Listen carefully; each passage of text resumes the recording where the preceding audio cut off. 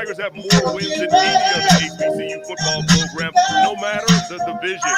And last week, they added to their win total with their first home victory under the lights of Abbott Memorial Stadium. So today, we get a clash of the Tigers in the state capital of Mississippi as the Jackson State Tigers host the Tuskegee Golden Tigers in the 2025 WC Gordon Classic. It's coming up next, right here on Swac TV. City of Jackson, Mississippi, the site for today's game between Jackson State and Tuskegee. All right, here we go. Tyler Carr, I'm Mo Carter, and Tyler, I've been looking forward to the season. Doing a lot of games with you this year. This is game number 1 between you and I. What do you think about this matchup that we'll see in a few minutes? They got to work on their volume, early man. Start. Tuskegee, Jackson State haven't met a lot. Only the 4th time in school history, but these are 2 iconic schools, 2 iconic fan bases. Should be exciting today. Let's talk about the visitors. They've got a dynamic offense, and they're led by a dynamic quarterback. Yeah, Bill, look, this guy's averaging about 57% completion rate, 188 yards per game, 4 touchdowns against 2 interceptions. E.J. Hall is his top target. He's a pocket quarterback, has his team off to a... You know, Tally calling the game. Y'all know he's going to be a hater. So Jackson State fans, get ready for the hate. Them on a momentum side is the punting unit. Hey, how often do we talk about special teams in earnest? Well, we are today. Caleb Brent, their punter, Coach James, very high on him. The ability to flip the field.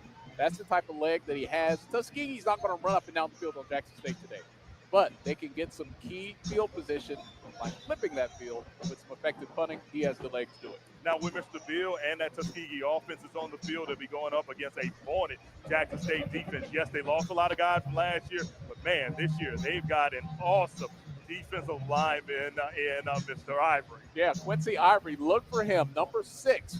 Coming off that edge, they can put him in different positions. This guy's 6'3", about 240 pounds.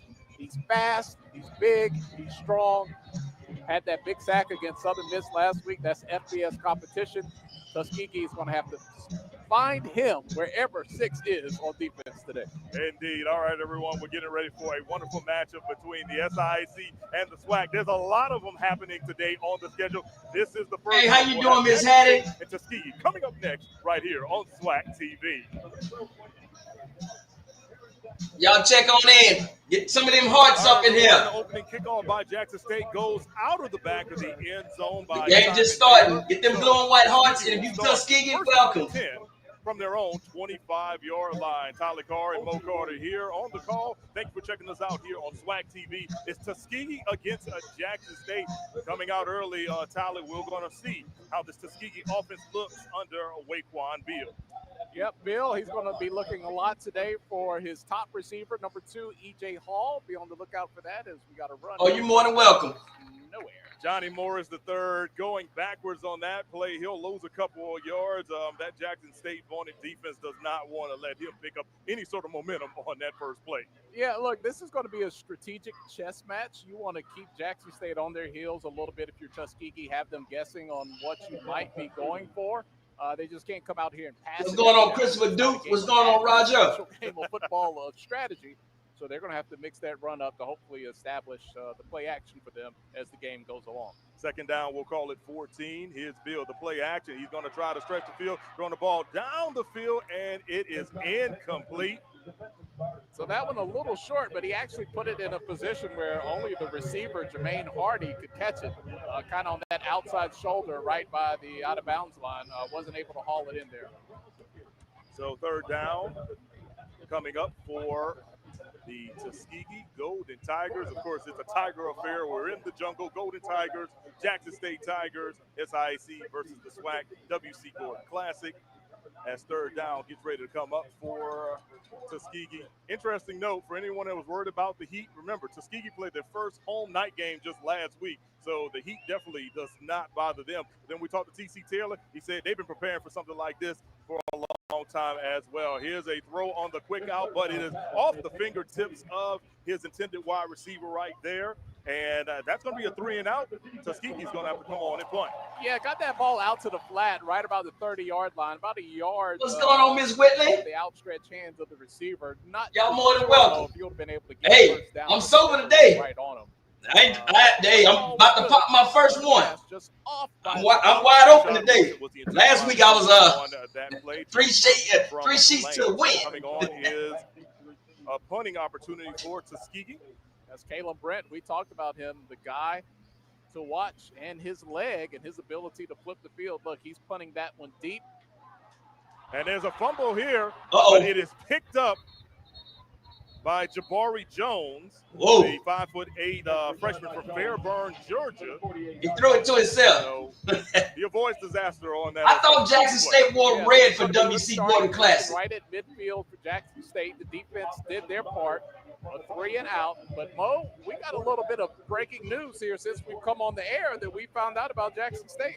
Indeed. We thought Jacobian Morgan was going to be the starting quarterback today, but that is not going to be the case. Instead, it'll be the freshman from Charlotte, North Carolina, Jared Lockhart, starting for Jackson State. Coach James told us he wanted to play a lot of zone coverage today. What's going on, Jackson State? Y'all got a freshman quarterback starting this week? The year of his Jackson State career is complete for about 8 yards.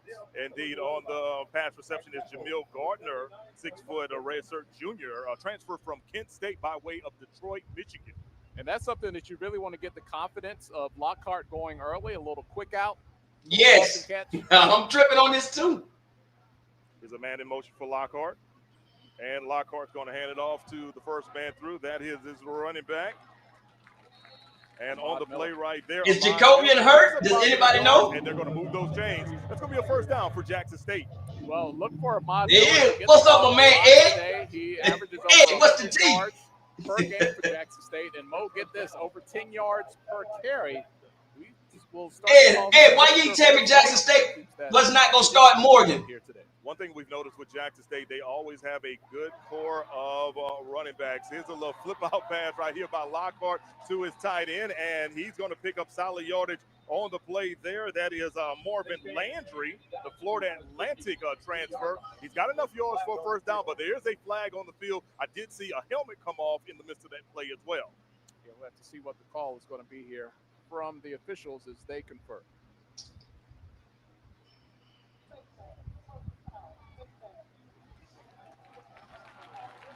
And Mo, it appears that helmet had some help coming off. Indeed, referee Eric Blunson saying personal foul face mask on the play, so that's going to tack on some additional yards for Jackson State. They'll have the ball resting on the Tuskegee 11-yard line.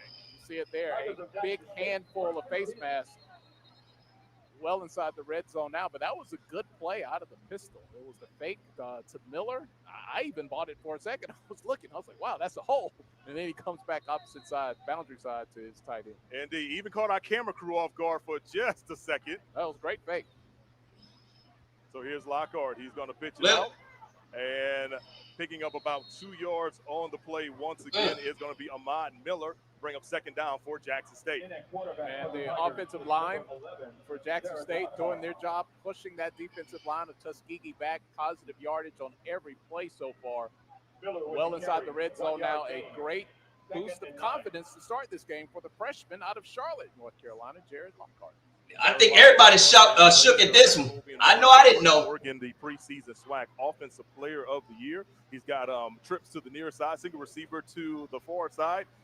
And he's got a wide open lane. Touchdown. He's going to take it in for a touchdown for JSU. Good job blocking downfield by Ahmad Miller. Not a great running back, a great blocking back. That probably resting Kobe until Swac play after last week. Hell, I'm with it. But Jared is a surprise. Indeed. Jared Lockhart says, get ready because here I come to the end zone. He puts his team up 6-0. So we start this game, Mo, wondering, Jacoby Morgan's not going to play. Well, this gives Tuskegee a bit of a gift, more of a chance in this game, them being underdogs from the SIAC. But so far, Jackson State looks very polished on that first offensive drive. Extra point attempt is up, and it is good. Let's take another look at, we're going to take another look at it. In the meantime, Jackson State scores first. They're on top 7-0. We'll be right back here on SWAC TV. Sizzle. Well, I think everybody's in a little shock mode right now. Jackson State damn sure defense looked good. Offense and defense looked real good. I had no idea that Jacoby Morgan was not starting. I didn't know if he was hurt. I got Ed. Come on now, Ed. You got to give me that TMZ news now. I had no idea. But, wow. The young, and I don't even think this man was number 2 on the depth chart. Unless I'm mistaken. Where's She Love D? Ed, She Loves D. All y'all supposed to be knowing this about Jackson State. Y'all got me stuck. I had to put down my OE. I'm trying to figure it out. Ed know all this stuff. He's supposed to know all this stuff. Where's Crook at? He messy like that. He'll probably say that Morgan got kicked off the team or something like that. You got to watch him. So, but hey, they look pretty good. I'm not gonna lie. So, Joe from Memphis 10 say he's the future. Major B Bullet say they reported it before the game. All Black say Ed don't be emotional. I'm emotional. What the fuck? Man, y'all not too much on my man Ed, man. Ed's a good dude, man.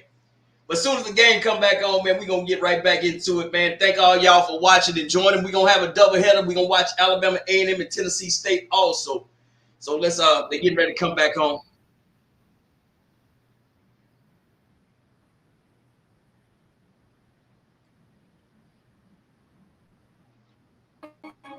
Allegiance. Champions.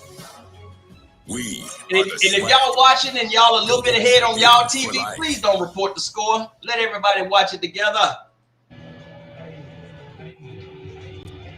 And welcome back to Jackson, the Mississippi. Jackson State Tigers on top of the Tuskegee Golden Tigers, 7-0, following a short touchdown run by Jared Lockhart. So we Aaron Sanders say I'm calling it. The freshman, was run and out. We had one run and 2 passes there before the punt. Both of those passes incomplete, off by just a couple of yards, a yard here, a yard there on each of those passes by Bill. If they want to have a fighting chance here today at the vet, Tuskegee is going to have to limit those mistakes. And those passes are going to need to be. Quan say, where can I watch the game beside this stream? Quan, if you don't like watching it here, you can watch it on your own TV or just type in Jackson State versus Tuskegee on YouTube. You're welcome. You can credit that huge hit to number 29, Cam Evans, the freshman linebacker from out of Crawford, Mississippi. Caravan Cardi TV, what's up, my brother? Oh, that's textbook right there. Picture perfect. And then a textbook tackle. Good effort on the spin, but look who was waiting for him in the hole. Indeed. You good, Quan? It's all good, man. No, I'm just giving you options. Possession. Went 3 and out on the first one. Took one decent shot downfield, had one out in the flats. Both of those passes in. All right, let's see what Tuskegee can do. They attempted, didn't go anywhere. Nice swing pass. Back of Raekwon Bill throws the swing pass out to his back, and he's going to pick up first down yardage, so they'll be able to move those chains for the Golden Tigers. And he finds E.J. Hall there. That's his top receiver, and just gets him in motion there, and he comes out. That's good blocking. Far side, and he slipped the tackle. Whichever way you can draw it up for them to. Was that 17? Better get in the weight room. And Coach C.C. Saylor said that Hall was a guy they've got to keep an eye out on because, he is like lightning in the bottle. He's not the biggest guy in the world, but, man, when he gets the ball in his hands, he can do all sorts of things. It looks like that was a quick snap, and Bill tries to get rid of it, but he throws it behind his he was wide open, but he threw it behind him. Ready for that snap on that play, Tolly. And he looking for Hall again. Hall was open, but another case where the pass was behind him, and we talk about having to minimize those mistakes. When you have an open receiver against the JSU defense, you've got to do your part to make the throw. Beal did not do it that time. Yeah, I can imagine because there was a motion man coming behind Beal to kind of get in a pistol formation, and the fact that he had not made it there and then the ball was already snapped really caught Beal off guard on that play. You got to mentally adjust on the fly. Those things happen in a football game. The opportunity was there, just not able to capitalize on it. Indeed. So here's a handoff to Johnny Moores III, and he is met in the hole. Actually, that's going to be a tackle for a loss on that play. Jackson State's Reed Pulliam coming up with the huge hit and the tackle for the loss. Yeah, the Tuskegee offensive line has not been able to move this Jackson State defensive line at all here early. That's a good hit, man. Best offense, Mo, is really going to short passes, getting things on the perimeter. It's going to be a hard day running the ball consistently from what we've seen so far. Third down, we'll call it 11 for Tuskegee. They got trips to the near side, single receiver to the far side. Ball resting right around the 36-yard line of the Golden Tigers. Chance of defense to be heard here in the vet. Obvious passing down here. Carmen, I agree with Carmen according to TV. Ain't no cheating today. Out of bounds on the play. That'll bring up fourth down for Tuskegee. And we talked to Coach James earlier this week, and we asked him specifically, Mo, about third down. He wanted to be in more 3rd and 5 situations. He actually preferred those over 3rd and short, but they've just had 3rd and long so far. Good job, defender, pushing the receiver towards the boundary, and he has to Crook, that we ball know it. out of bounds. Crook, we know it's a D2 program. That's what Fresno State is saying about y'all. Y'all are a D2 program. Jabari Jones back deep for the Jackson State Tigers. And we said we'd see a lot of the punter, 47, Brent, today. And Jackson State came after it. They could not pull off a block. Good punt, though, by Tuskegee. Tuskegee. Jones is going to have to fair catch it. I like Tuskegee. The 33-yard line. So that's where Jackson State will take over first down and 10. Look to capitalize off of their first scoring drive of the day. And Brent Callum, a freshman punter, he's from Melbourne, Australia, felt the pressure on that. Why is JSU not wearing all red today? And you're not going to want to have any mistakes from your I punter. see the sidelines wearing red. 3 and outs, you're going to need to push Jackson State back as far as you can and not give them ideal field position when your offense can't move the chains. New running back in the backfield is Denario Davenport. As the pass right here to the far side by Jared Lockhart is caught. Picks up about 8 yards on the play. His receiver on that one was Kobe Paul. That's a good pass and a good catch. Play by Lockhart. He's really starting to get comfortable and get into a groove. I mean, that first drive, Bo, I think really gave him the confidence. This is his first action. He's a freshman. Hadn't played this Okay, season, Whitney. Okay. See, I didn't know that.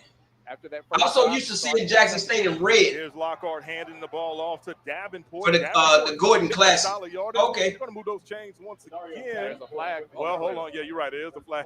As soon as I was saying it, I looked up and saw that flag right there around the 41-yard line.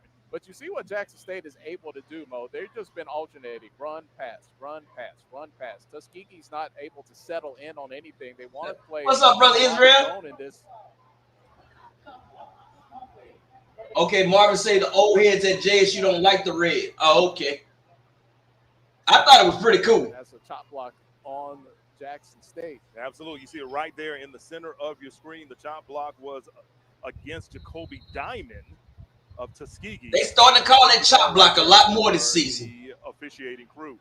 So that's going to back Jackson State all the way back to the 26-yard line. They're going to try a screen pass here and nothing doing. It is blown up by the Tuskegee defensive line on the play. And good penetration that time. They sniffed out that screen. A lot of times you just want that defensive line to kind of take the bait and then you can get behind them, but they were not fooled on that.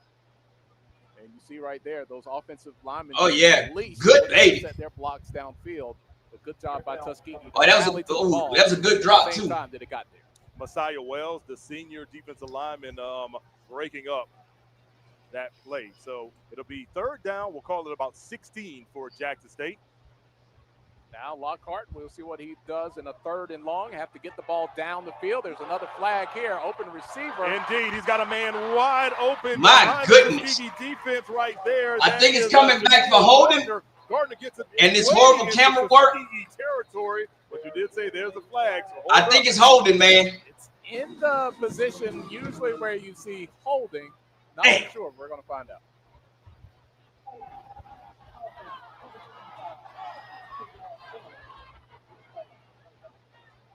So that's about what, 3rd and 20? Take another look at it.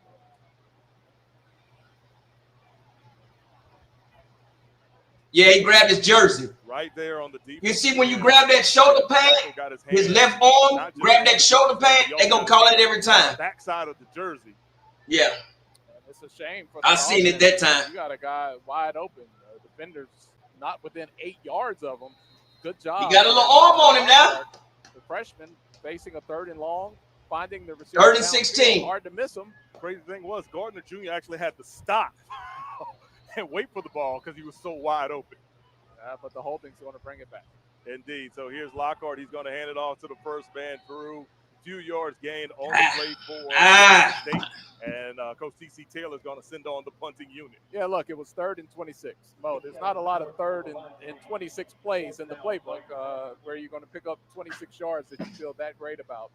You're not going to score every single time. Live to fight another day. They just ran that ball. No. Shut up, Tyler. Room for the punt. Yeah, I mean, when I think about 3rd and 26, the only 2 people I can think of that actually probably have a legitimate 3rd and 26 play to pick up a first down, Archie Cooley and Steve Spurrier. Neither one of them are here today at the vet. Here's a deep punt by Jackson State. It's fielded, and Tuskegee's. It's at the. Hey, that's good field position for Tuskegee. Brings it back to the 49-yard line. So Tuskegee. It's hot out there, man. Down to 10. It look hot. Midfield strike. So this will be the best field position of the day for Tuskegee. We've seen them misfire on a couple of passes in both of their opening drives. Now you have good field position right at midfield. If they can cut out some of those unforced errors on the missed passes, they could potentially put themselves in a scoring position here early and keep this game close. Jackson State came out strong on defense, strong on their first offensive drive. Carvin, it's hot. I know it is, Carvin. It look hot, man. It look hot. Here comes Raekwon Beal bringing out the Tuskegee offense on their 3rd possession. He's got trips to the near side, single receiver to the top side. Morris in the backfield with him. Here comes a man in motion. He's going to swing it out, and it's going to be a double pass. And wide open down the field. Oh, he dropped it. The double pass had Jackson State fooled. However, Jermaine Hardy Jr. could not get the grab. Number 17. That's exactly how. Stay at home, young brother. Bring E.J. Hall in motion. The defense knows he's their playmaker. They're rushing to the ball. When Hall receives it, the safety lets up a little bit. Watch that replay. Wide open, but there's wide open. You see everybody there. Hall gets all the attention. Oh my man! That boy couldn't catch a cold. I guarantee you, Jackson State defense coordinator Torenzo Quinn is breathing a sigh of relief on that one after he threw his headset with the guy being so wide open. Number 17 from Jackson State. Y'all want to talk to him. They're going to throw the swing pass, and losing a lot of yardage on the play will be Tuskegee as a swarm. Jackson State Tigers. We know it's a D2 program. Quick pass and in a hurry. Leading the swarm right there was everybody. I'm trying to just get one person. Reed Pulliam was the first guy to make contact. Mo, all of them. Reed Pulliam, Carmelo Jones. I'll keep it simple, Mo. All of them. All of them with it. All right, Tuskegee now in a 3rd and long situation. Watch number 6 for Jackson State on that edge. Remember, they had it on the Jackson State 49-yard line to begin. Watch the drive. Watch it. Look at it. Has resulted in a 3rd and long. That pass goes right back. He didn't make the sack, but watch the pressure that he put up on him. That dude nasty, man. The Jackson State defense has been doing their job, but Tuskegee has had at least 2 good shots down the field that they could not hold on to the ball. Carmelo Jones with a big pop on the 3rd down play. It'll force Rookie Tiger. It's a D2 program. That double pass, Coach James he'll roll over tonight in his sleep. We don't know what the outcome of this afternoon will be. But those are ones. Yeah, that dude. Hey, me and Ivory the same age. He doesn't. That's a grown ass man out there playing with them little kids. Just to continue to get great field position, but also put Tuskegee in at least a scoring opportunity for them to get some sort of points inside the 20. You just need a little confidence. That's all you need. A little confidence can go a long way this early in the game. Indeed, the ball was down around the 30-yard line. We'll take a break. We'll be back with more football on Swac TV. Yeah, I know Crook jealous. Crook, why you so jealous of Jackson State? There's no I in team. But What Jackson State fans? Y'all riddle me this, man. Y'all riddle me this, man. Y'all riddle me this. What y'all do? What did y'all do to What did y'all do to Crook? Crook been typing, it's a D2 program. You typed that the whole quarter, man. We know Tuskegee is SIAC. So is Tougaloo. We NA something shit now. Man, come on, man. Why you on them folks like that, man? It's a football game. I didn't hear not one person from Jackson State last week type in when they this type of program when they was playing Southern Miss. Come on, Crook. Don't do them like that, man. G-Boom, what's good, bro? It's a D2 program. What's wrong with Crook, man? Crook, you've been drinking that old English 800 again, huh? I told you I'm missing a 12-pack. I believe you came over here and got a 12-pack of my OE, man.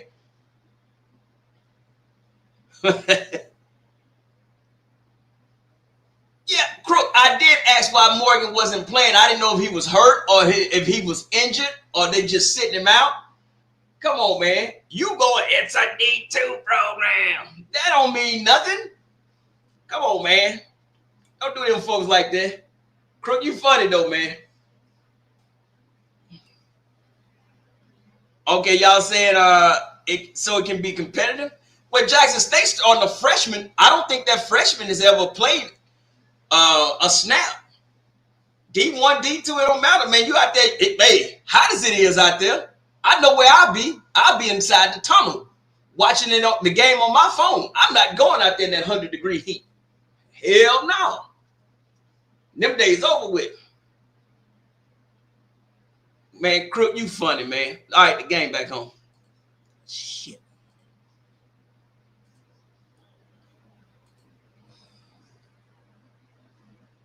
Lockhart is going to pick up first down yardage as he gets into that one back. So a big first down run that will come back. We've seen a couple of first down plays that Lockhart's been able to execute, but Holding has brought it back both times. Sorry about that. Go down to messing with Crook. Eric Blunson for ball. Yeah, he called Holding. It was kind of quick, Mo. He called it, so we're gonna back on up. Yep, 1st and 20 now.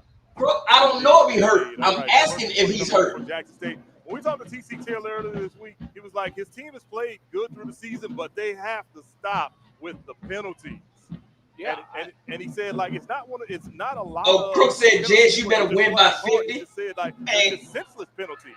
As the handoff goes to Travis Terrell, and he gets his first touch and picks up positive yards on the play. But yeah, Coach Taylor said that the penalties his team has gotten are just basically senseless, and the fact that they're playing college football, they should know better. And I think with those two holes, you funny, man. Crook got issues, man. The job they were doing was okay. Those holes come at the last second. The play had already moved away from both sides. It happened on the left side of the line. Would have been okay if they just did their job. Second down and long. Lockhart is pressured, and he's going to be sacked on the play. Uh-oh. That ain't good. Pressure coming from the Tuskegee Golden Tigers defensive front. Good job that time.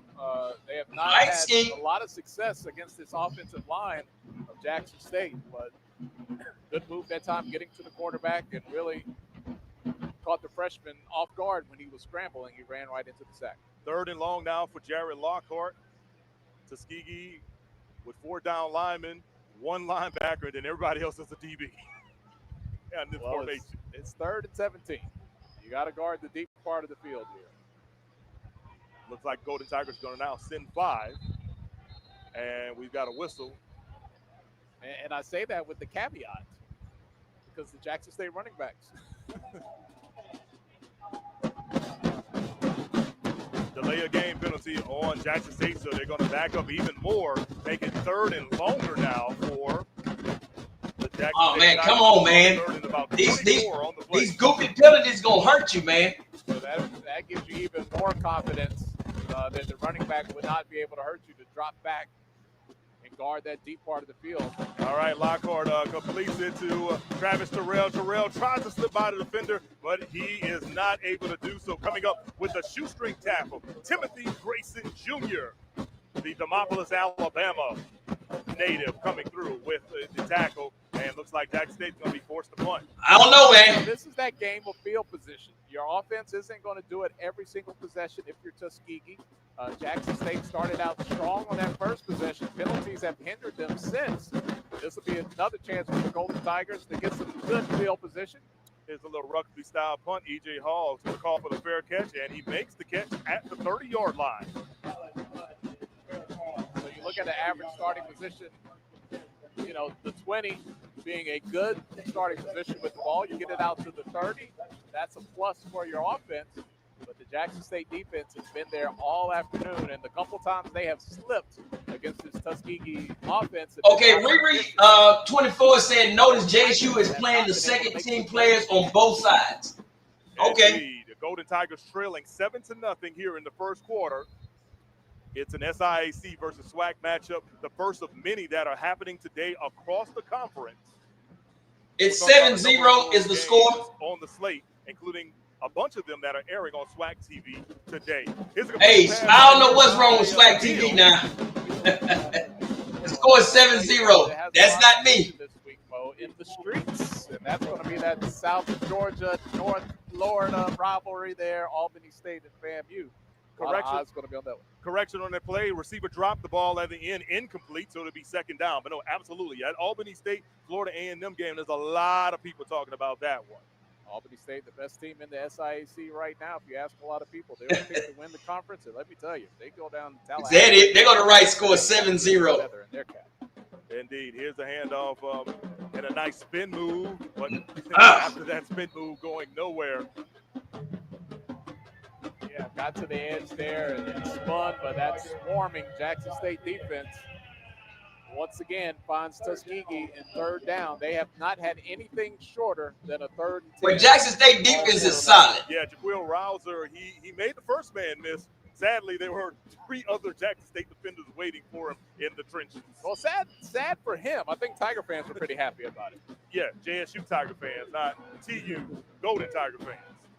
Well, jump the yardage there, but this is a position that has been the best 3rd down scenario all afternoon for Tuskegee. All right, here come the Golden Tigers. Bill is going to throw it, and he is met. He hurt.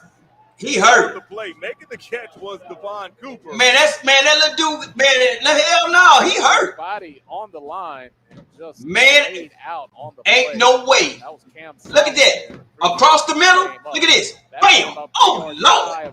Hell no. That's why I never went across the middle again. No way. Look at that hit. No way. Man, please. Shit me. Textbook tackle, which was legal too. He got his head across. Yeah. Man, that little dude hurt. Shit me. Brown. But the ground was in his future. That is true. That is true. So here's a punt now for Tuskegee, and it's going to go out of bounds. Little extracurricular pushing down there around the 45-yard line, but no flag on that. They're going to let the boys play. Indeed. We're going to take a break, and we'll be back with more Tuskegee and Jackson State on SWAC TV. Hey, grab me one too. Well, now Jackson State just get their offense clicking, man, because that first drive, Jackson State looked real damn good on their first drive. They got to get that offense clicking. They got the talent on there. The freshman quarterback actually looks pretty decent, but they got a lot of penalties. That last week I thought was unfair, but this week it's kind of like, hey, those 2 penalties, that chop block and then holding, those are, 15-yard penalties, if I'm not mistaken. So you don't, when a holding is 10 and the chop block is 15. So you giving up 35 and then you had a false start. So you then gave up about almost 50 yards in penalties in the first quarter. You got to clean that up, man. Clean that stuff up, man. Other than that, man, they'll be all right. Trust me. And y'all please excuse Crook. It's a D2 program. Something wrong with him. So, but It's all good. Those drag routes would be great for a wide receiver to get hurt real quick. Only person I can see around that drag route is Marcus Abreu grandson. But that drag route that old buddy ran there, I'd have went to that sideline and told the coach, you go run that again. That little dude hurt. He tried to get up, but he's hurt. No, sir. You cannot get me to do that. It ain't happening. I'm telling you now. 30 scholarships. Come on, Crook. There you go. Crook, you the only person gonna be up tonight at midnight watching Southern get the brakes beat off them by Fresno State. Man, Fresno State is up North California. Y'all ain't flying to San Diego or Los Angeles. Y'all going up there with them folks where it ought to look good to y'all because they bunch of farmers up that way in Fresno any damn way. So, anyway. All right, the game back on. Take on Alabama State down in Montgomery later on. You'll also have Kentucky State traveling over to Grambling State, and then Albany State versus FAM. Yeah, there you go. That one. Alabama State has always been a good matchup. Grambling's going to look to bounce back after program. State last week. My sentiment would be buckle up, Kentucky State. I think that's going to be a mad bunch of G-men out there today. Indeed. Of course, Grambling went up to Ohio State last week. Got to pay out. Hey, came home with a nice check. Look, it is what it is, Mo. Indeed. And the Grambling State marching band got a standing ovation at the halftime as well, something that Mickey Joseph actually said he expected to happen. Yeah, but give me my money. Thank you. Indeed. Bob Miller on the last carry right there. They're going to move those chains. That's going to be a first down for Jackson State University. Yeah, and if I'm Jackson State, I would look to kind of settle my offense down a little bit and lean on that running game. It's been a nice mix of pass run in the first few possessions here in the first quarter. Penalties have shot themselves in the foot.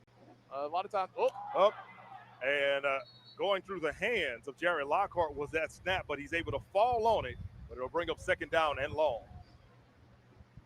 And you don't want to give the underdog life. You want to come and put your foot on the neck early. And you see the penalties, you see the mishandling of the snap there. And now we got a second and long situation. Without a conversion here, you'll be third and long. Oh, man. Here's Lockhart. He's going to try to throw it deep, and he's got a man.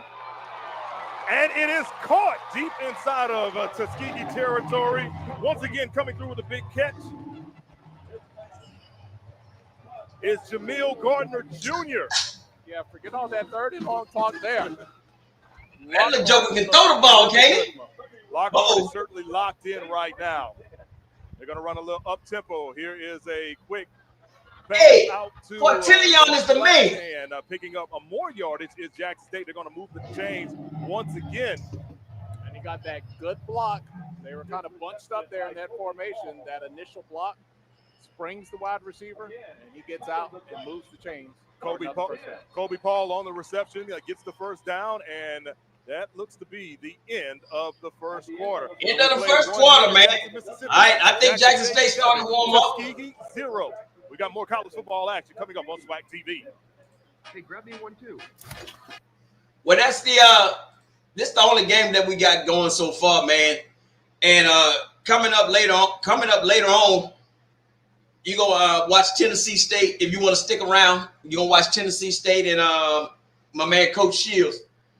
And we'll check up on the scores, man. And depending on how I'm feeling, FAMU and Albany State, I think FAMU is going to get a little swag back and brag today. That's just my opinion.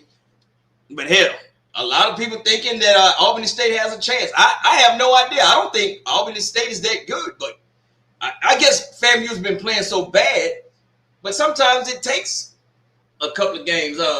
I'm pretty sure Alcorn getting their ass whooped about Mississippi State. Southern gonna get their ass whooped today. Grambling playing the Public's bag boys today, so Grambling will win.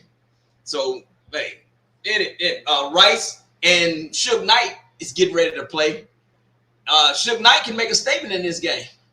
But then again, last week, he dropped the bag. So, Texas Southern is a good, going up against a school that beat. I think they beat what, North Dakota State, Lamar, or whatever the hell, Liberty, or whatever the hell it is. So hey, it can go either way today. But I know one thing. I got me a bunch of cold ones, and it's gonna be a wrap. I can tell you that much.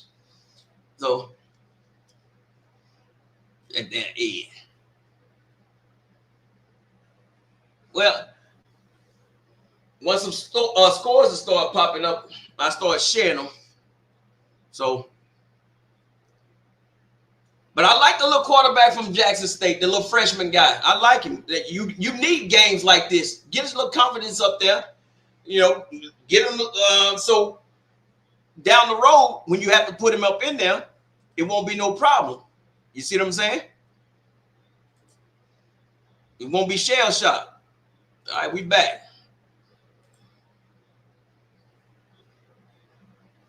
Second half, Tolly, we will have the man, In the first quarter for the freshman, Jared Lockhart, 6 of 7 passing, 103 yards, 86%. You do that at home. I have a little help on the screen, but a great start by the freshman. Is Lockhart stepping back to pass, and he's going to throw, and he's got a man in the flats, and that's Gardner. Gardner's going to tiptoe down the sidelines, picks up about 9 yards on the play. It'll be second and short coming up. And a good job of the read here. Look, he steps up in the pocket, nothing there. He rolls out, goes to a secondary read. I like the pass. I like the touch that he got. First down. Second and 1 coming up for the Jackson State Tigers. Ball resting right around the 8-yard line for Jared Lockhart and this Tigers offense. Lockhart in today for Jacoby and Morgan. Out of the pistol here on second and short, and they're going to hand it off to Ahmad Miller. And Miller picks up enough yardage. It'll be first and goal for Jackson State.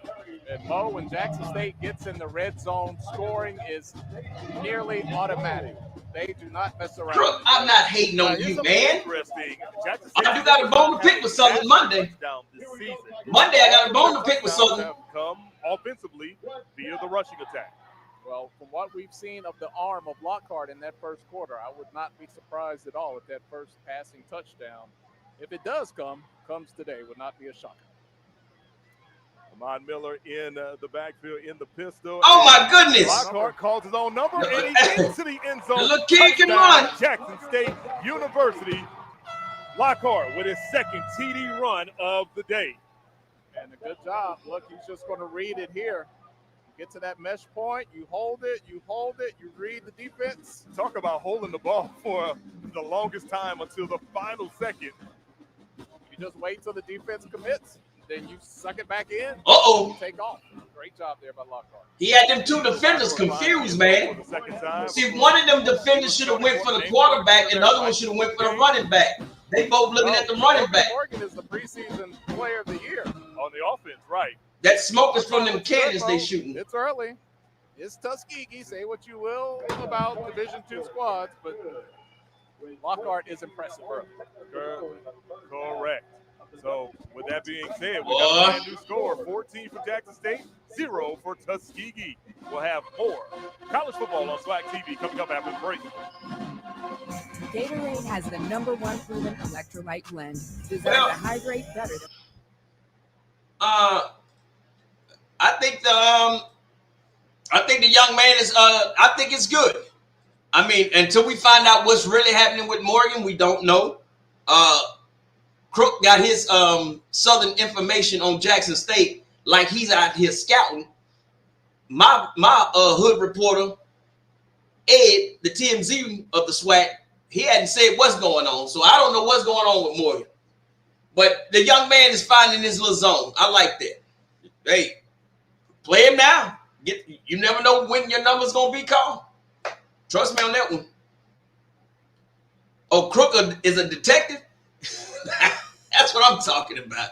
Y'all heard Ed. See, Ed be knowing, Ed be knowing what's going on. See what I'm saying? He say Crook, the detective. I'm telling you, Crook be spying on Jackson State. But Crook, you better get your mind right.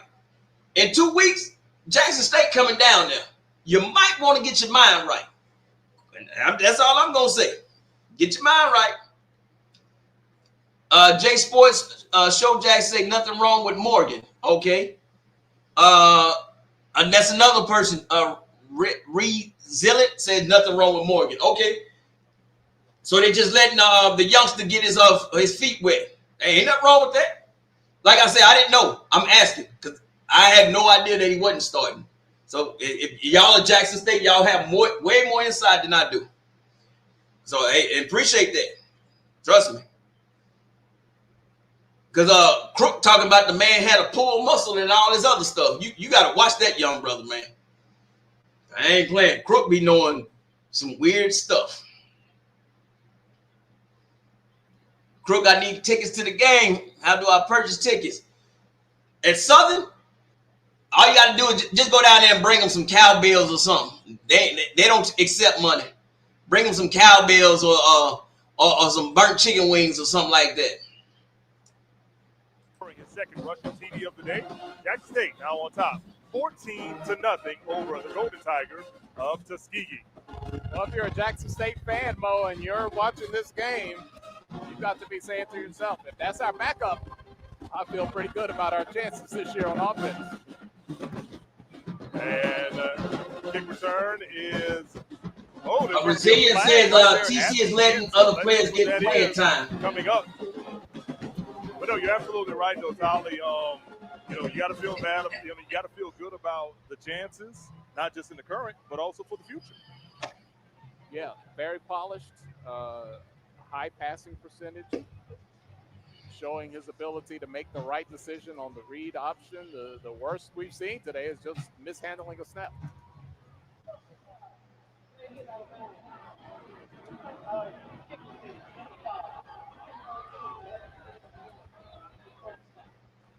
So Jackson State is going to be penalized for a late hit out of bounds, and that is going to give Tuskegee a solid field position. Ball now going to rest on their own 40-yard line.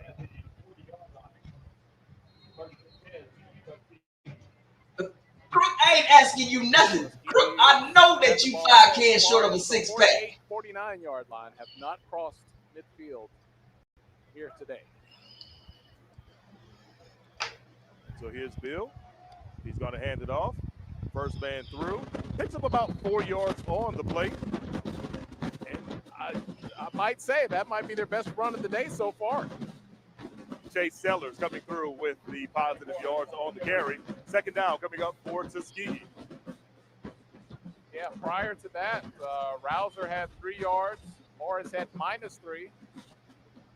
So at 4 yards, that was the most positive run Tuskegee has had against the Jackson State defense. And remember, Tuskegee has had their chances against this Jackson State defense. They just have not been able to take care of business at the time. Here's a pitch out now for the Golden Tigers and cutting it back. That was a wrong cutback, man. You should have kept going outside. Saw that Jackson Ball out. Defense just creeped into the box there. Tuskegee pitched it out to the perimeter. Watch that replay. But then he's going to cut right back into the teeth of defense. Good job of not letting that edge go away, bringing the runner back to the middle where all your help. That ball was out. Morris on the last carry. They ain't going to give it to him, though. They feel sorry for Tuskegee. About 4.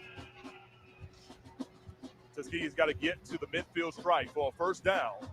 And Coach James said he would not mind a 3rd and 4, 3rd and 5, 3rd and medium that he calls.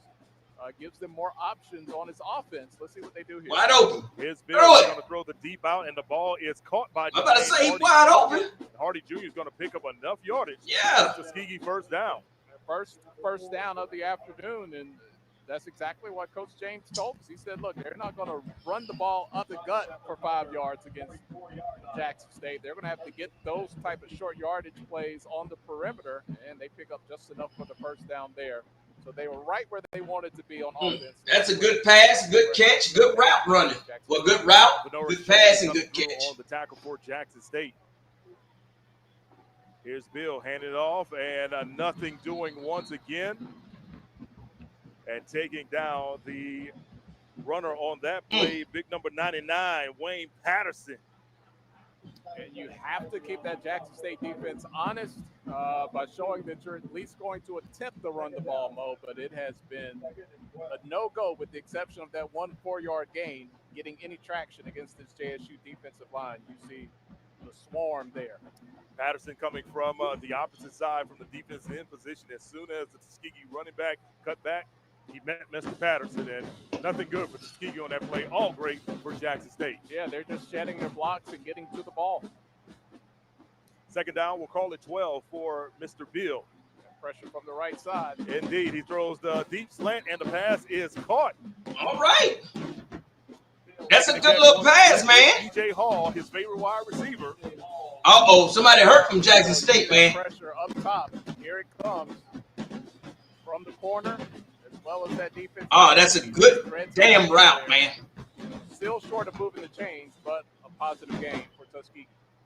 Indeed, we've got an injured player on the field. Injury timeout sponsored by the home physical therapy.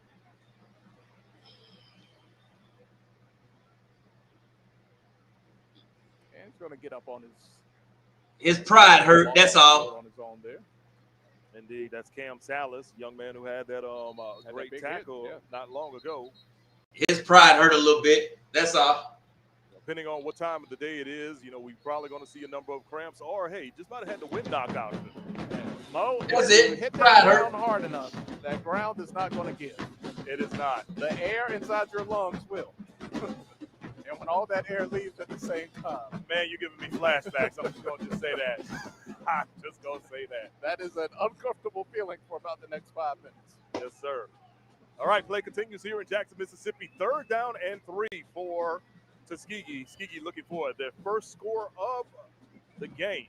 And this could be the first possession if they get 3 yards here, where they get multiple first downs in that same series. Good run. They're going to do it, depending on the mark. I think they got it. Yeah, Johnny Morris is going to get another. If you notice, Tally be wanting everybody to beat Jackson State. You got to watch him, man.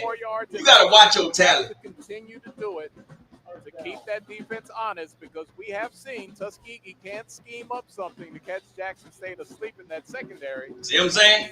Tally he's a JSU hater. First time we call his name all day, and Quincy Ivory coming through with the tackle. Big Quincy. I'm sure Mr. Morris does not want to see Mr. Ivory. No, you don't want to see that grown man. Well, there's some effort making sure that you don't bring the ball his way.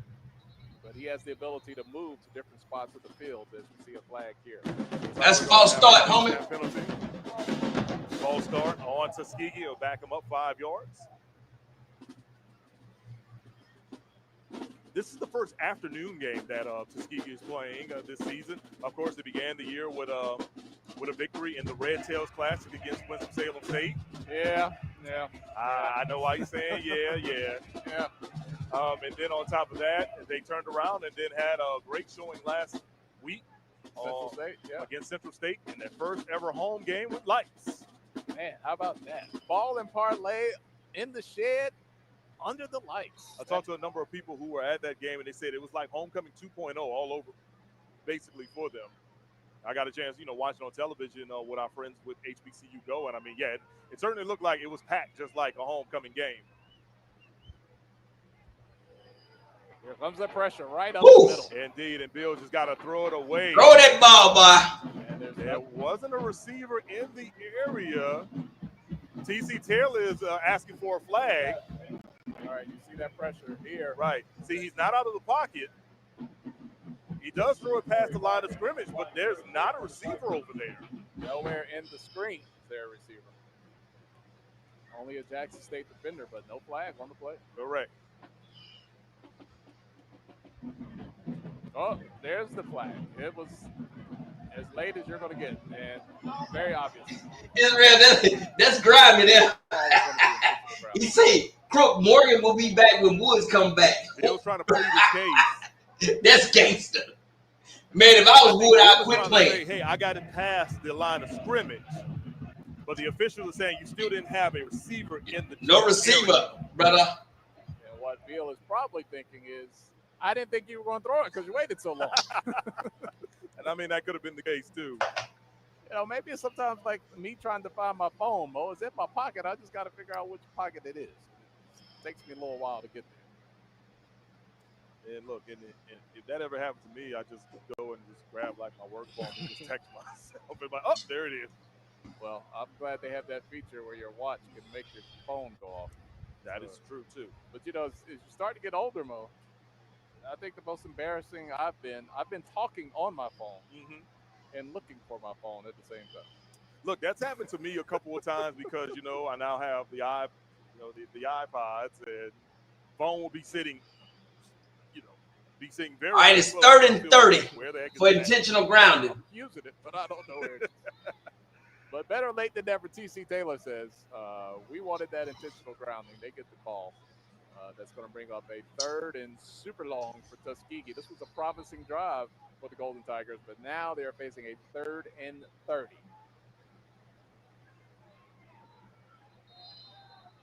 Hey, don't laugh at 3rd and 30. Remember last week Jackson State was hitting 3rd and 23? I was Shit. about to ask you if you had a play call for this one.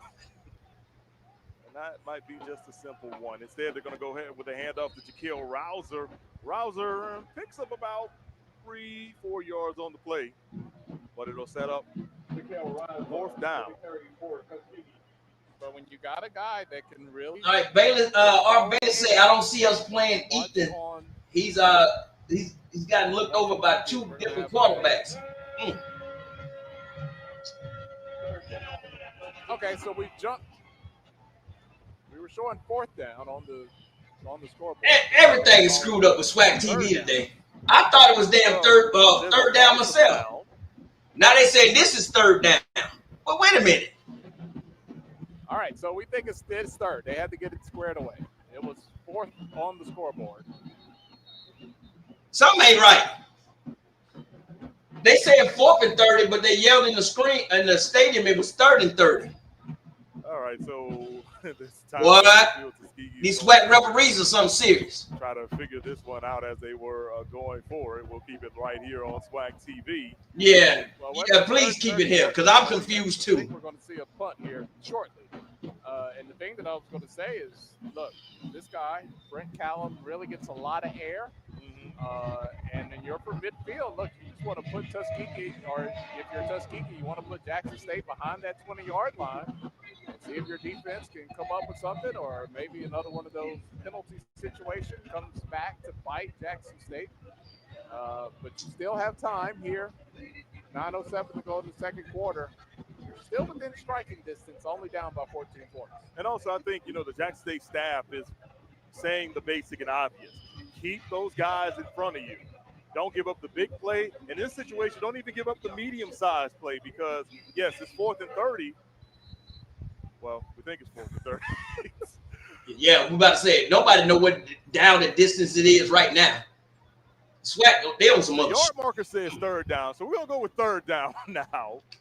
I think that loss of down situation just threw people off. All right, here's Bill stepping back to pass, stepping up into the pocket. Bill is going to dump it off, and he's got a man, and they're back past the original line of scrimmage right there. Making the catch is Ian Nation. Oh, they're going to go for this. The former Auburn High School standout, and all of a sudden, it's 4th and manageable, Tolly. Yeah. Well, you found a little soft spot because Jackson State. I told you, over that middle is open. You got a tackle right there, 24. Either just a short run. So the one soft spot is right there in the middle because you're guarding up front against the run and deep against the pass. So they found it, but decision-making, what do you do here? They're going to go for 3, and they're going to bank on the leg of the kicker here to see if they can get on the board. All right, there's going to be a 50-yard field goal by Lorcan Lyons. Coach James said anything inside of 50. Man, they wrong for that. Was there, but not the accuracy. Come on, man. No good. You better off going for the damn thing. Come on, man. Still remains scoreless. Come on, man. Jackson State out in front, 14-0. We've got more from this game coming up on Swac TV. Hey, grab me one. All right, that was ludicrous. But hey, you do anything, man. But this is what we got coming up later on today. The college scoreboard is up a little bit. The game we watching 14-0. Alabama A&M. My man Coach Shields and Tennessee State gonna kick it off in about another 30 minutes. Miles in Alabama. Man, listen. I bet you Andrew Body is going to try to put up 500 yards. But anyway, Alcorn and Mississippi State is at 5. Lincoln out of California and Pine Bluff, UAPB should win this game. But then if you look at, I don't know if y'all can see it, but the temperatures right now, Jackson State is 90 degrees. Alabama State is going to be 90. It's hot out there, man. It's hot. But later on, Bethune-Cookman is going against South Carolina State. Then Suge Knight playing Rice. Kentucky State and Grambling. Valley Southeastern. Lamar and Texas Southern. Come on, Texas Southern. Shock the world. The game a lot of people is talking about, I don't know why, but for MAGA versus Albany State, and then I don't know why Southern took their stinking ass out there all the way to what's the name? Took their stinking ass out there. And so, but it's all good, man. They getting ready to come back on. But man, I hope everybody enjoying themselves. Learn more at Get y'all a little drink. Get y'all a little We're powered by purpose. Get y'all a little drink. Get y'all a little food up in your system. You'll be all right. A promising drive ends with a field goal from 49 yards out by Tuskegee. Y'all waste more money going out there, man, than you can make. 32-yard line alongside Tyler. But G Boone said it's a money game. Tuskegee, right, that makes sounds about right. WC Gordon Classic. It's also the Swac Classic, and starting today at quarterback with Jared Lockhart, which threw off a few people. But hey, he's looked solid early on, Tolly. Yeah, Jacoby Morgan took a knee to the helmet last week against Southern Miss. He came out at that game briefly, but was back in, but not here today. We didn't get a lot of information. We literally just found out like right before the kickoff. We get a message. He's not starting, but his replacement, Lockhart, has looked pretty good so far. Indeed. Here's a little pop pass right there on Jackson State, but nothing doing, taking down. The Jackson State wide receiver on that play was Kaquan Kimber, the Fairburn, Georgia native. This could be a good opportunity for the Tuskegee defense if they can get a stop on third down to get the ball back to their offense. And this is another chance for JSU to grade Lockhart. What do you do on third down is we get a timeout, Jackson State. You already know what that is. When the I'll start. That he did not like and was able to get a timeout before. Oh, timeout? Oh, okay. We're going to keep it right here on Swac TV. And the fans at the vet today, Mo, this is a non-conference game, SIAC versus the SWAC, but it is a game for the culture. The Tuskegee, square off at halftime. They may be a D2 school, but Tuskegee come to play. They come to play. They're going to channel their inner Lionel Richie and the Commodores, and they're going to get it on today. Indeed, they will. Now, a lot of folks don't like this, though, but the halftime show right here on Swac TV, so don't go nowhere. Let me mute this. A lot of people may not like this, and I still believe that that Jackson State should go to Tuskegee and play in the shed. And I know folks going to be like, oh, it's not going to be enough room, this and that. So what? Make it look like they homecoming. Go up there and play them in Tuskegee instead of going to Mobile. And his teammates over. Can you move the chains on 3rd and 10? Lockhart stepping up fast. He's under a little pressure, trying to get away. And he's going to dump it off. And he's got a man. It's Denario Davenport, his running back. And Davenport is into the heart of the Tuskegee defense. He'll pick up a first down. That's a little man can scramble. That's what wins your teammates over, allows them to believe in you.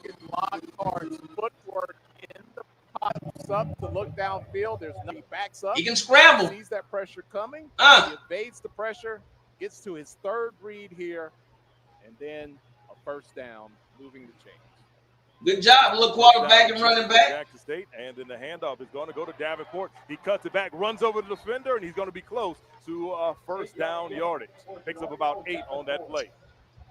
And just one of the small, subtle things that Lockhart does there, holds on to that ball just to give the defense the thought that he might take it back and run it like we've seen before. And Lockhart gets out on that edge, cuts it back up for positive yardage.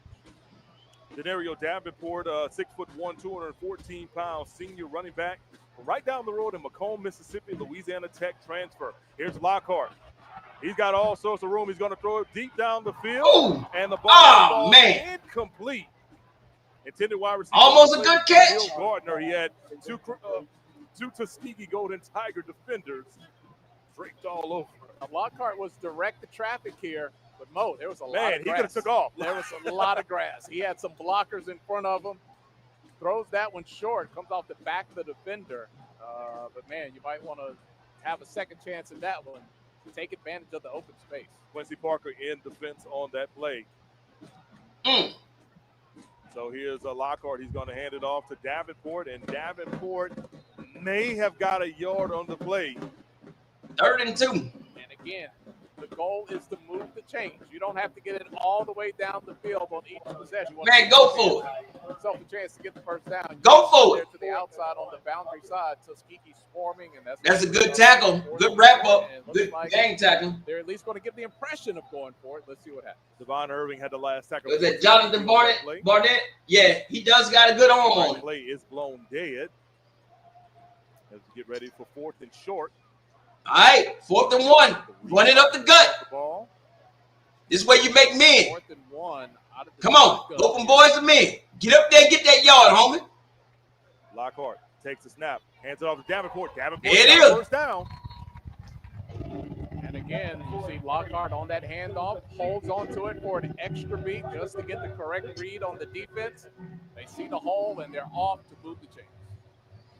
As I mentioned, Davenport from right down I-55, Macomb, Mississippi native, transferred from Louisiana Tech. See here, the tight end comes over. He gets that block, and there's the hole in the gap. Got to give credit to where credit is due. Good blocking there on the edge. First down and 10 now coming up for Jackson State, moving from left to right on your television screen or mobile device. Yeah, probably mobile device.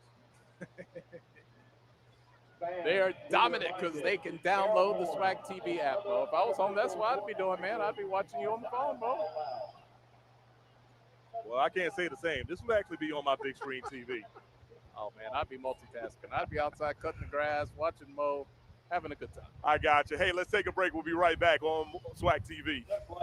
Right now. Gatorade has the #1 proven Damn electrolyte Swac blend TV. designed to hydrate better than They water. acting like they come to play today.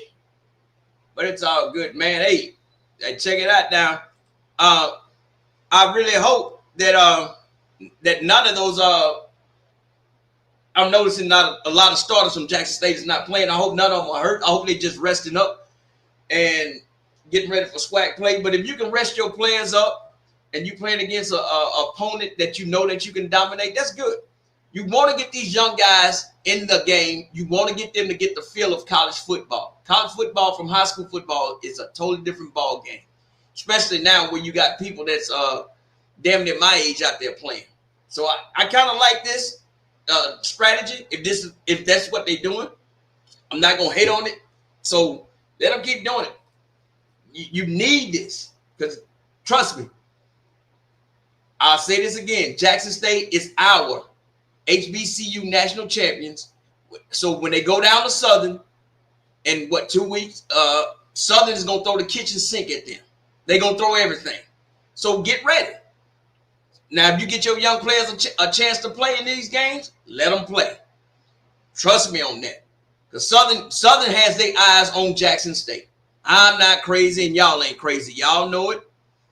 And it's all good. In my neighborhood, it's all good. I cannot wait to see that game. The Southern game and the Alabama State game between Jackson State. So bring it on. I think that young freshman quarterback, he holding his own now. I mean, it's some hiccups here and there, but he can throw the ball. You know, Tuskegee is Tuskegee.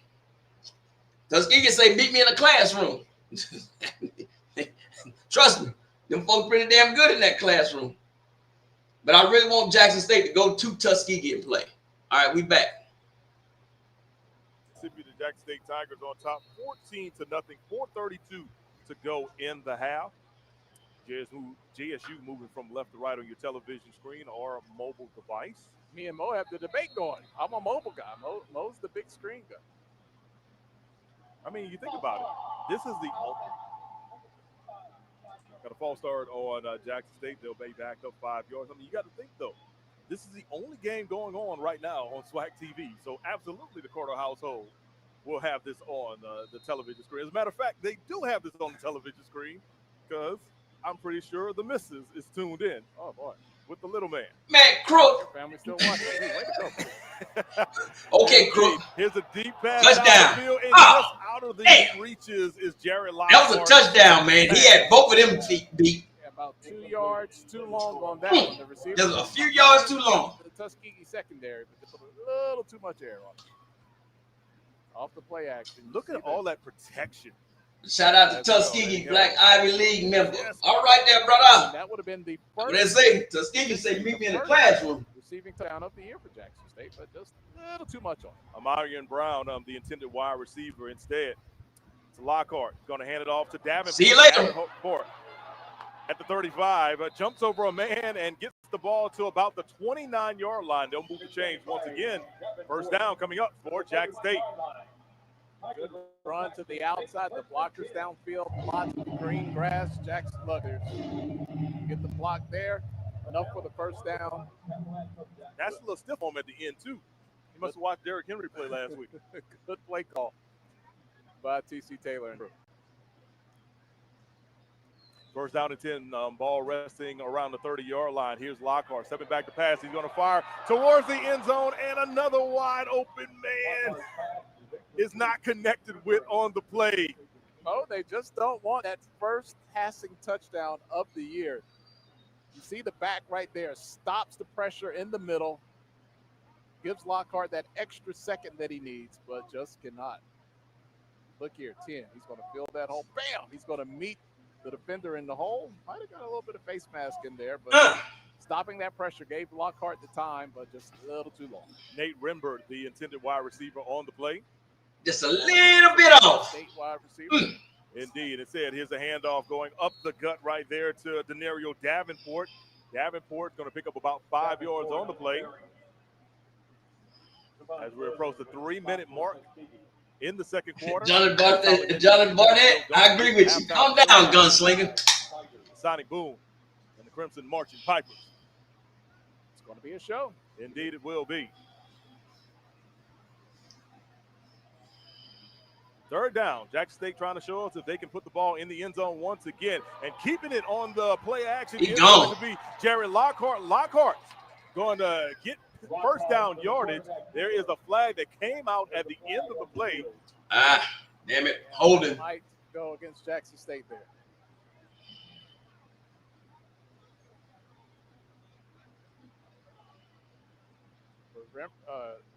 Lockhart does such a good job on these reads.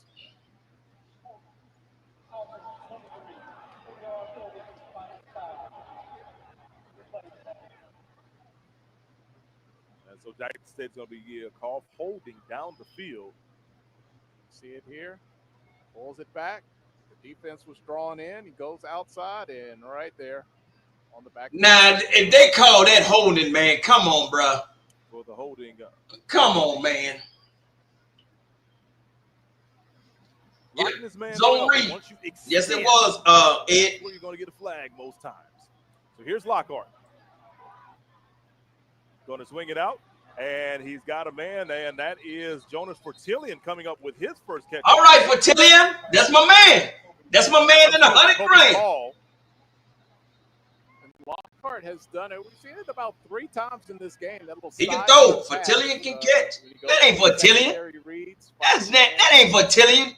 The hell, talent. Y'all shut the hell up. Got me calling the wrong name. Ability to throw on the run, one of the strengths of this freshman, Lockhart. Indeed, we got another timeout on the field. We're going to keep it locked right here on Swac TV. They need to do a damn heat timeout. Look how big number 72 is. Game number 1. That's the refrigerator and the ice box. The SIAC and the Southwestern Athletic Conference. Miles College taking on Alabama State today at 4 p.m. Central. Later on, you will have on Grambling State. Thank you, Miss Whitley. Yeah, got me calling the wrong damn name.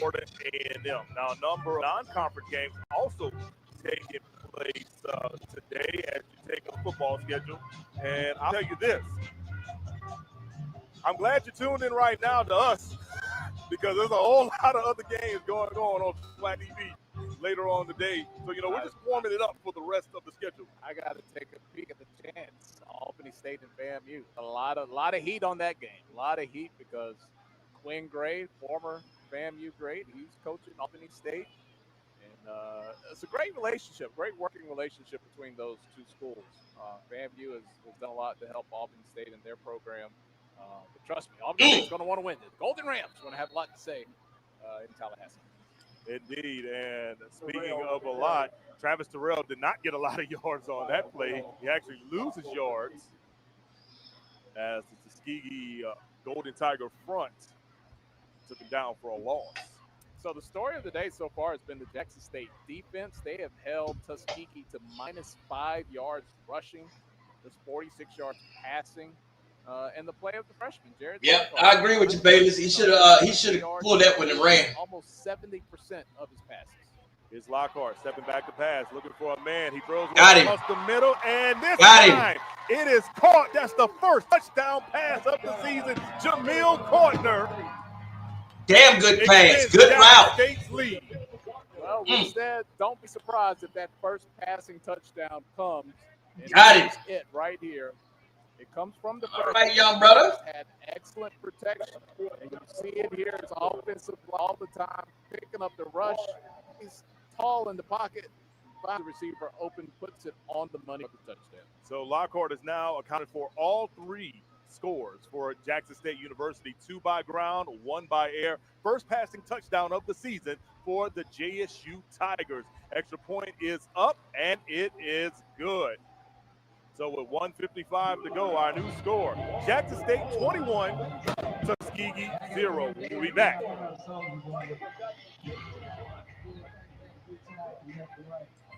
Clean pocket.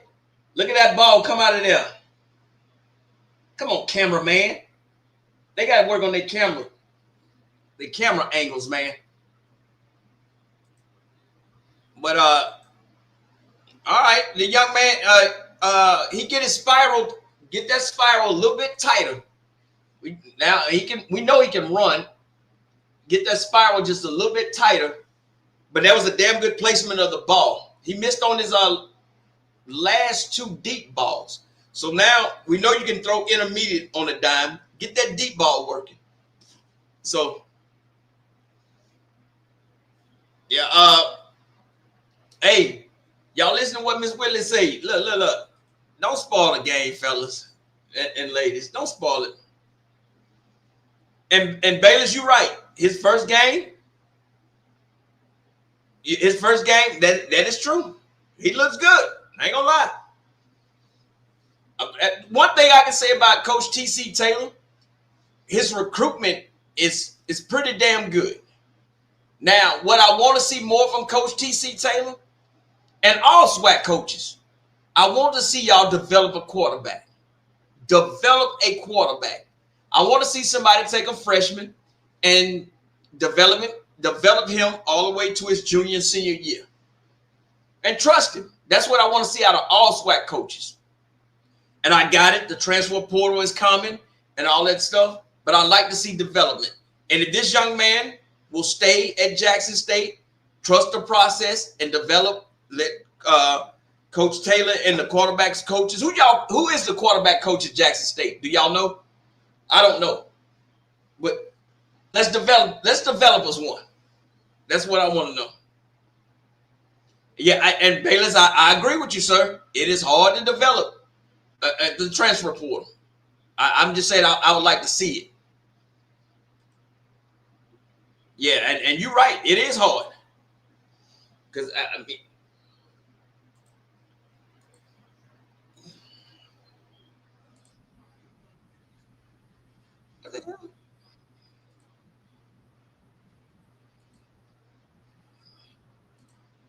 on the afternoon in the first half of his very first start, his very first action of the season, 10 of 14, 154 yards passing, a touchdown.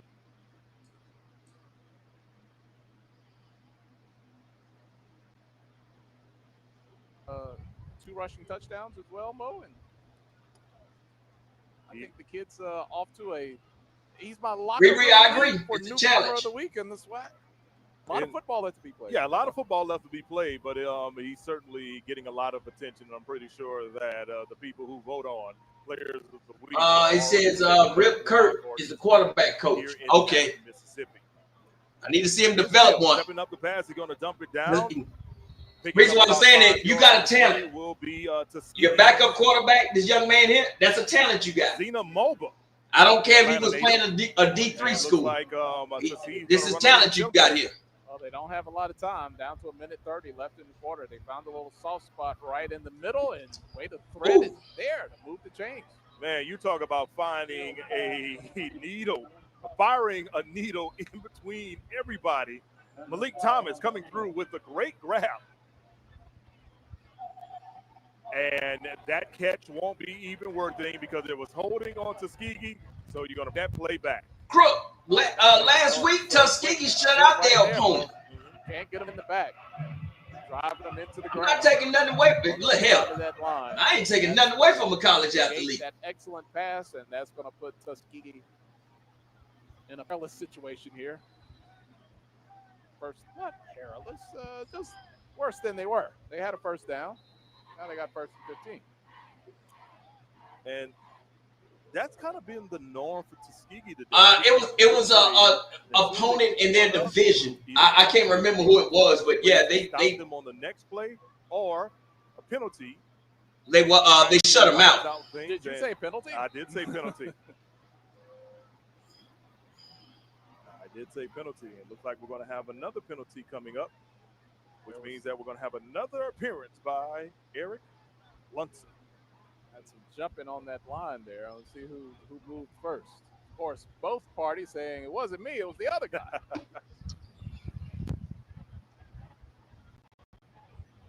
they're going to have to decide who was the first to go.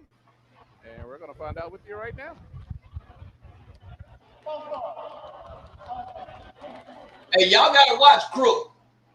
Crook probably be trying to recruit Jackson State backup quarterback. Man, come to Southern. Come to Southern. Come to Southern. When we score a touchdown, we turn our lights on and off. You got to watch Crook.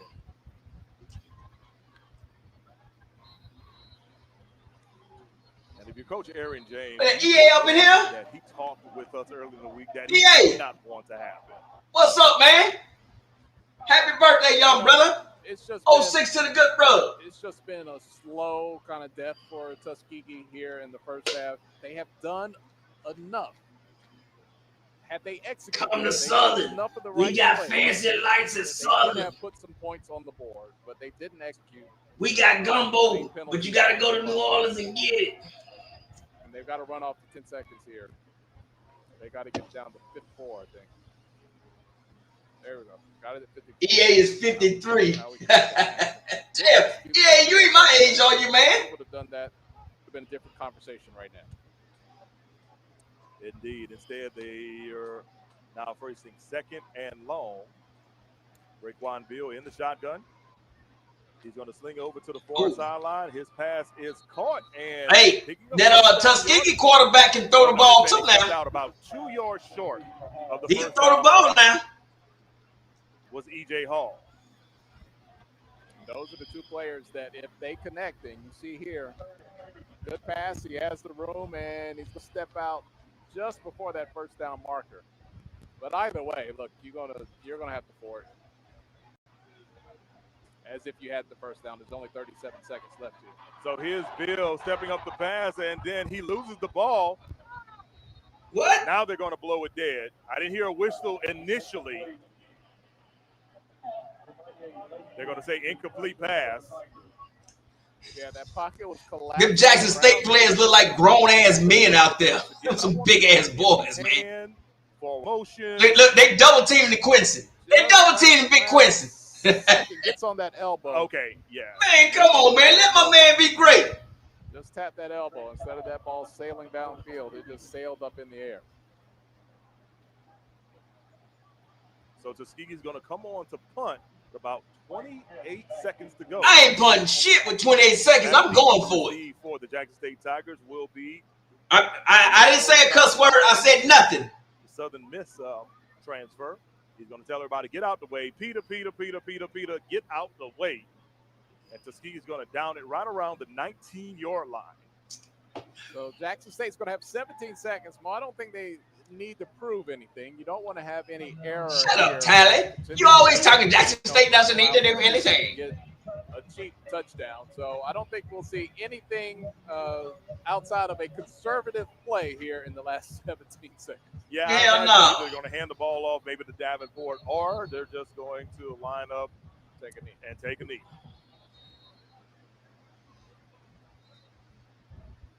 Yeah, you've won this first half. Statistically, you're winning on the scoreboard. Clearly, Jackson State, the better team. No need to give any presents to Tuskegee before the half. Travis Terrell actually in the backfield, and they're going to hand it off to Mr. Terrell. Terrell breaks the tackle, picks up about 5 yards on the play. I love the comment section. I love y'all. Keep coming. Yeah, I love the comment section. Start making their way to the locker room, up 21-0 in the annual W.C. Gordon Classic. It's also the Hey, if they show the halftime, I would definitely show halftime. So as we go into halftime, our score, Jackson State 21, Tuskegee 0. First half thoughts, Tolly. Well, Lockhart, we didn't know what to expect because we had never seen him play. Well, I'm not going to sit there and listen to Tally talk, man. But shout out to the Jackson State and let's see what they got in the box. See if we got any stats in the box scores. I think so. Yeah, we got a few little stats, man. I'm not, and like I said, if they show the halftime, I will definitely show it.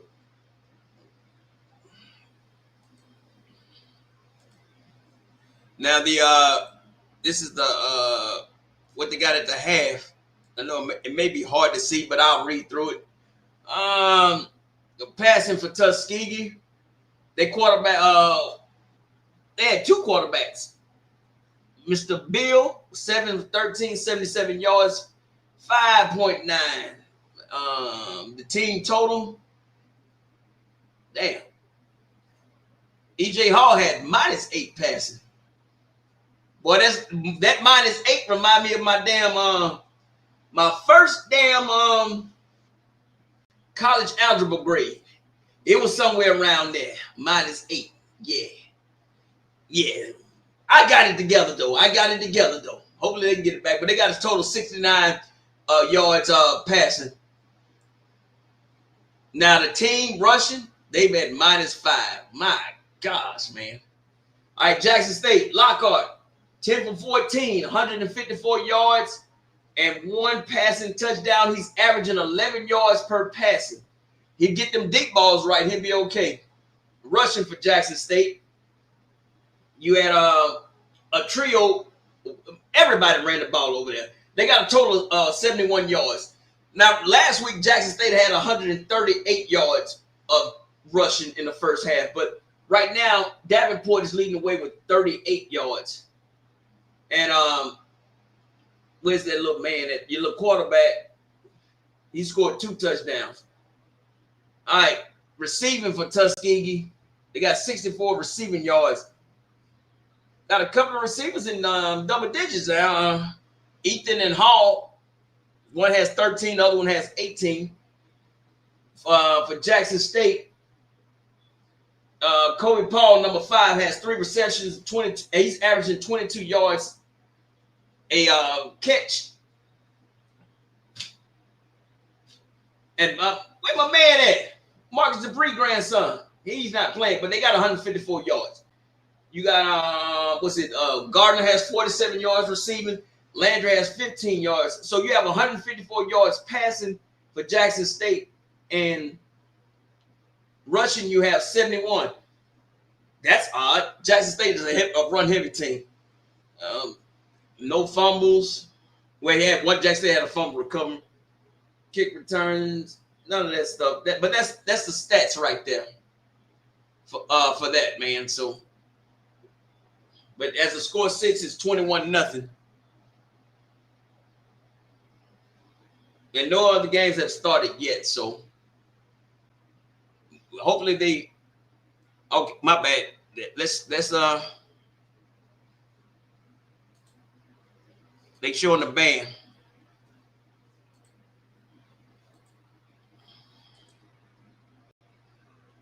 This is Tuskegee.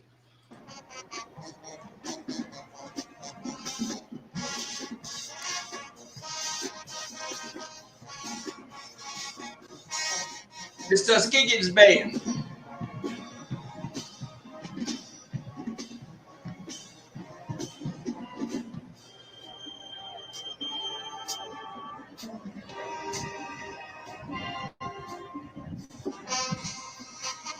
Watch as the band plays. All eyes on me. By Mark.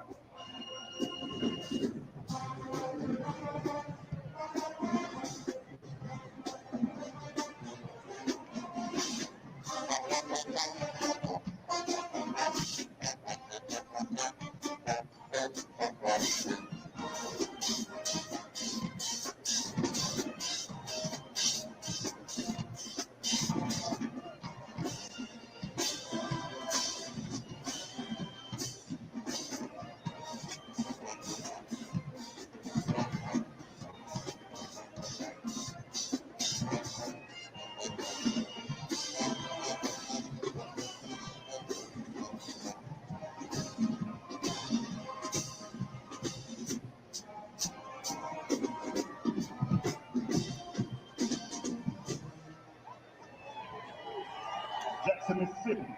Watch this out. Beautiful Pacorette stage to Motown Philly by Boys to Me.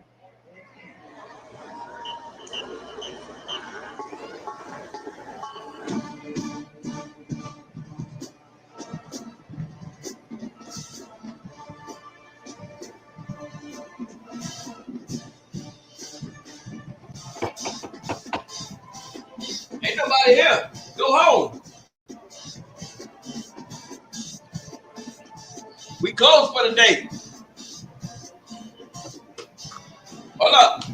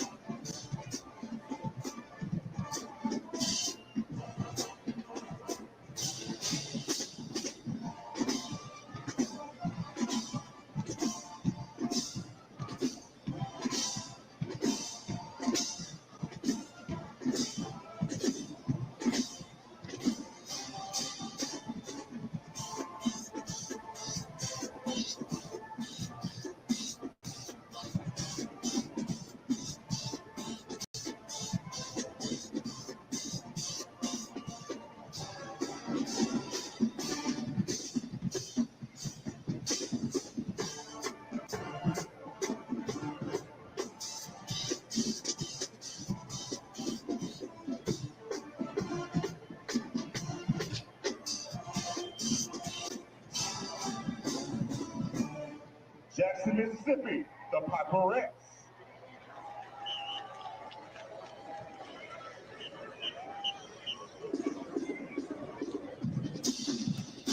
As the band moves to their feet, we're going to hit you with tunes from Brandon, Destiny Child, and Trainer.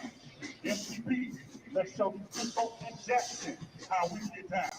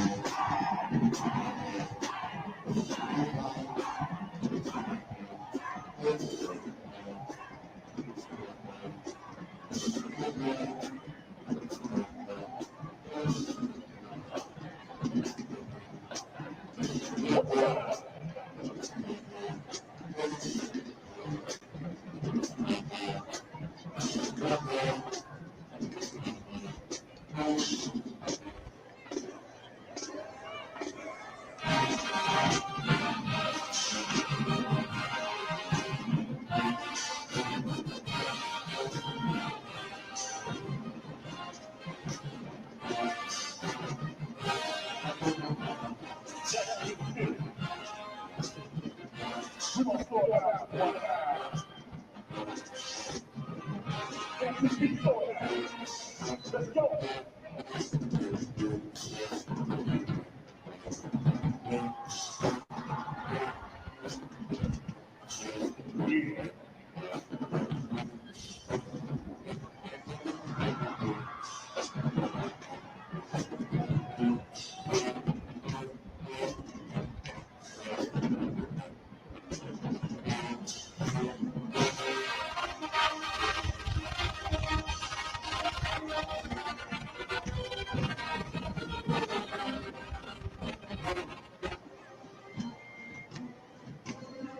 Jackson, Mississippi, make some noise. We hope you enjoyed our show. Better than director Professor Rick Otis, drum major instructor Dr. Gerard Sharp, Tuskegee look nice. Dr. Robert Cobb, other people in the coordinator, Ms. Janae Dow Wember, and Ms. Jasmine Hall. Who are you? I'm Hey, you. Tuskegee look nice. You gotta give it up to Jack them. Link's Doritos barbecue flavored beef So, jerky. You only They look pretty decent. Not hating on them. Not gonna hate on Tuskegee. Tuskegee is a pretty nice school. But it's very historic, man. From the Tuskegee Airmen, well, you know, it first started off as a VA hospital for African American soldiers after World War I, and it's been rocking since then. So, shout out to Tuskegee. I would never disrespect that school or their program. I went to that stadium, the Shed, 4 years in a row from 2012 to 2016. And I enjoyed myself. Only place where I know you can bring your whole setup inside of the stadium. Man. Boy. And I was younger back then. Oh, goodness. I had me a whole keg of Old English 800 one time. Tuskegee was playing somebody. I don't remember who it was, but man, them folks had to get me up out of there. I was sitting up in there sleeping in the stadium. Everybody going home. I'm up in there passed out. Long time ago, though. Long time ago. Not no more. I don't do that no more. I sit at home and get wasted. So, yeah, I'm trying to make sure we don't miss the sonic boom in the South when they come up to perform.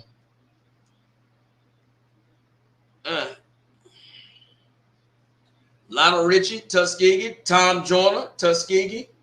Yeah, the Commodores actually met up in Tuskegee. It's Booker T. Washington. The history is so great there. The National Forest and all that stuff, man. Especially the Tuskegee Airmen, the airstrip out there. I used to go to that reunion every year. I think just about all of them are just about gone, but hey, that's all right. All right, here we go. Simply put, if you think about what band is better than the Sonic Boom, the answer is nobody.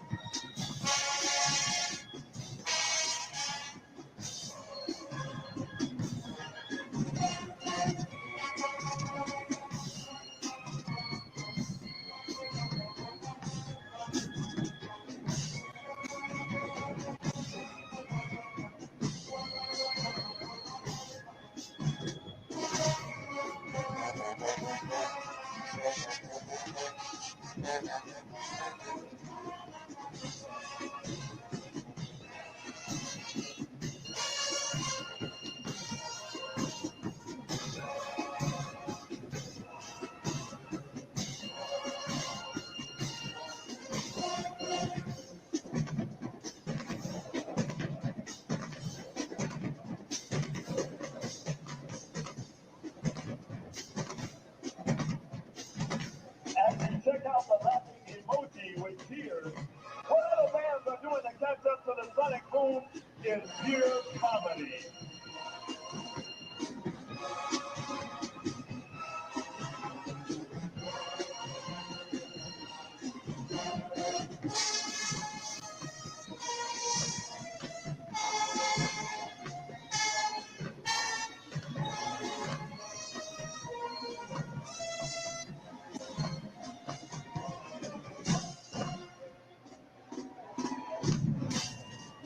noticed that fans across the nation have switched their rehearsal process and warm-up to compete with the boom sound, but they'll never be able to come close.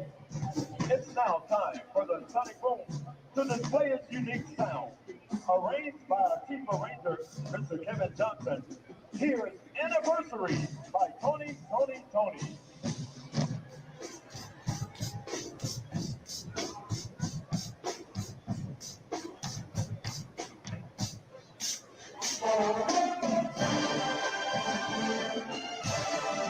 Hey, what day is our anniversary? So I can put it in the phone.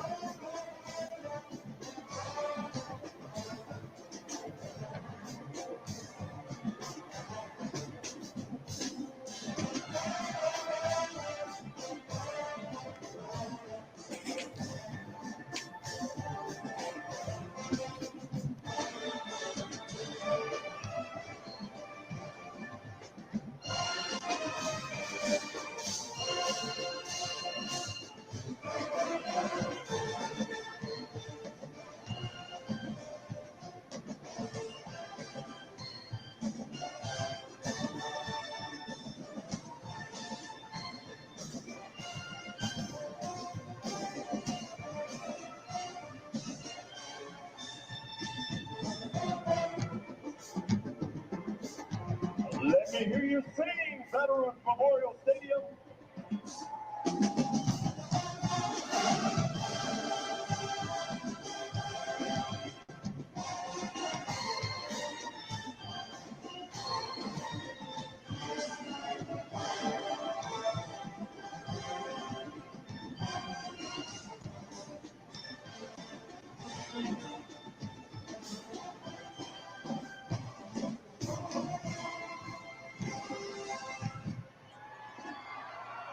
With an unprecedented style, the ladies take center stage. The thrill of 1,000,000,000 eyes. The prancing J-Set dance to Night by Night by Cameo.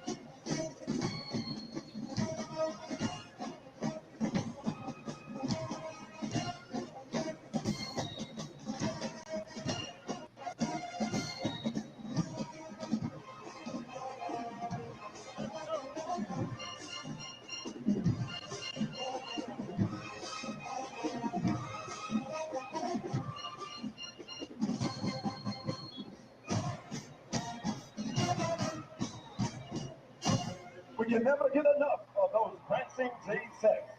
All right, it's time to get lit. Student section, get on your feet and turn up with the boom. All Tiger fans, you can turn up too, including Tuskegee Tigers.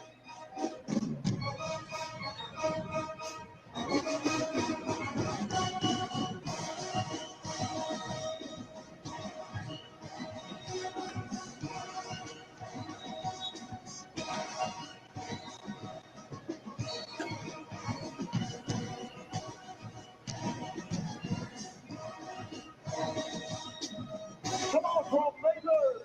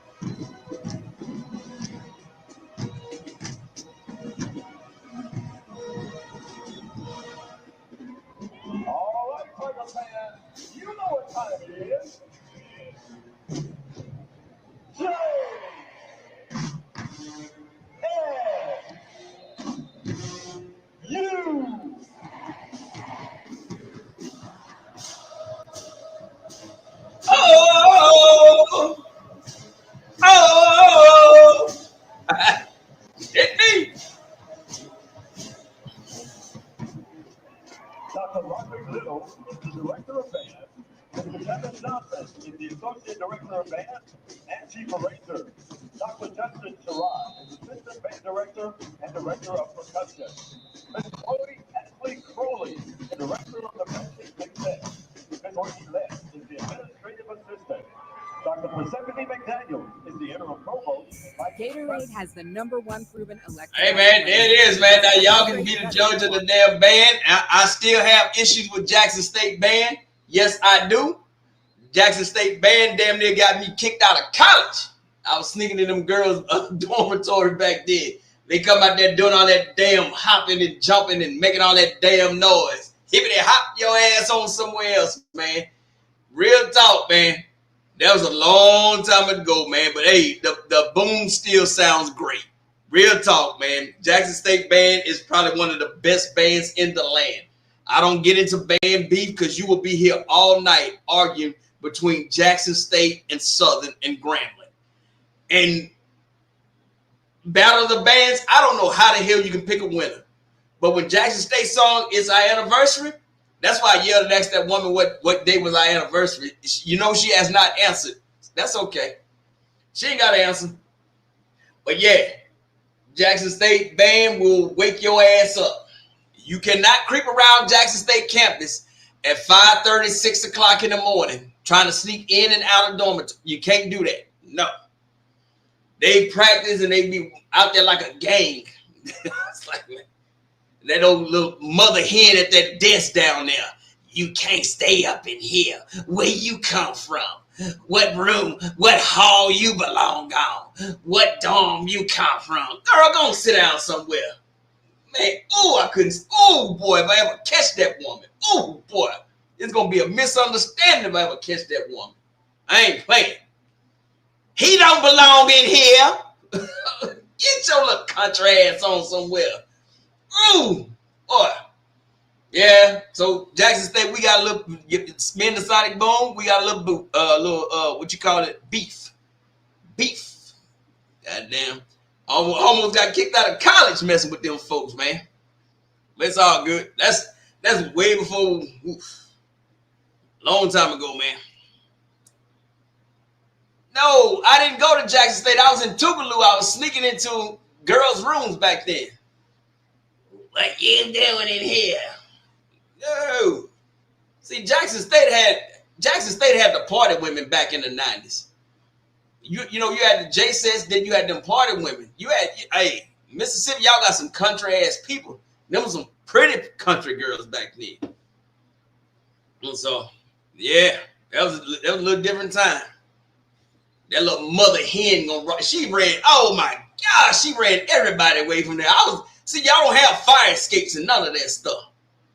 Man, I'm hiding under beds, going through room to room.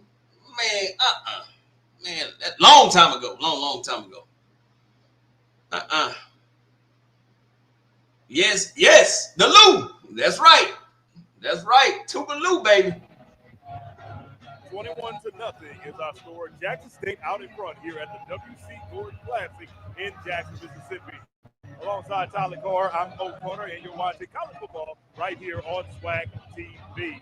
Tyler, both teams went into the locker room, had to have those important halftime speeches. If you're Coach Aaron James.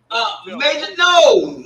I don't look at young college women, man. No, Running the ball to get no. Them women still beautiful, man. No, I'm saying you had the J-Sets, you know, that was off limits. And then you had the rest of the women up in there. No, man. You had women from Chicago. You had women from, I think, Los Angeles was the farthest one that I met from when I was in school back then. Stop with the penalties. You take away those penalties, this might be Jamal Johnson. David Banner put Tougaloo on the map. Robert M. Smith really put Tougaloo on the map. Robert M. Smith is worth $10 billion. Indeed. We thought we had a penalty marker at the end of the opening kickoff. Marvin said I had a little spot, so I wouldn't pick them up. Waved it off. So Jackson State will start first down and 10. Quincy Ivory is leading. Yeah, the boom come through about 5:30 in the morning. Everybody getting up. I said, damn, y'all got your own damn alarm clock around here. He's a deep back, 4 tackles. When your DBs are leading the teams in tackles, means the opposing offense is getting the ball into the secondary. Indeed. Jared Lockhart still the starting quarterback for Jackson State University. Calling his own number on the play, picks up about 8 yards on the QB keeper. Second down coming up. The thing I like about Lockhart is his size, and he may be coming off the field. He looks like he Get old might boom. have, when he came down A long the time ball, ago. he immediately checked himself out, and he's going to the bench. So we're going to have our second quarterback of the game. Indeed, coming to the game at quarterback for Jackson State, now number 12, Parker Stofa, redshirt freshman QB from out of Converse, Texas, by way of Judson High School. He came into the game last week against Southern Miss. He had one Man, pass. you took a little, you still flip. That was Battle's line. All right, so a handoff goes to first man through, and Like down a pin. picked up by Jackson State. So they're going to move those chains once again. Jackson State getting close to midfield strike. Tougaloo, them women down in Tougaloo was too smart. Lockhart, he knew it immediately. Hey, man, them ladies were geniuses. It looks like he's pointing to a Hey, calf. I'm married to one. Might have a strain in that calf. All right, let's get back to football, man. I mean, it is still warm out here. Here's Stofa running out the pocket. He's going to get away, and he's going to just throw the ball away. Hey, that little quarterback y'all got, man. The Tuskegee Golden Tigers. He got some footwork on him. And Lockhart is in the game, or was in the game, started the game, played the whole first half because Morgan is out. Of course, Morgan took that knee to the head last week against Southern Miss. We don't know if this is going to be something that's going to Lockhart out for an extended time in this game. If he'll be back in, they're definitely working on his leg on the sideline. I'm sitting there coming to my old lady. Down to their third quarterback of the season here. So Parker Stofa still in at QB on a second down play. Nothing doing. Third down coming up now for Jackson. And we don't know the extent of his confidence for Parker. Because again, he had that long pass. Yeah, he's not taking those sacks. Sacks. Correct. He got some footwork on him, man. Hey, she loves these. Where did that quarterback come from in North Carolina? Significant time here in the second half. Here's Stofa. He's going to throw the wide receiver screen. It is caught. Picking up they snipping out the wide receiver screens. And this is what you want to see if you're Tuskegee, not what you want to see if you're Jackson State. A quick 3 and out. Look, this is the popcorn time of the game, right? Everybody stayed in the stands. They wanted to see the boom. The boom is finished. You might try to run and get a soda real quick. Mo got 3 during halftime. I don't know if there's any left. Charlotte Myers Park. Okay. Where there's a little bit of fans are looking to get that's a talent. Could be an opportunity. That young man got some talent on him. Build a little momentum here. Kaquan Kimber got that last tackle on Nate Rembert.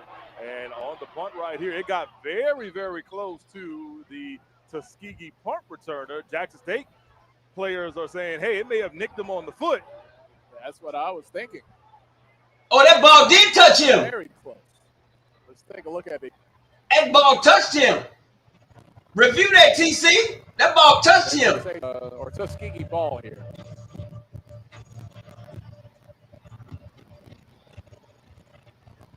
It was inventory.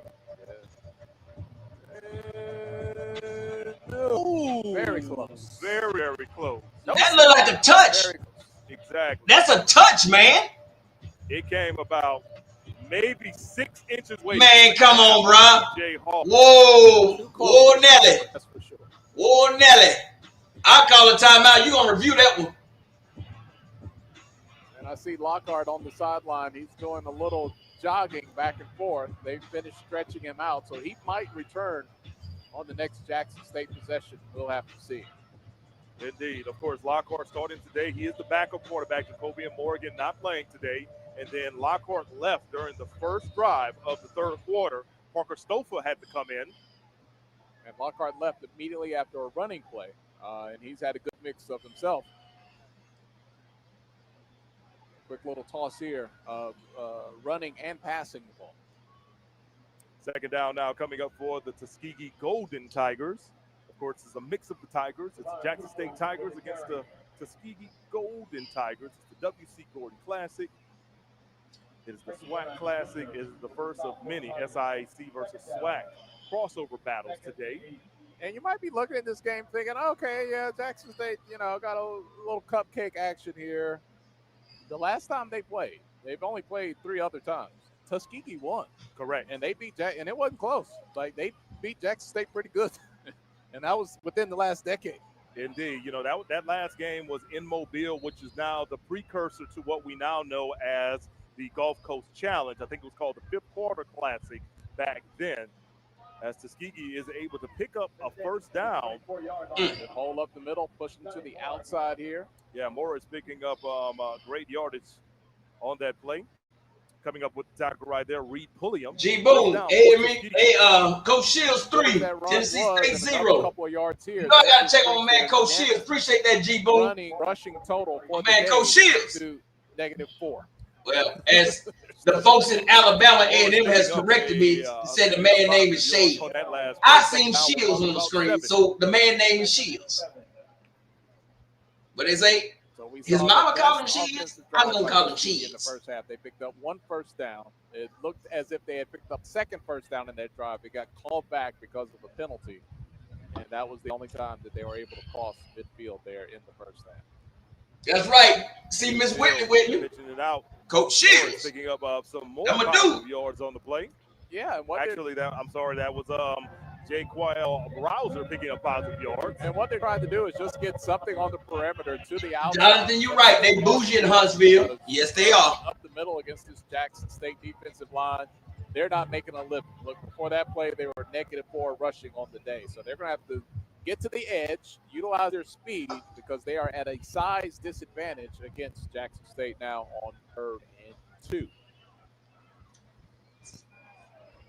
All right, Tuskegee. The type of down and distances that Coach Aaron James told us earlier in the week that he certainly enjoys. His bill rolling out. Oh, the ball threw it behind him. Behind his man, Rouser, the intended receiver on the play. Incomplete, 4th down now coming up for Tuskegee. Yeah, good job by Quincy Ivory coming off that edge at the top of your screen. He came in there, took away that first option, and forced Beal to quickly look to his second option. It was incomplete as he met the receiver Ivory did as he was trying to make his way to the flat out of the backfield.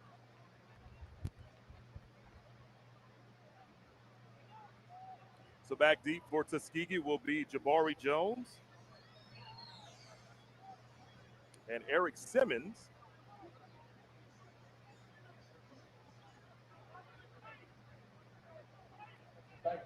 So all but one possession for Tuskegee in this game has ended in a punt. They did have a missed 50-yard field goal. Oh, but this is going to be a fake? Oh, no. I thought. Just held on to it a long time. And it's going to get a great Tuskegee bounce, and Tuskegee is going to down it inside the 2-yard line. Good punt. Boy, they held that one forever and a day. And this is what we talk about flipping the field and having a strong punter. Oh, he was holding on ball so long. I thought he had gotten rid. Did he pass it? Where is he going? He just held it. There was nobody coming. Indeed. All right, everyone. Let's go ahead and take it. We'll be back right here on Swac TV. If you hear that break in the microphone, that's the Swac TV's audio. That's not me. It sounds like a break.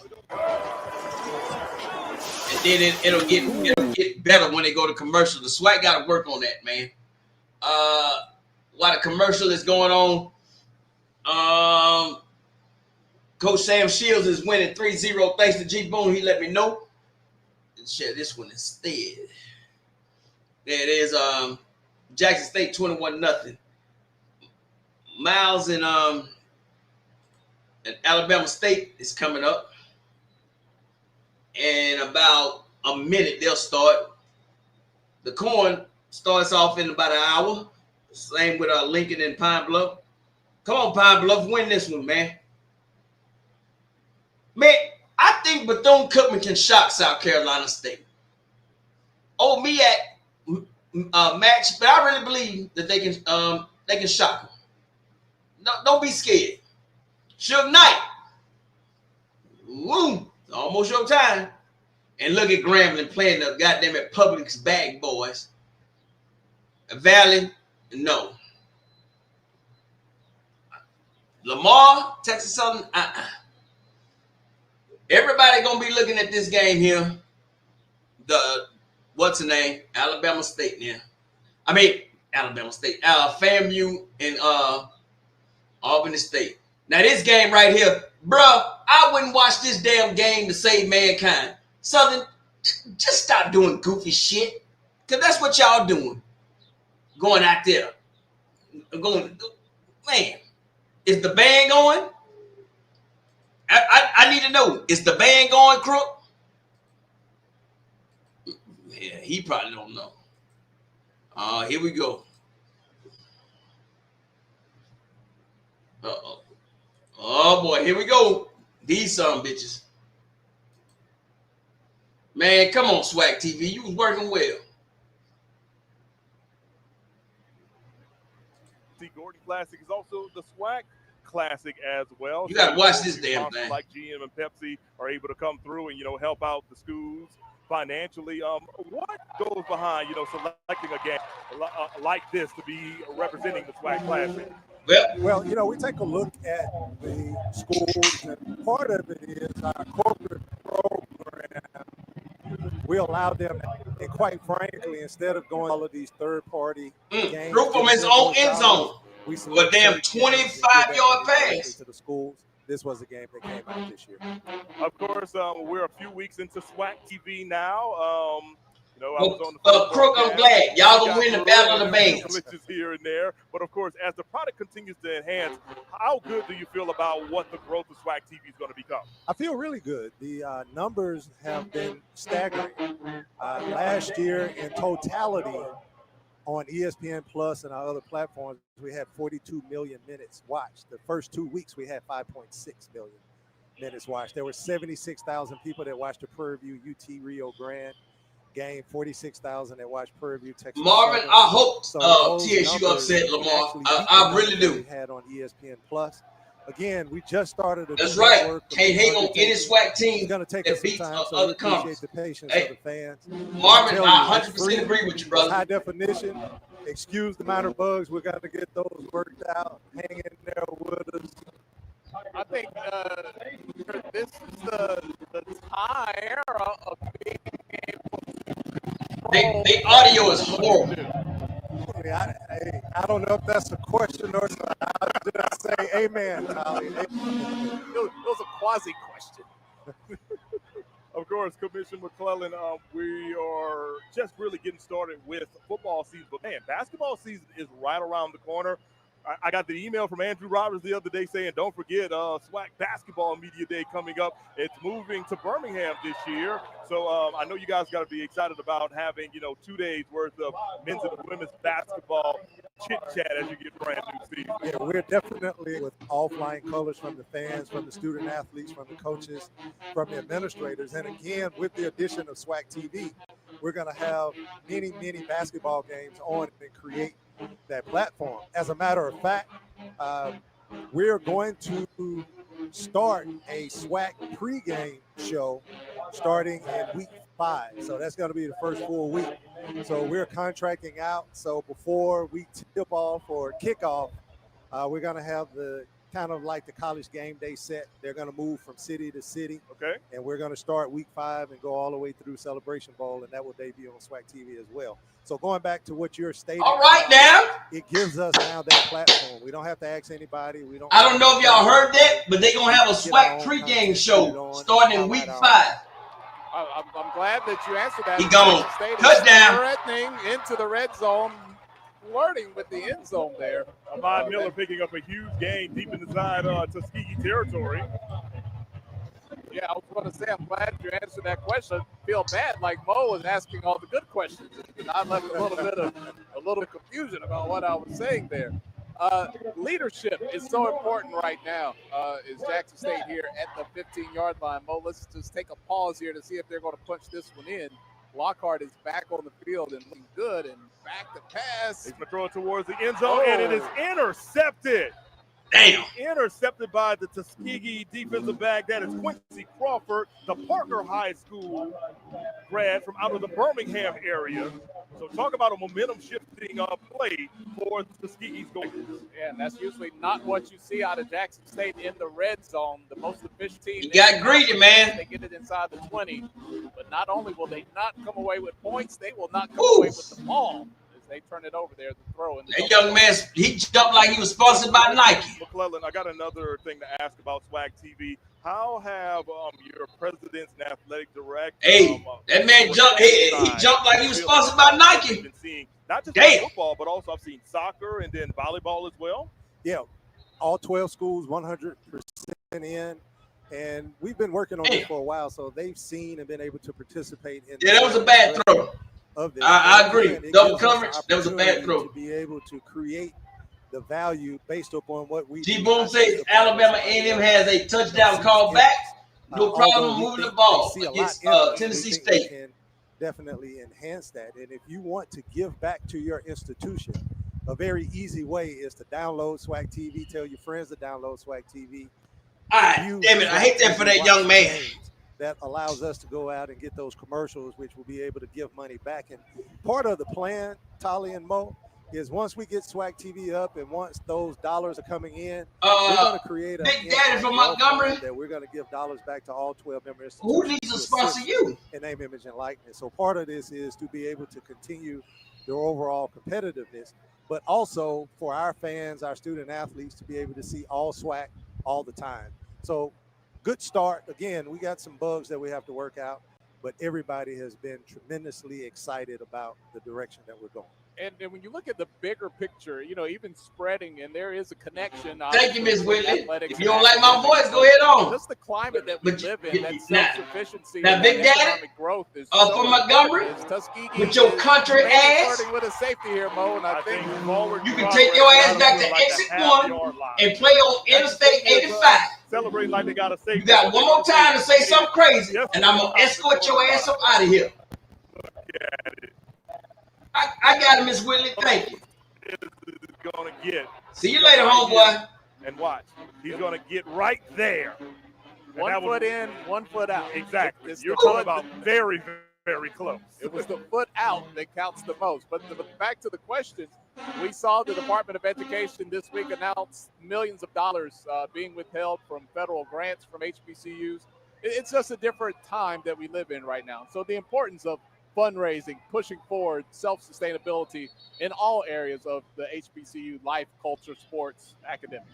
Yeah, absolutely. And television really is where Don't worry about it. Are in collegiate sports. See, I got two monitors in here. I can watch everything they say. You don't get so many people in the stands, but the dollars are, you know, in television. And we have a robust fan base. We have a lot of people that watch Swac athletics. All right, so 2nd and 12. Natural progression. But Tolly, for the I get one every week. They get mad. Year, there was more revenue. Turn your volume down, Big Daddy from Montgomery, with your old ass. You probably can't hear and got your hearing aid turned up so goddamn it loud. My voice sounds loud. Start to see. You've already seen. You got to remember, baby. I've been in the goddamn military for 20 damn years. I talk loud with a purpose. Now your old country ass gonna come up in here and try to tell me something. Boy, Montgomery is goddamn it a fucking juke joint from exit 1 all the way to exit 12. You country motherfuckers couldn't spell Montgomery if you couldn't use Instagram, internet, Google. Now go on somewhere. Wasn't moving over to athletics, so you answering that definitely gives me some real good insight on how it really goes. And this time, Jackson is going to come up with a safety. They didn't get it the first play, but he got the second play right there, leading the way for Jackson State on that safety. Reed Pulliam, number 7. Nowhere to go.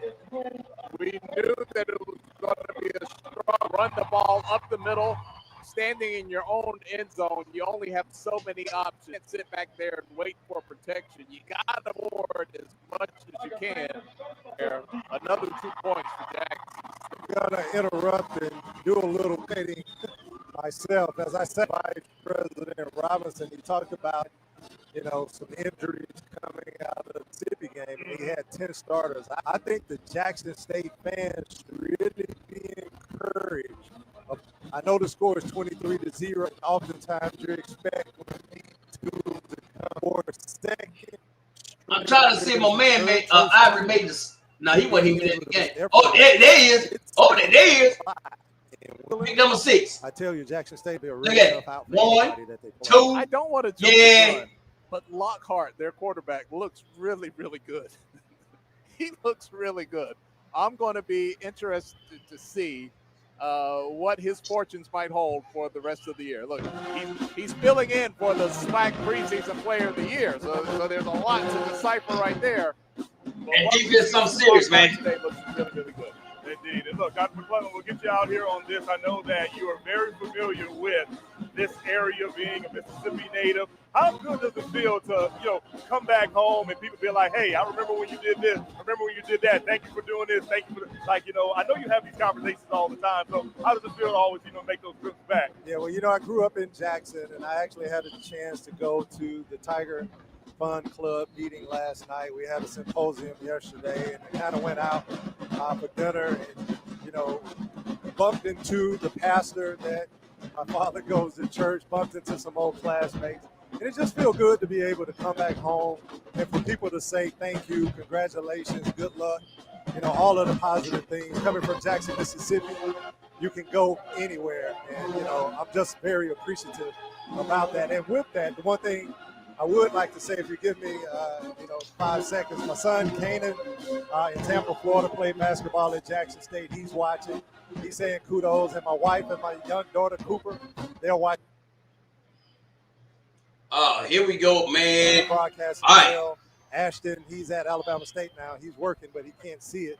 We'll have them on next week. So just want to say hello to my family and thank you for watching as well.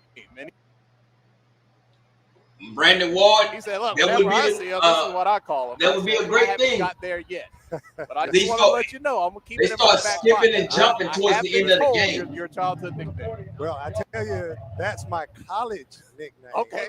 And when they say that, Chuck, I start looking over my shoulder. Tyler. Man, I have no All right, idea. you said it, not me. I said he's always going to be Dr. I appreciate that. I work hard for Dr. McClellan. When Chuck come out, I start looking over my shoulder. You got to keep. Please. They talking, but the play, man, come on, man. I said he's always going to be Dr. I appreciate that. I work hard for Dr. McClellan. When Chuck come out, I start looking over my shoulder. But please don't answer that phone call. Totally understand. We've been chatting it up with Dr. Charles McClellan, Commissioner of the Southwestern Athletic. Hey, I'm working it. I'm working it. Jackson native, and I'm working it. Hey, one of the that's many the individuals streaming within the conference office that are with Swac TV. in the future with the Swac. So we certainly do appreciate you, Dr. McClellan, for swinging by. And hey, next time we get you on the broadcast. Hey, I'm up on it. Every time it stops like that, I'm gonna restart it. Thank you, and please continue to watch Swac TV and tell your friends. Yes, sir. Absolutely. That's Dr. Charles McClellan, Commissioner of the Southwestern Athletic Conference, checking in with us here on SWAC TV. And the only Chuck I know and will call Chuck is Charles Bishop. He has Chuck on mine. Now, Spence, I like that. TC playing chess while the rest of the SWAC playing chess. Down there, I saw him a little while ago. I don't know where he was around. He's probably going to hang out with the dean of HBCU sports, Dr. Kenyatta Cavill. All right, so the defense has put some points on the board, Mo. They said the offense can't have all the fun, and it's been an overall dominant performance here by Jackson State. Not a big surprise, but a good showing coming off that loss to Southern Miss. Lockhart hands off Travis Terrell. Terrell at the 20, knocked down around the 15-yard line. Travis Terrell with his first huge gainer of the day. That is the guy that if you get on the ball in open space, watch out if you're a defense. Terrell came into this game averaging a carry, and on this play, Lockhart is back in after their early calf injury in the third quarter. He just hits that hole on the right side with a head and shoulder fake, has the block downfield from his receiver, and he runs that one and picks up the big first down. First down at the State, moving from left to right on yellow vision screen. Handoff once again goes to Terrell. Terrell's going to pick up about 3 yards on that play. The Jackson State. I just want to do a emotional check-in with you. You heard there's more money in digital than analog. I didn't want to say it, but you said it. You still feeling good, man? Everything okay? Yeah, man, everything's all good. Of course, me working for a television station, we to understand and that there's a reason why we're putting more stuff online and why there are more digital shows now instead of, just the regular 5, 6, 9, 10 shows as Lockhart pushes his way up until the 3-yard. And now should be enough for a first down. No, you're starting to realize it, but also you kind of realize like this is where the workflow is kind of going towards as well. So that's why I had to ask Dr. McClellan, is that the same thing we're seeing with digitally when you saw so many games last year on ESPN Plus, and now this year so many games on Swac TV, 44, 45, if I'm not mistaken. Well, the only thing I think forever undefeated as appointment television is live sports. Uh-oh. Look like you're about to take it into the house. You can watch it later. This is the one thing you're going to find out what happened. You have to watch it in real time. That's the power of sports and the power of digital. All Black say I have crook block. Damn. We're going to keep crook somewhere else, man. Well, actually, we're going to take a break and we'll be right back with more college football on Swac TV. Man, something wrong with Crook, man. I don't know, man. Look. Grab me one too. Hey, look, man. Hey, y'all don't worry. Don't Crook is hell, man. But hey, these folks that come up in here and they get mad because they only want to hear Tally and on the other commentators speak and talk. That's fine. I don't give a damn. Take your country ass back on somewhere where you, down there around exit 6 in Montgomery. See if you can watch the game down there. I don't give a damn, man, about you coming up in here getting mad. Take your ass on somewhere. This is a stream for everybody. All 12 SWAC schools. I don't give a rat's ass what you got to say. Either you like it or you don't. Turn your TV down. You don't want to hear my voice? I don't give a shit. This is my internet. This is my damn computer room. This is the only damn room in the house that I can control. So I'm going to control it. The dogs got their dog outside the house. The wife has the rest of the 2,000 square foot home. And I got this little room up in here. So find you somewhere else to play. Honestly, that dude can go play in traffic. Go play hopscotch in traffic. I don't give a shit. But hey, I thank every single one of y'all for coming up in here and y'all hitting the like button. Enjoy y'allself. Get you something to drink. Get you something to eat. We watching Jackson State. Now, once this game is over with, we're going to watch my man Sam Shields. We're going to have us a goddamn good time. So what? Hey, man, it is what it is with some folks, man. I ain't playing. Hopefully the game come back on. No, they still doing some other stuff, man. Hey, but man, only thing I say, man, only thing I ask for people is just to hit the like button. I ain't playing. Just hit the like button on that one, we'll be all right. Man, and after this Sunday, because we're having a party tomorrow for them damn football NFL games. I'm not a big NFL game. Oh shit. Hold on. Oh man. I held the game back on. Here we go.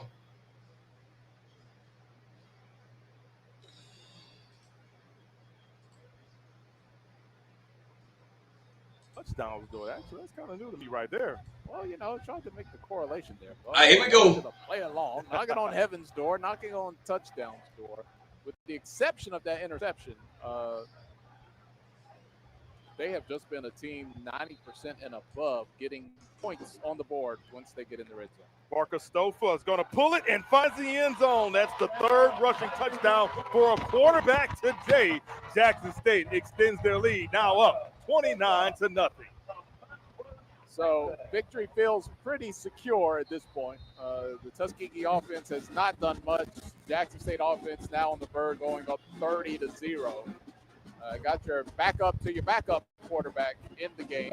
You're coming off injuries against Southern Miss. You want to heal some players. I would not be surprised. By the time we get to the start of the fourth quarter, we see a lot of new names from the bottom of the roster. All Black, which fight are you talking about? If it's that karate stuff or boxing match? travel down to Baton Rouge. Who they going to play, Mo? Going to play the Southern University Jaguars, led by head coach Terrence Graves. Guy you know from college, right? That's right. Terrence Graves was a senior at Winston-Salem State when I was a freshman, so I spent just a little bit of time with them on campus. Excellent, strong safety. Gotcha. All right, everyone. 30-0 is our score. We'll be back with more football on Swac TV. Hey, grab me one too. Hey, all black. What fight are you talking about? Is it a boxing match? Is it a boxing match or is it that UF karate shit? I don't watch that karate stuff. UMC, whatever, the octagon stuff. No. Yeah, so I'm trying to figure out what game fight you're talking about. Cause hey, that's another thing. I don't know if y'all watch boxing, but if you watch boxing, I live stream boxing matches also, but it has to be boxing matches. I don't do that Karate Kid stuff or that stuff where I don't know. Whatever the hell that stuff's called, UFC, UMC. I said, man, what the hell y'all look like? Y'all like a bunch of damn kids out there jumping around. But anyway, let's see, man. Let's check around the SWAC right quick, man. And before the game come back on. And what the hell the damn thing is? My bad.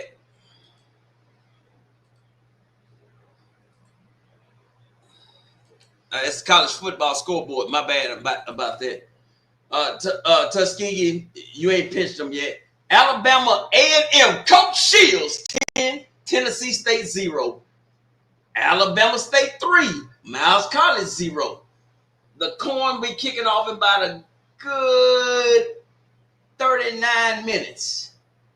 And then we ain't got nothing else till later on. But right now, my man Coach Shields is up 10. Tennessee State just scored 10-6. There it is. Sam Shields ain't playing. Get back to the damn SWAC football game. Yeah. But that's the scores right there. There it is right there. Hey, man, if y'all going to Grambling and Jackson State, hey, I'm still trying to get my permission slip signed. I ain't lying. I'm trying to go. Get your tickets now at Ticketmaster.com or be part of history in the making. I'm trying to go. I'm about to do something. Hey, welcome back to Jackson, Mississippi. Your new score, Jackson State 30, Tuskegee 0. The Jackson State Tigers go. Okay, it's called UFC. Jamal Johnson told me UFC. I don't watch that stuff, man. I grew up watching Leonard and Hagler. Stuffed it in the end. Tyson's and stuff like that. I watch that type of boxing matches. I don't watch that Karate Kid shit. Hey, man, Thanksgiving, only a couple of months away. Right after my anniversary. How many years? It'll be 11 coming up this year. I just celebrated. Me and Nicole just celebrated 15. All black boxing, the king of combat sports. I agree. Look, speaking of Thanksgiving, we'll be together for the Turkey Day Classic, right? You are my agent as well as co-worker, so yes, I go where you tell me to go, Mo, and we are going to go. And I don't know if I'll make it to year 16 if I skip out on Thanksgiving this year, but we're going to find out. I don't know. I got you. You might have to have me, Mo. You might have to have me over for Thanksgiving. Well, look, I used to work and live in Montgomery. Bro, UCF is not boxing. No, sir. I have done one. You cannot throw no damn kicks in boxing and score a point. You don't do no chokeholds and all that other stuff. Hey, you went down I-85 and came back, right? About 12 hours later, there I was. Okay, it's Canelo versus Johnny Crawford. Morris on the last play. He went landed hard, fumbled the ball, but it was recovered by one of his offensive linemen.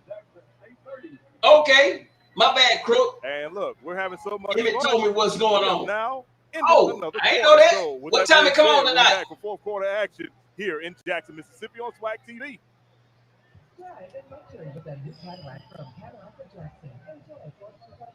Jazz, you look pretty good today.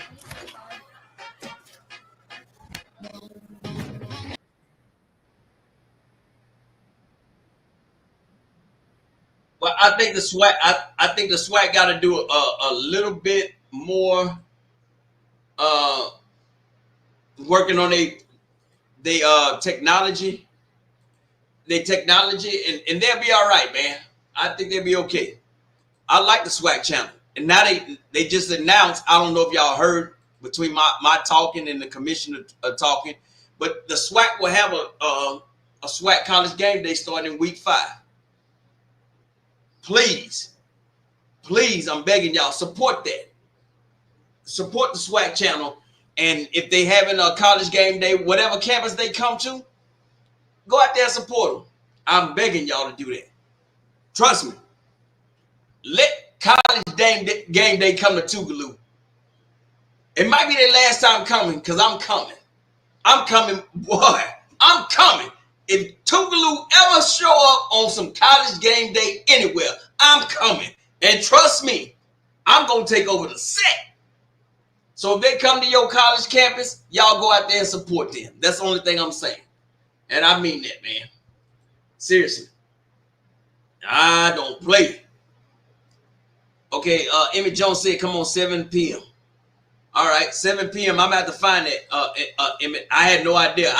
I didn't know it was a boxing match. I like I said, I don't do that karate stuff. Not at all.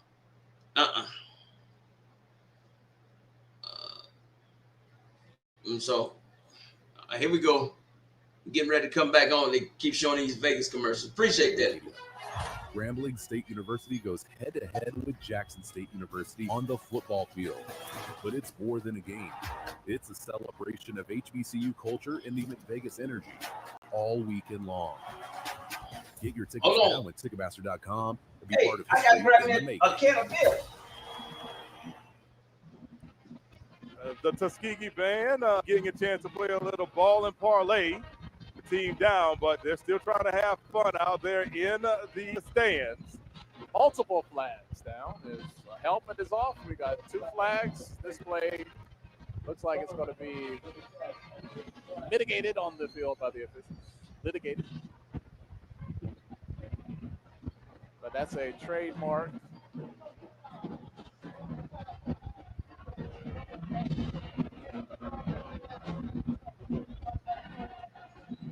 All right, so Jackson State will be called for roughing the passer.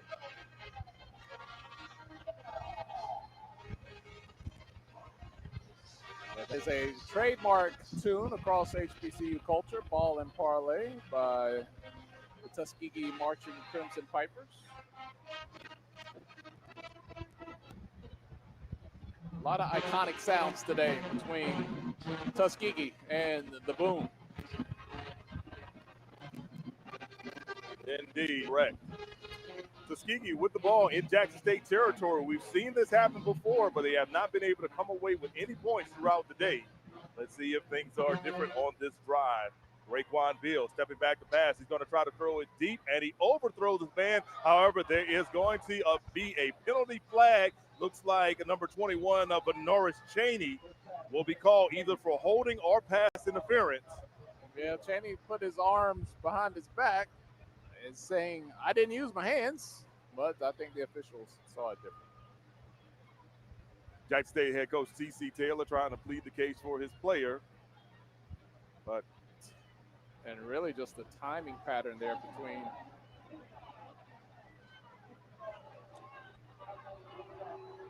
So that's 2 huge penalties on back-to-back plays by the Jackson State defense to give Tuskegee terrific field position. Oh, wow. And if you're TC Taylor, look, you might be giving some guys some playing time here in the 4th quarter, but you don't expect the standard to change. The standard is the standard, and you need to be disciplined. We talked about it at halftime. What did TC most likely say, in our opinion?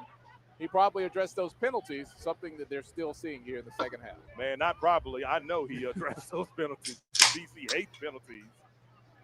And okay, All Black say the fight starts around 9. Talk about with his team. Okay. Well. If it's a That's boxing the guy match, you yeah, I really scream. expect to see Yeah. it from. That's E.J. Hall. He was off to the races before the ball even got snapped. Yeah, you got a little happy feet on that one. Of course, today's game features Aaron James, the head coach of Tuskegee, against TC Tech, who are leading their programs, and it's their alma mater going head-to-head. Now, we mentioned Rick Comagee. Comagee had an outstanding career at Tuskegee and then turned around and came here to Jackson State, leading them to multiple division championships and ultimately a championship in 2007 with the JSU Tigers. And there's Morris running over a man. Knock his helmet off. Yardage on that play right there. And after Comagee, it was a quiet time for Jackson State. It's a little decade plus in there where it wasn't the Jackson State that you were accustomed to. And we talked to T.C. Taylor earlier in the week about what it was like to be a part of that resurgence. You know, he's there on the staff with Coach Prime and things. Whitley, how you know I be drinking old English? Around 2022, and there's been no fall off. T.C. Taylor's been able to take Jackson That's State funny. a Celebration Bowl championship since he's taken over as head coach, and now they're the team to beat year in and year out. Here's a play action pass, and the ball is overthrown. Hall, the intended wide receiver, on the play. Yeah, you know, TC has told us this is his dream job. And, you know, being a Mississippi guy, watching JSU growing up and then playing, and now he's back here as the head coach. Nah, you know, he's JSU through and through. And I'll extend the TC Taylor Jackson State conversation after this field goal attempt coming up. So we asked him something interesting about all that. From 42. And it is blocked. Boy, they can't make a field goal. Is blocked. And then we've got some extra laundry on the field afterwards. We'll have to get that one settled out in just a second. Seen a lot of helmets being helped off, knocked off, coming off. We'll have to see what the final word is here on this flag. But Tuskegee had a chance to get their first points of the day, their second field goal attempt of the day. First one was wide left. This one blocked at the line of scrimmage. Somebody got a hand on it. See it here. On the snap, the hold, the kick, the leap right there in the middle. That's a good block. So as the officials sort this out, yeah, we were talking about them SWAC referees about to come up with some crazy stuff. Recruiting battles he had to do was with his wife. His wife is a proud Alcorn State University alumnus. Alcorn graduate. He said after a few conversations, say it, Mo, say it. She came over to the blue and white. Say it, Mo. Tell the whole story, Mo. How did he seal the deal, Mo? How did he seal the deal? He said the paycheck at first. There you go, Mo. Keep it real with the people. He ain't saying nothing.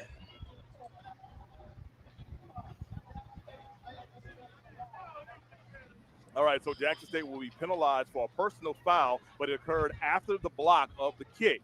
So Jackson State will have it first down and 10. But yeah, going back to TC Taylor, his first answer was, I showed her the paycheck. But then after that, he was like, I also have to show you that I can do a good job. And she said, oh, don't worry about that. I will support you regardless of it. So she said, there's no awkward times when, she's walking around with some blue and white. He said every once in a while, he walks in the house, she's got some purple and gold. It's like, hey, I respect that because you worked hard to get your degree from his alma mater's arch rival. Yeah. And you had me at paycheck.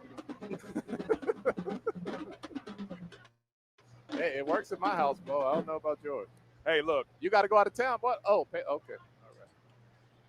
Look, I'll take it a step further. I mean, look, my wife and I went to school together, so it's good to see. It's good to see our same color scheme within the household. Me and my wife are both Winston-Salem State graduates. So okay, I don't think I realized that. Yeah, we don't have any. There's no mix-up about who we're pulling for. Now, her dad's a big A&T graduate. Ooh, so okay. That can get a little spicy sometimes. Even my mother-in-law graduated from Winston-Salem State. So we have the Ram connection in the bloodline. Indeed. And you see Coach Aaron James still trying to go over things with our official today, Eric Blunson. You know, Tuskegee just wants to come away knowing that they had some level of success in this game. They're coming off of a shutout last week that they pitched against Central State. They don't want to be on the receiving end of one today. But ultimately, in the big picture, this game is not going to affect. Hey, if you're at the game right now and you watching, what is the temperature out there? Playoffs, the Jackson State game. It looks is not going to hurt equator hot. All right, we're going to take another break here on Swac TV. We'll be right back. It looks hot out there to me, man. My goodness, man. The referees, goddamn, they confused as I am. Yeah, I don't think I realized it. Yeah, if somebody's at the game and you watching the stream or you know somebody at the game, ask them what the temperature is out there. That looks extremely too damn hot for me. I ain't lying. Ain't no shade, no nothing. That's all I can say. That's some wild shit out there, man. I don't do that heat, man. Dude, the last time I spent some time in the heat, it was about 120 in Iraq, and you had 70 pounds of gear on. That's why I don't like the heat.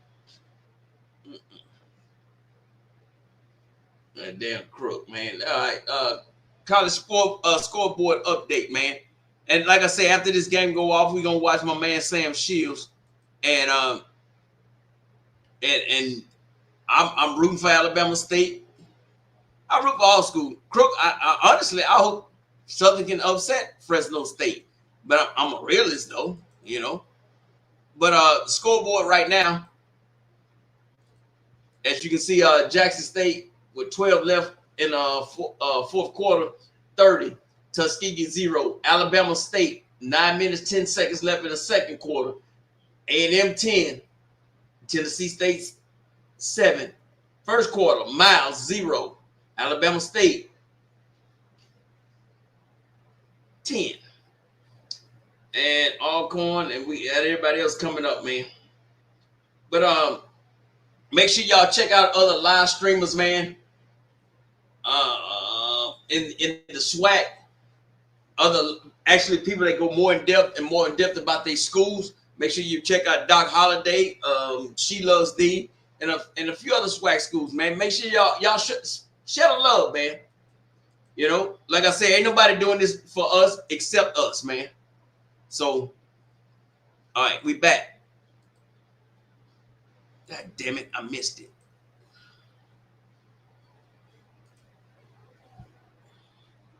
I'm gonna work on it.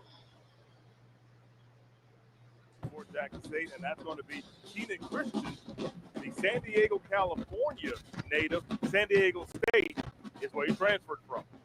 Yeah, Lockhart back. Also, I forgot to mention the name, Swacking the Fool. Make sure y'all support him too, with G and all them other people. He's got a rating today right at 160.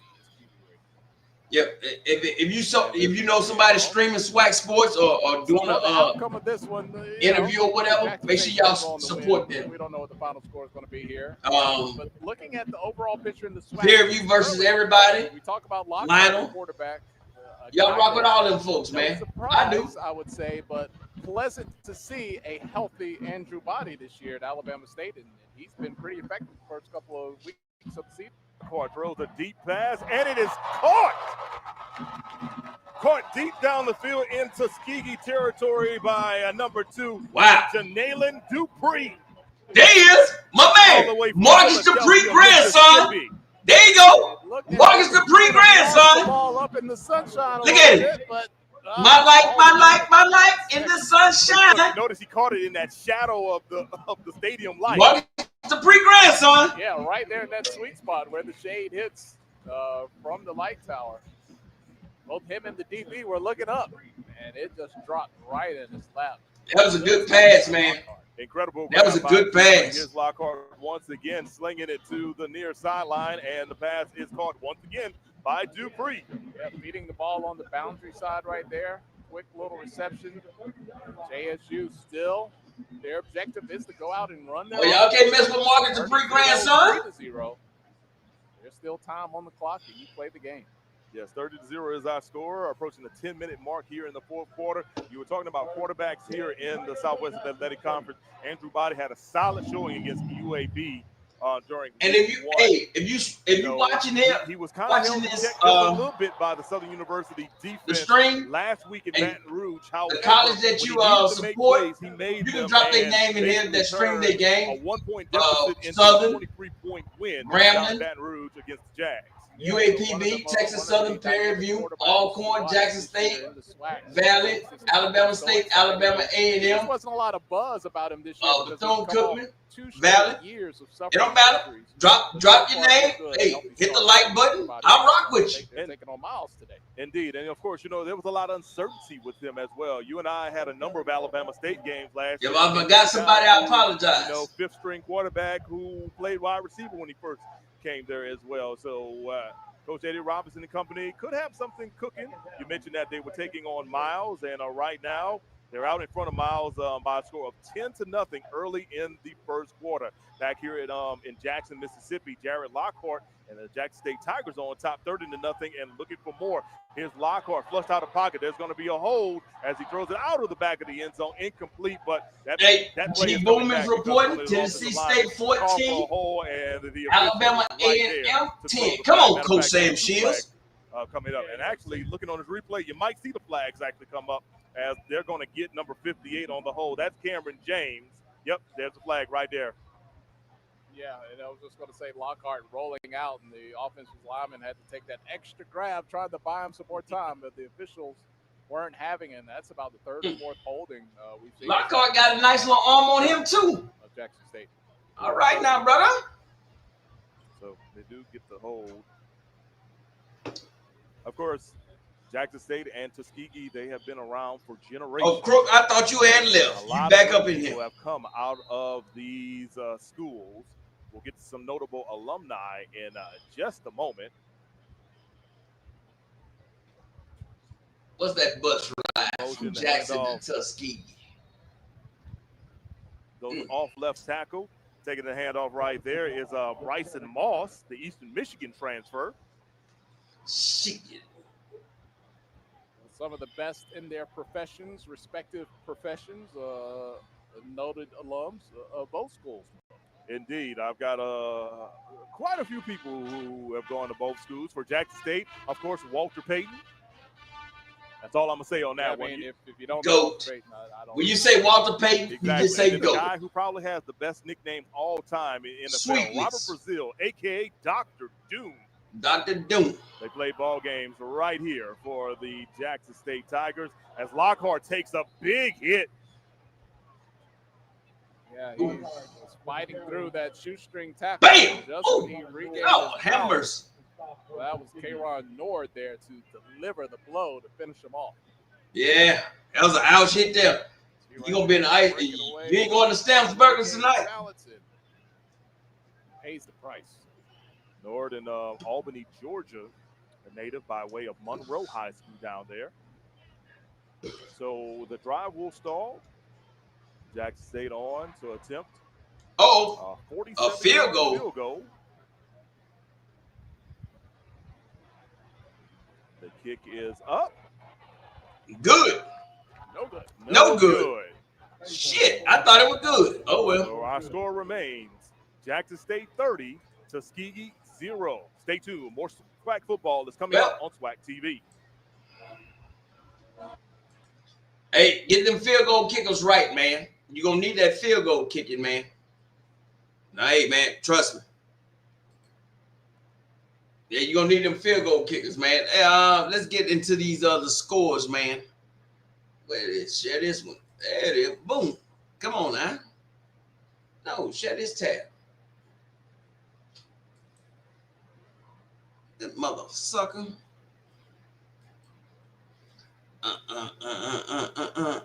I'm trying to get these scores right quick.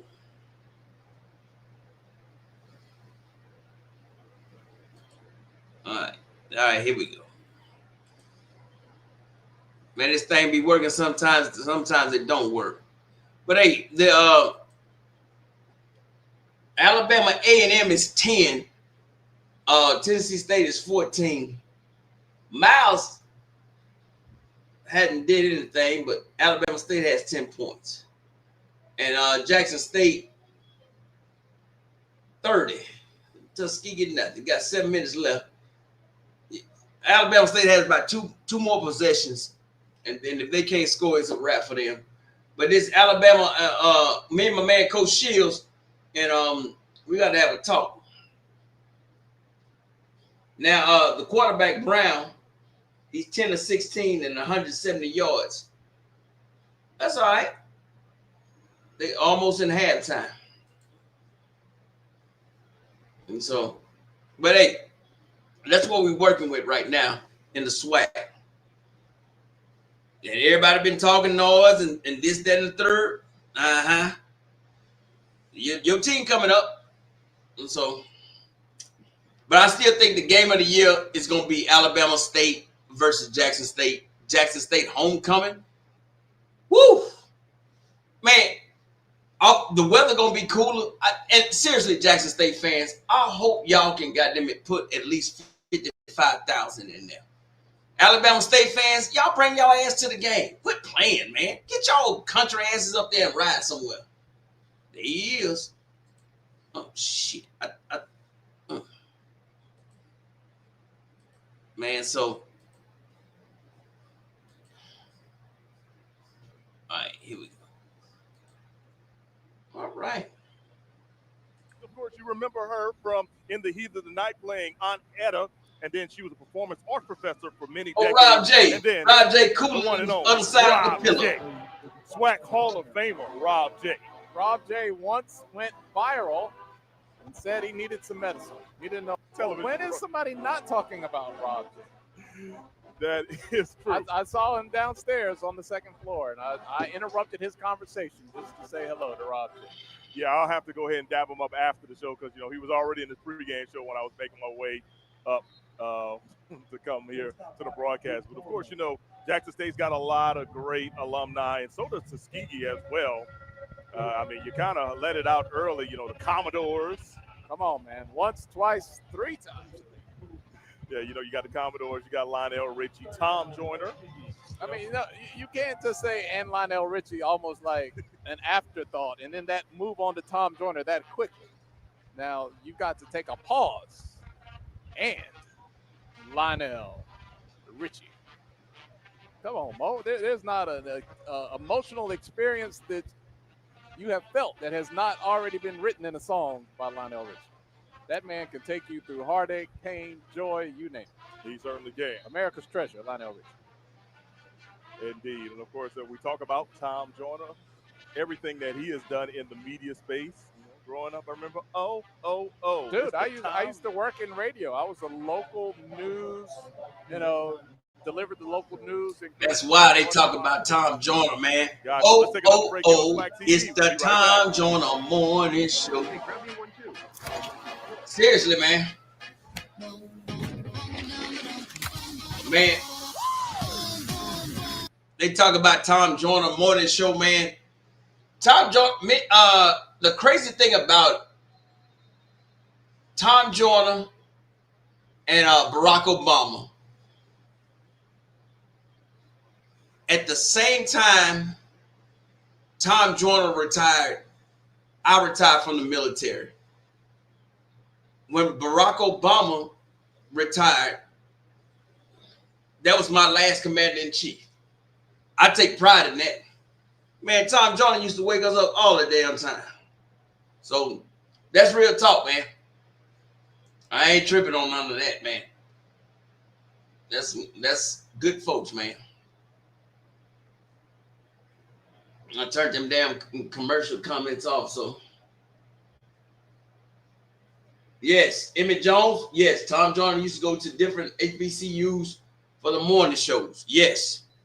He loved that classic, the Magic City Classic. He would spend a week down there, damn near, down there broadcasting.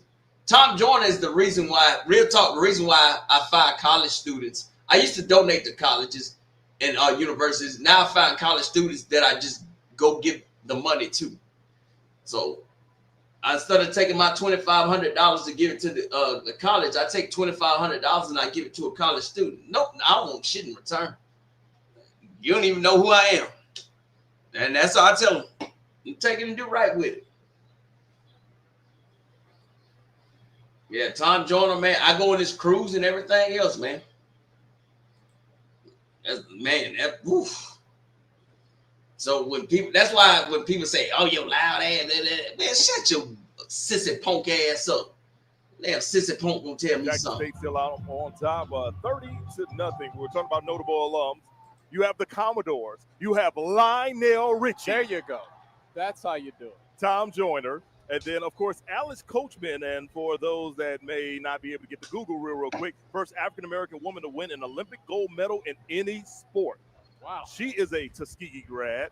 And then he may not be a household name, but you have played with his products. Oh, I know where you're going here. Lonnie Johnson. Super Soaker. Yes. I had so many Super Soakers, water guns in the early 90s, and it's all because of him. Well, I'm a little older than you, Mo. We had the little water pistol where you had to pour the water in the I had those too. No, it wasn't even a squirt gun. That's all it was. You had about 3 or 4 squirts, and you had to fill it back up. Look, I had those too, and then eventually, you evolved the Super Soaker. No, that was next level. That was next level. Man, that was more of a, hey, Mom and Dad, I got all A's and 1 B. Can I get a Super Soaker as a prize? And you got here because Mom and Dad were listening to Lionel Richie. There you go, full circle. I call it love, man. And when Daddy wasn't acting right, Mama put on Sail On. Sail on down the line. About a half a mile or so. All right, let's give you some score updates from across the Southwestern Athletic Conference. Over in Nashville, Tennessee, it's a legacy series right now. Reggie Barlow and the Tennessee State Tigers lead Sam Shade and the Alabama A&M Bulldogs 14-10. That's late in the second quarter. Down in Montgomery, Alabama State, led by Eddie Robinson Jr. He's swag, right? I heard. I was there. State and I will say this: the best. It's 13-14 down there in Alabama A&M. The post-game. 13-14. They behind on the scores. Jr. and Deion Sanders was shot by your boy sitting right here. I was right there. Keep going, say 17-14. I feel good to be in your presence then. Oh, whoa. Let me look back. So those are the only scores of active games coming up later this evening. That Tennessee State and Alabama A&M is interesting because I'm trying to figure out how good is Tennessee State, and I'm trying to figure out how good is Alabama A&M. Tennessee State beat A&T. That was a thriller at the last second, blocked field goal. Then the next week, not so good, Tennessee State. So still trying to figure out the quality win there in week 1. We could have had a face mask there. It was very close.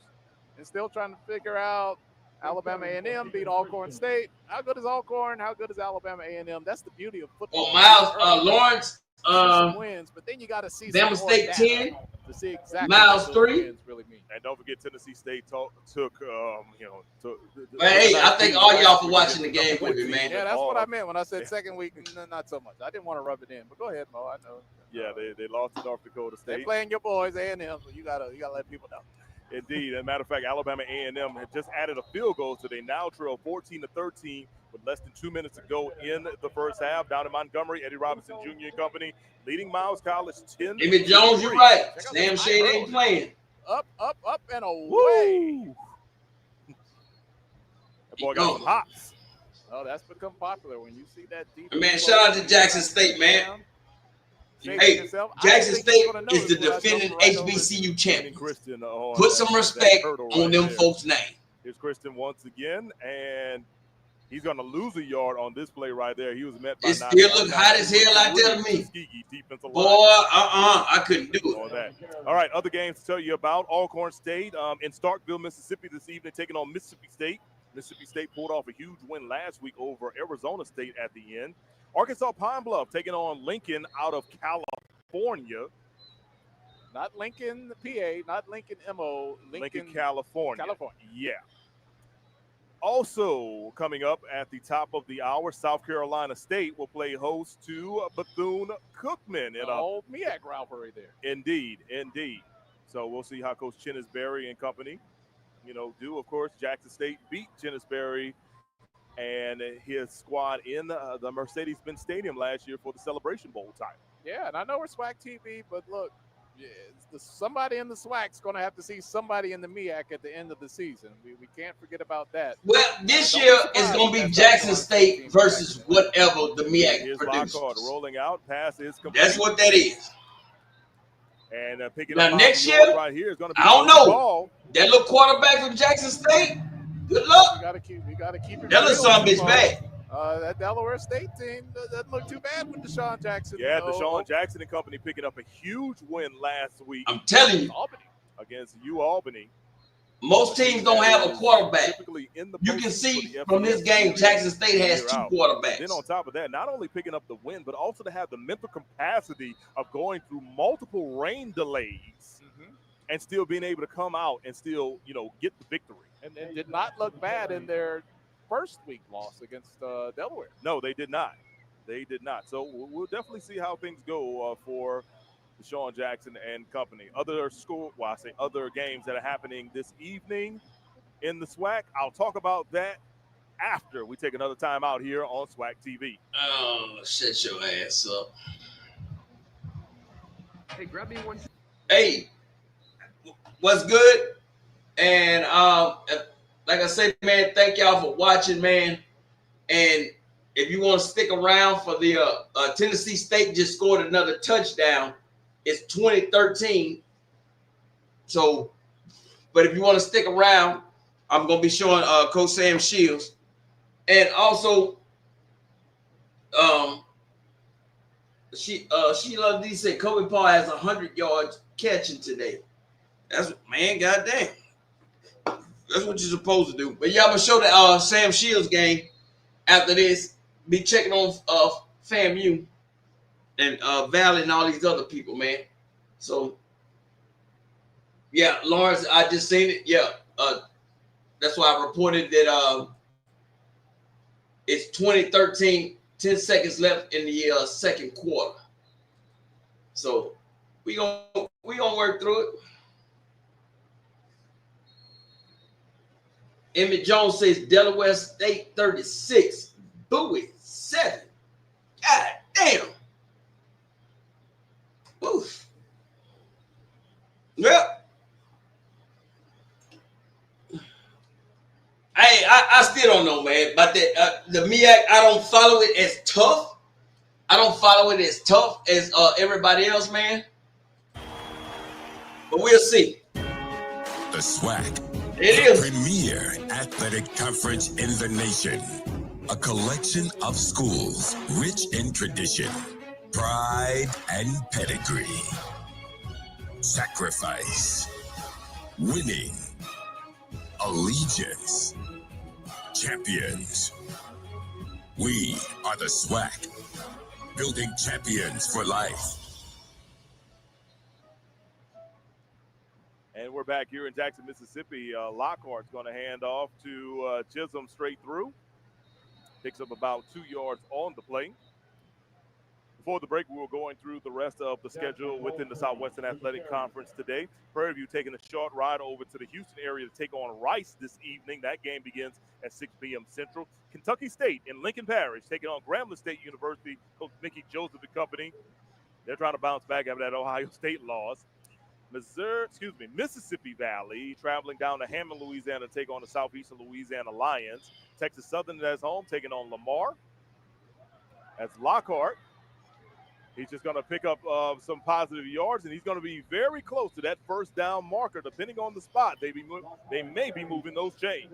Yeah, if you're Jackson State at this point in the game, Lockhart, you just want to see him go down nice and easy. There's not a yard worth fighting for at this point when you're up 30-0 with less than a minute to go. Indeed. And one other game we talked about, Albany State taking on Florida A&M. That game will also kick off at 6 p.m.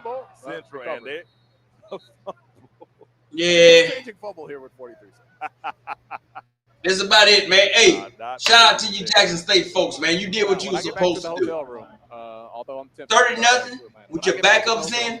I got it. State of Mississippi. Hey, SWAC folks, I'm telling you now, this is Jackson State's Swac to I have lose. the number of I cannot wait to see that Jackson State versus Alabama State game. That game gets very, very more exciting as the day goes longer. And Southern, fix your goddamn offense before you start talking, right? Man, I'm telling you, the weather is not going to be, I know it's goddamn equator hot out there. But real talk, man, shout out to the Jackson State folks. Y'all did what y'all supposed to do. If your second string and third string can shut out anybody, y'all on another level. I give it to y'all. But I said at the beginning of the season, it's Jackson State SWAC conference and HBCU title to lose. Good luck to all y'all that's going to face this damn team. I'm just telling you, I'm being 100% real. Good luck to anybody facing this team this year. Hey, they off next week, and then they go down to Baton Rouge. Now, Southern, if you cannot sell this game out, shut the hell up with your fancy lights. Take your burnt-ass chicken wings that I don't like to eat and all that other cowboy totem stuff y'all got going on. But anyway, man, let's get into some real football, man. Here we go. Barlow, Coach Cruz, NFL guys. You don't give them a chance to return there. You squib it and you play the last play of the half and you try to get out of here with a almost commanding lead going into half. And they're getting the ball back, so that's the whole double up philosophy, right? You score before the half and you get the ball coming out. So if they hold them here, they can double up on points here. The Bulldogs coming out. Crook, I hear you. You better go down there and talk to Southern. Now, that was Jackson State backup. 170 yards. I'm just saying. He's been sacked once and has a touchdown pass. They're going to take a knee. Emmett Jones, the game is on, brother. And indeed, that's what we going to watch. Going to do. So midway through this, Emmett Jones, we going to watch this game to the end, brother. Roar City with the 21-13 lead. Halftime is here. We'll take a timeout. Back with halftime. QVC. Our communities share one heartbeat. It lives in the places we gather and the spaces that give us purpose. Turn that shit off. Yeah, hey, if y'all want to stick around and watch this game, I gotta watch my man's Sam Shields. So if y'all want to stick around and watch the game, you're more than welcome.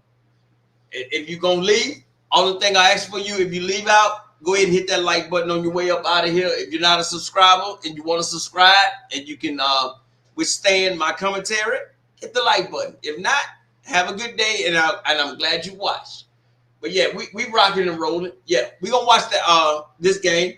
I'm gonna check in on Marvin Bagwig Johnson down there in FAMU also. But it's all good though, man. Y'all more than welcome. Crook, I'm hating on Southern because I got issue with Southern. You'll find out Monday why I got my issue with Southern. And trust me, the first Galloway that ever graduated from Southern was in 1944 because he went out to war. So Southern has a real strong Galloway tradition, man. But anyway, man. But y'all did some dirty shit this yesterday. So Southern, you surpassed Valley and FAMU. I got some issues with y'all. But anyway, man, I ain't gonna sit there and bother y'all folks about the issues I got with them. So, but anyway, we gotta wait till this thing get back up here. There it is right here. Yeah, it's all good though, man. I ain't dealing with no damn. I ain't messing with Crook. Crook, you better worry about tonight what's gonna happen to y'all ass. How about that? Yeah.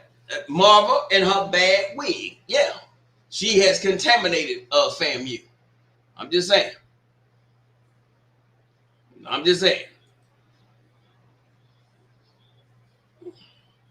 You can find a better wig at City Trends that woman had on her head. You gonna do that to folks. Why you gonna embarrass people when you got a bad wig on your head like that? It's all good though. These commercials last long, man. Over here on the other network, that's how they get that damn money. I mean, on ESPN Plus, they put them. You know, the Jackson State game rolled, but the when you play on ESPN Plus, these games take forever with commercials. Jackson, shout out to Swac TV. Get that audio and get your camera people fixed. You'll be all right. I like Swac TV. Look, we still on commercial break over there on ESPN Plus, but I expect nothing but you know. So, damn.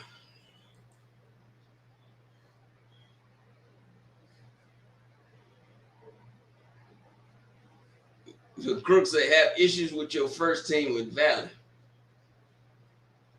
What? Tamona, she loves the. Hey, this game is just starting.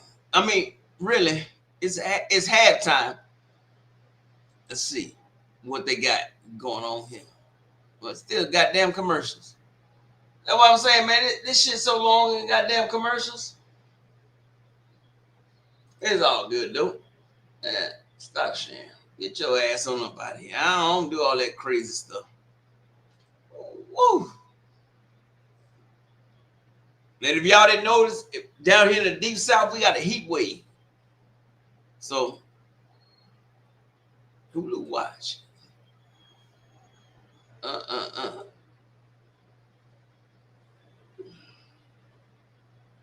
Well, hey, might as well, man. If anybody got something to say, let me hit this down.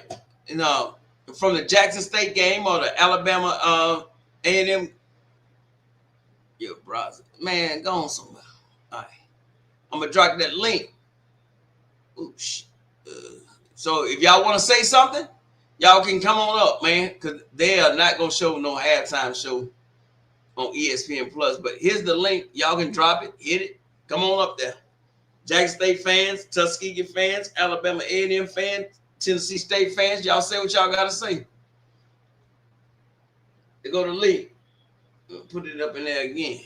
So I don't want folks to think like I just want to be the one hot or what they call hoarding the mic. No, shit, no. Well, hell, I didn't say, yeah, I got to stop that. Yeah, G. Broom, you correct.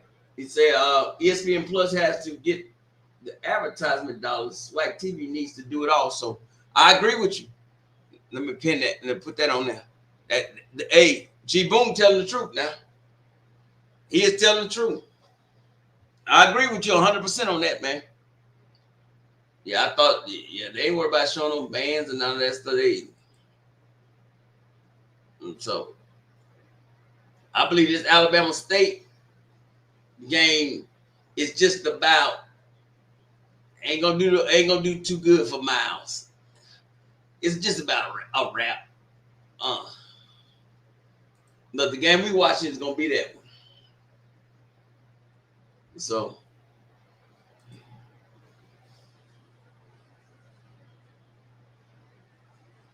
yeah, I got y'all, man. Okay, let's pin some comments. All right.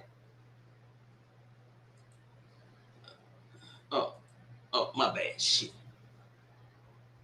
I'm on the wrong screen trying to pin a comment. Here we go. There it is. We will have a party in 2 weeks in Baton Rouge. Oh, boy. Oh, boy. No. Let's see another one. Crook, man. Sheila D say she put a Alabama Coach Sam Shields. Here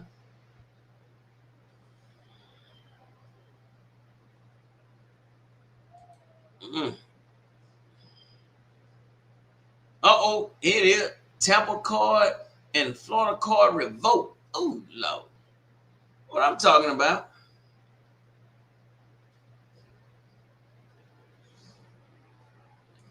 this guy here. You was a Valley guy and a SWAC historian.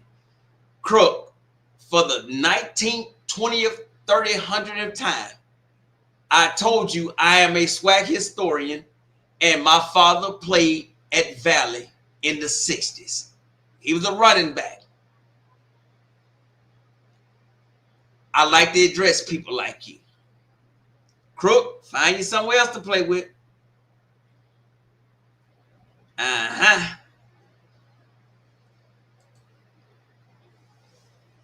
A Valley guy. How the hell? Yes, I need to be a Valley guy. Where the hell my father went to school at? Shit, me. My father was the first hero I ever met in my life. Superman. That was him. That damn Crook, man. Take your little trolling ass on somewhere. I will address a hater. Let's see what else we got up here on these comments, man. I'm trying to find. This a pretty good, smart comment here. TC evaluating his second and third team. Now that's pretty good to hear now. And so, hey man, if the second and third team was like that,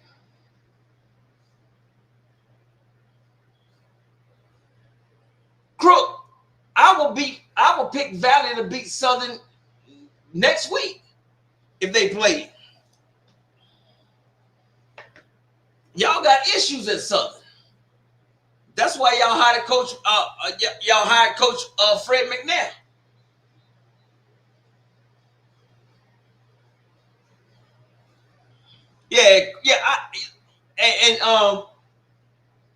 I know Crook is he trolls every site.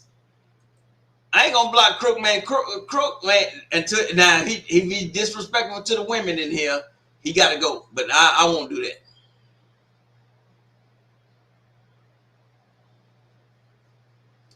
I told you about the dollar store at the vet. Yes, I did.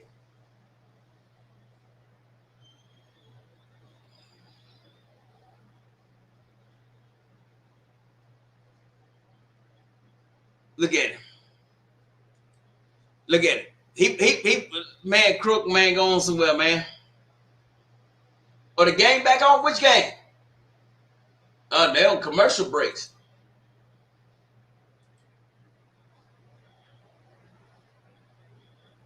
As a Valley guy, man, I don't know, boy.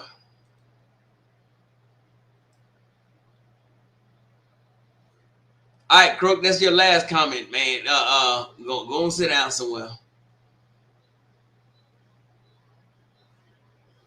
Yeah, Crook, man, that dude has issues, man. Let's see what else we got, man. Let's look at some damn college schools, man. Because Crook, you something serious, man. You keep trying to say, oh, you a Valley. When the hell did I deny that my father did not go to Valley? That's the problem you have. You say everything except your father went to Valley and played for Valley. Anyway, this dude, man. Anyway, all right, we're at halftime, man. 13-21, Alabama A&M, Tennessee State. 21, Miles College 3, Alabama State 24. Oh no.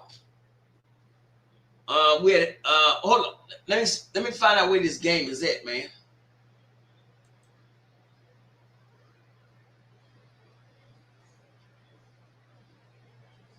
Okay. Hey, what game is that game? If anybody know what game is the Alabama State, what channel is the Alabama State game on? Does anybody know what game? I can show it. Okay, it's on HBCU Go. Okay, I appreciate it, G-Boom. I got that one up there.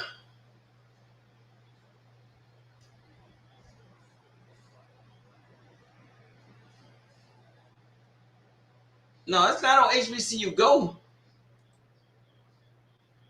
The Griot, maybe?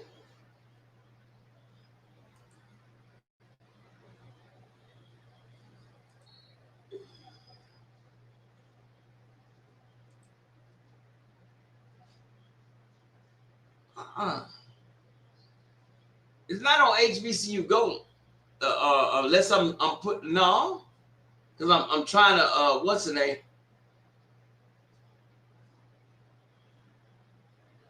Let's see, sports.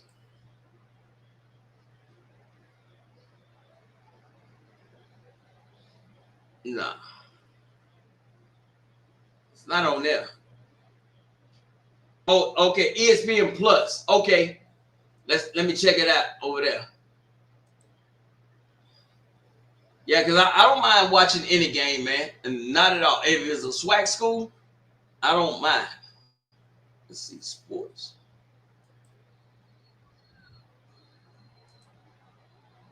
All right, I'm checking it out now. All right, here we go. It's on the Griot. The Griot. That's where it's at. Here we go. Let's share screen.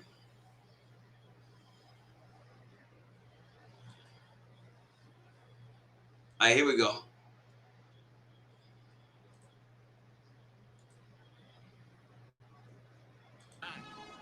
Alabama State taking control of this game. I'm going to add one more. Here we go right here, man. Back because Alabama State's defense did. I didn't know this game was even on. For their offensive score, it's really they're rolling now. That snowball's starting to cascade downhill. Miles has got to get something offensively going right here to slow it down. This is Clyde Williams bringing it center of the field, and he ducks. It goes down. Even their coverage teams are dominating. So it looks like Andrew Body might get a breather. Lawrence say touchdown South Carolina State over Bethune-Cookman. An opportunity, and it looks like he's getting warmed up for when they get their next possession. We'll see. A lot of times those guys just stay ready. That's how it is. They stay ready. But no, we were told that if they could get him in, they could. And if their defense holds right here, we may see Smoot come in. But I want to see how Vanderver bounces back. He had a real tough series that last series. You remember he threw one back to the middle where his offensive line caught it on a scramble.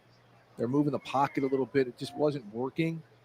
So let's see if they play more traditionally here. Lawrence is putting South Carolina State 7, Bethune 0 in the first quarter. Back to the run. Nice bounce outside by Gennaro Scott. We have a flag on the field. He's knocked out of bounds at about the 22-yard line, but let's see what the laundry is about.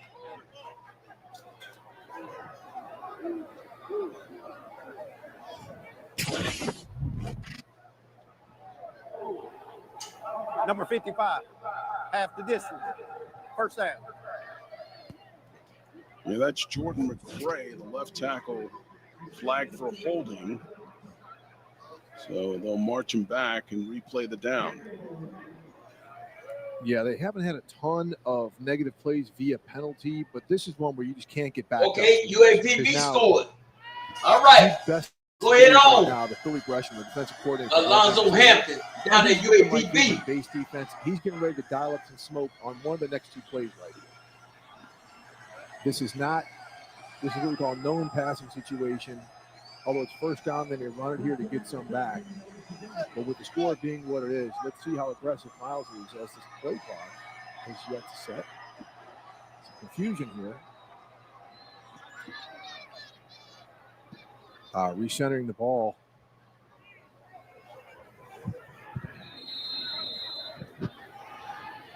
That's a good little crowd up there at Alabama State for Miles. All right, so this will be a 1st and 17 after the penalty. Vanderbilt back to the ground. Scott will skip over the pack and pick up 5 yards on the play. Yeah, and that's a good play. You got a physical back like Scott in there. He's fresh, right? He didn't come in until last series, so this kind of gets you, so to speak, out of the shadow of the goalpost. But now they're going to have to be creative here. They don't have to get it all back at once, but you want to get something positive, at least 5 yards or so on this play. 2nd and 12 for Brenley Vanderveer.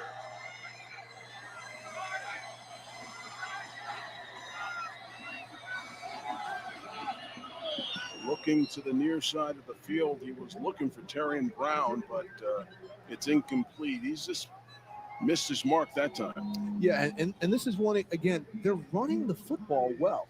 And hey, you know, when it stops the clock a little bit with that incompletion.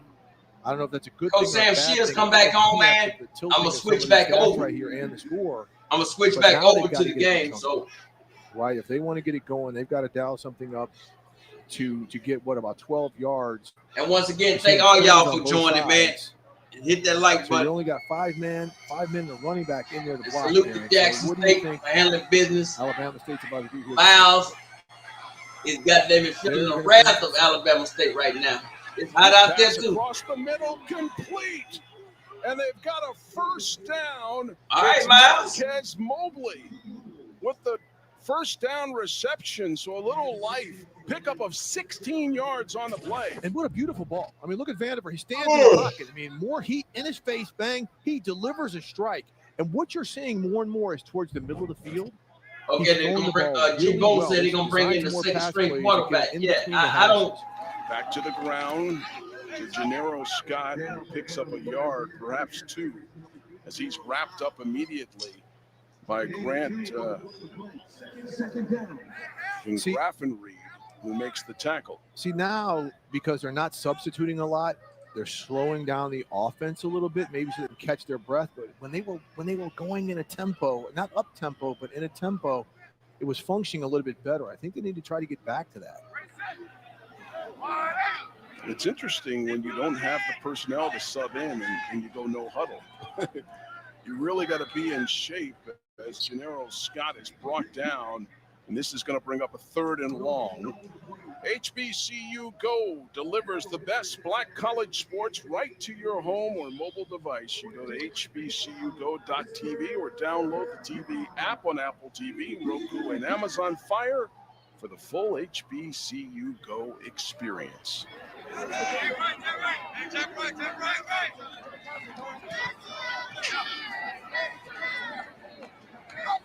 Here's Vanderveer. Set up the screen. Scott spins his way very close to first down yardage. Oh, that's a good spot. Oh, that is a good spot. That is a good spot. Oh, man. So they will move the chains. And Alabama State sniffed this out. But this is just a good physical run. Oh. Yeah, we talked about Gennaro Scott being one of those experienced players that's coming back, as you saw a quick peek at Cam Ivory, who was injured and is not playing today. Yeah, the regular starter for Miles College started the first 2 games. Vanderveer's, he's not doing bad out here. Vanderveer on the near side. He had Marquez Mobley, but he couldn't hold on. But you talk about Cam Ivory, who is arguably their best player, their quarterback. You had an opportunity to see him up in Canton. He could make some plays, but he was not available to go today.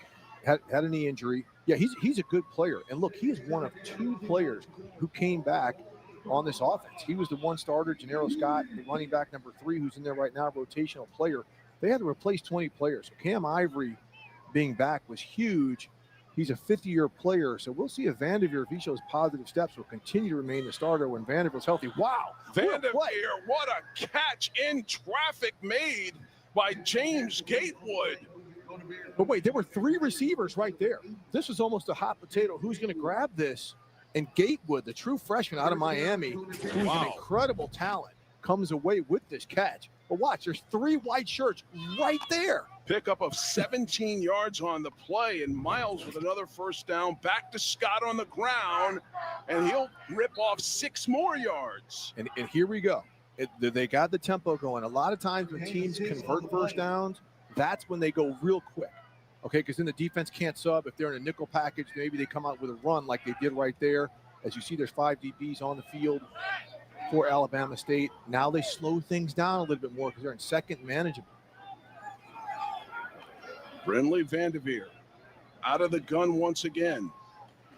Back to Gennaro Scott into the pack. Picks up 2 more yards on the play. Jalen Jarrett with the tackle. I mean, that's fine. that's fine. I mean, there was traffic. This is just a physical run, right? He runs into a pile, right? They're doing a little inside zone. Great play by 55 up the middle, but they're still positive yards. And the fact that they're running the ball so well, now you're seeing their offense get into a flow.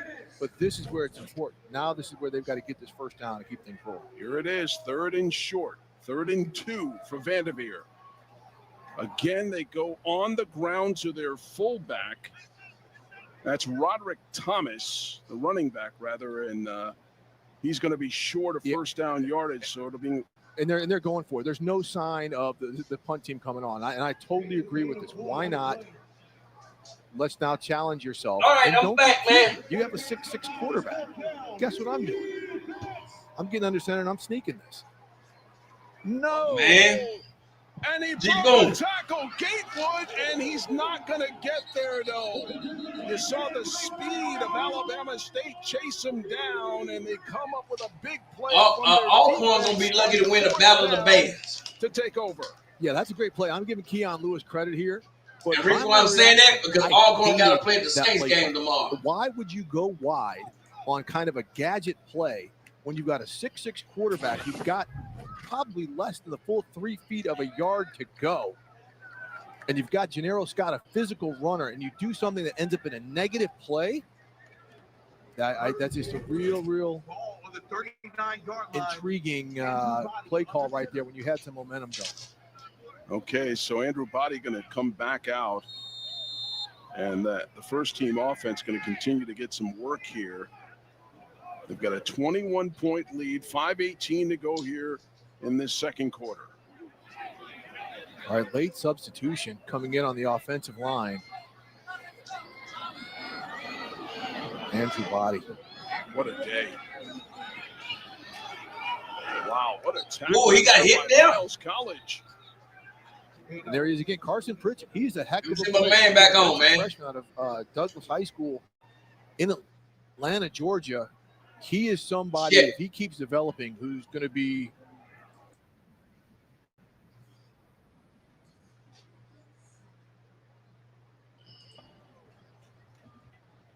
It looked like that was Robert. No, maybe Xavier Wright. Oh, Robert Iverson actually. There, so. Here go Alabama A&M and puts him in midfield already. What's the name? Tennessee State. Now McNair racing over, wanting to discuss, and we'll see how. Well, that's Coach Morgan again. You know, changing coordinators today. Different voice on the headset. Sometimes that could be an issue, but it hasn't been. Really, communication's been great all game between quarterback and the coaching staff. Could be a situation maybe their headset's down a little bit.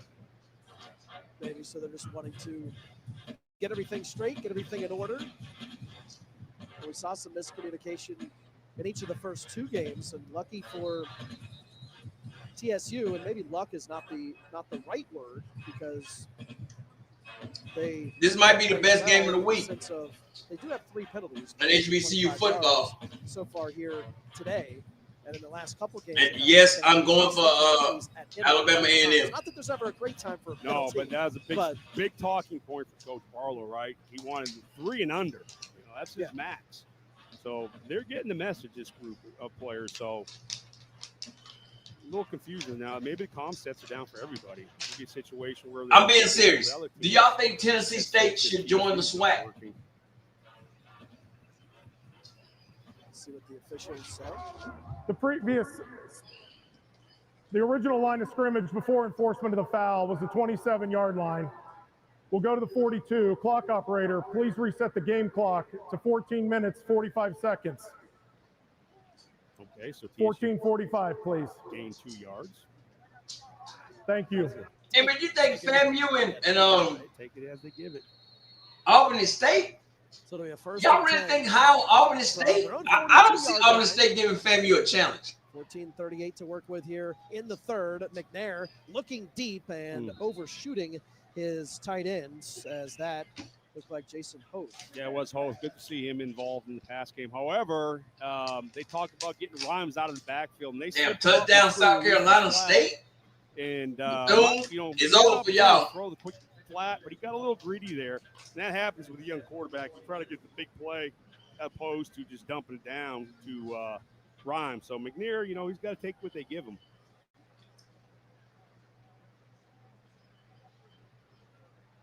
McNair this time going to hand it off to Rhymes. Not much going as the Bulldogs defense was right there. Yet again, this time it was Joshua Bledsoe who tracked Rhymes perfectly. Yeah, good job by the defense led by Nick Glenn and Xavier Booker up front. They just really pushed TSU's offensive back. Body did not score. Miles has the ball again. So it's going to be a 3rd down and 10. See what the Tigers have up their proverbial sleeve in this situation.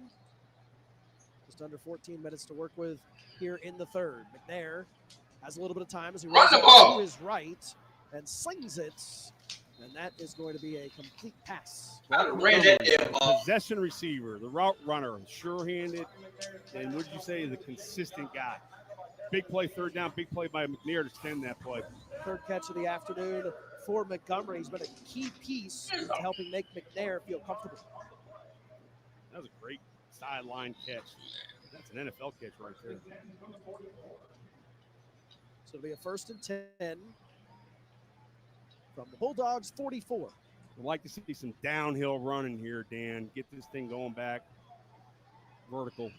Here's Rhymes as he tries to turn, gain of a yard or 2 before he's brought down. Yeah, interesting. They're going more to the outside zone play this half, where the first half they were hitting those downhill runs in the A and B gaps. Now they're going outside the C gap. So doing that to just mix it up, and then we'll see it flow back. It to the could be middle. they're anticipating the adjustments that they're going to, you know, and I'll tell you what, the A&M front forward done a great job of extending it. But yeah, I can see a little bit of a chess match. Those 2 big boys in the middle now. It's not easy. Emmett Jones said Auburn State offense is humming. All right. I don't see it, man. But hey, I'm known to be wrong. I never, ever will say that I'm right 100% of the time. As he's brought down immediately. That's just crazy to me that FAMU is playing that bad. He's a wide body now, number 90. 6'1", 327, 5th-year senior. So we talked about experience. He's one of the big fellows. That's a big man, number 90. Inside. They're tough inside now, those 2 guys in the middle. That brings up a 3rd and very long here. So interesting situation here early in the 2nd half for the Tigers. It'll be a 3rd and 12. Guys set in motion. That's going to be illegal. Here's McNair. He's under pressure from right, and that's going to be thrown away. Yeah, that play didn't look right from the start, Dan. Formation looked off. It may have gotten away with legal formation. There is no foul for intentional grounding. The quarterback was outside of the tackle box, and the ball landed beyond the line of scrimmage. 4th down. Well, there's the lull I was talking about. And, you know, that's always a concern with a young team when you come out, especially after great first. You used a lot of energy to go ahead. That little lull, the energy just seems to be a little down here to start the half. So this is going to be Jordan Chambers-Smith back to receive the kick from Mark Shanuda. And he'll grab it at about the 8-yard line. Now to the 20 as he tracks, looks to cut it upfield, does so to the 30, still on his feet and out of bounds before the 35-yard line. Good return. But there is a flag thrown. Yeah, that's coming back. Flag. Back. And Shinoda was in on the tackle there. So it's good to see the punter down there getting in the action. He's a weapon for them. During the return, illegal block in the back. Receiving team, number 53. 10-yard penalty. 1st down. Media timeout. Media timeout. We will grab it as well. It's 21-13 TSU lead.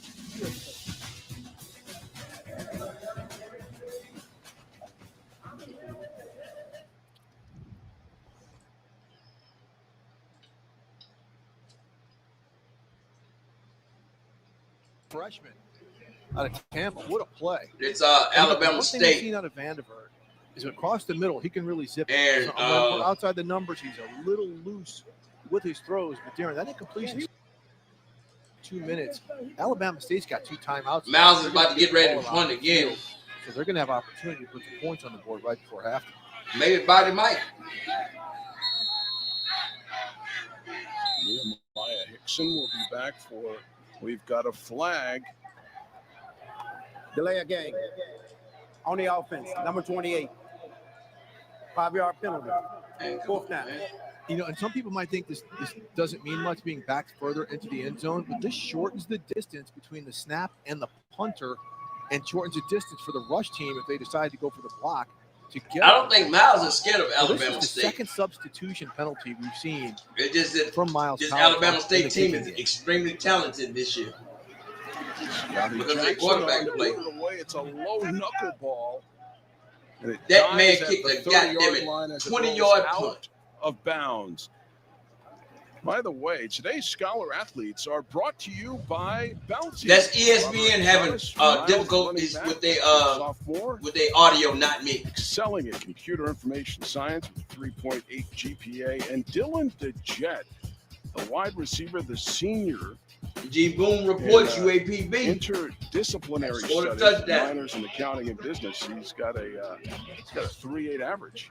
Hey, man, those 3.8 averages, you know, those are taking places.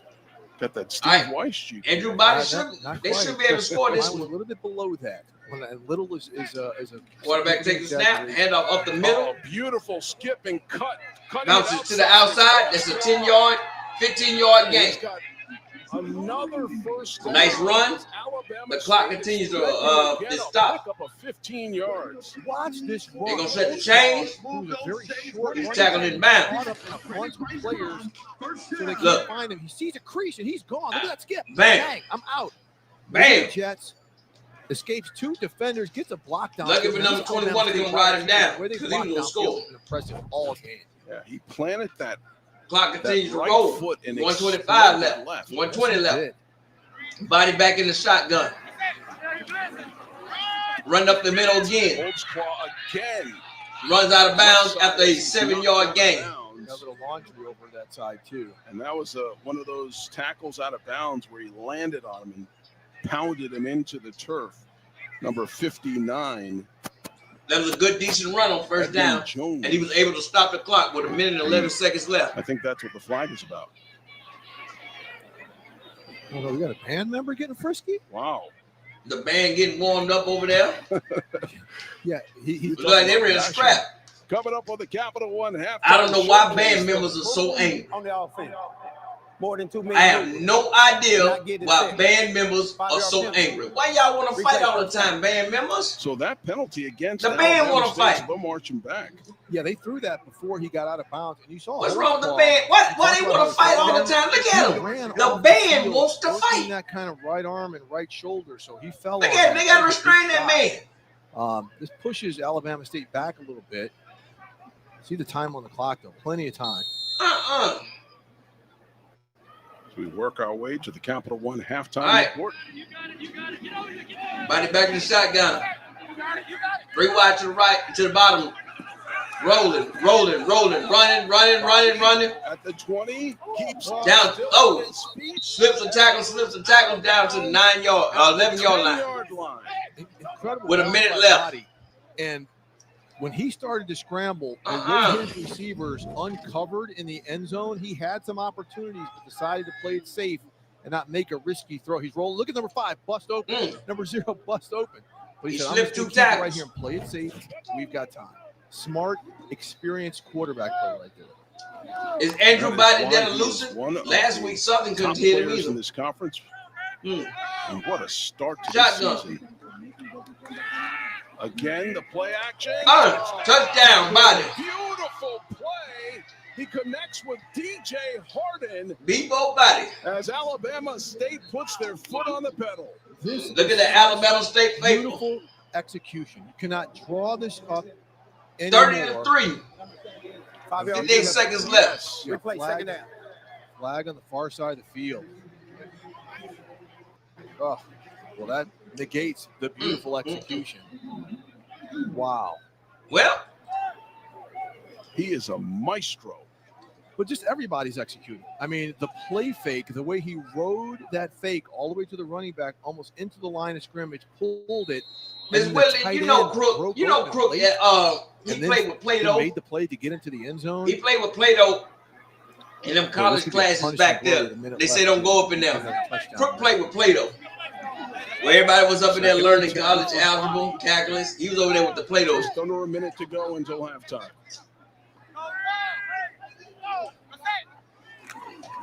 Body with time, quick pass. But it's all good. Hey, shout out to Alabama State, man. They rolling, man. Dylan the Jet.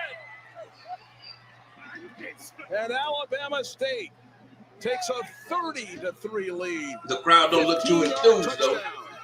Nice little crowd out there for Alabama State. I don't know why you show up for Miles. For Andrew Body, they can just clip this game right here. What a throw!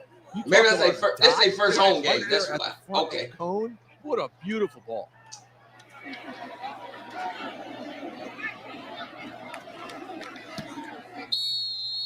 DAT through the uprights and good to make it 31-3. They want Andrew Body to get player of the week again. As Andrew Body is player of the week needs hey, I'm being real. Player of the week belongs to that young brother down there at Jackson State. Real talk. Good coverage. So far. On a reach back shoulder. Spin cycle, let's baby. See if they still on commercial break. Listen to these numbers, Steve. I have no idea why ESPN don't have no sound. But hey, I call it game. 4 touchdowns.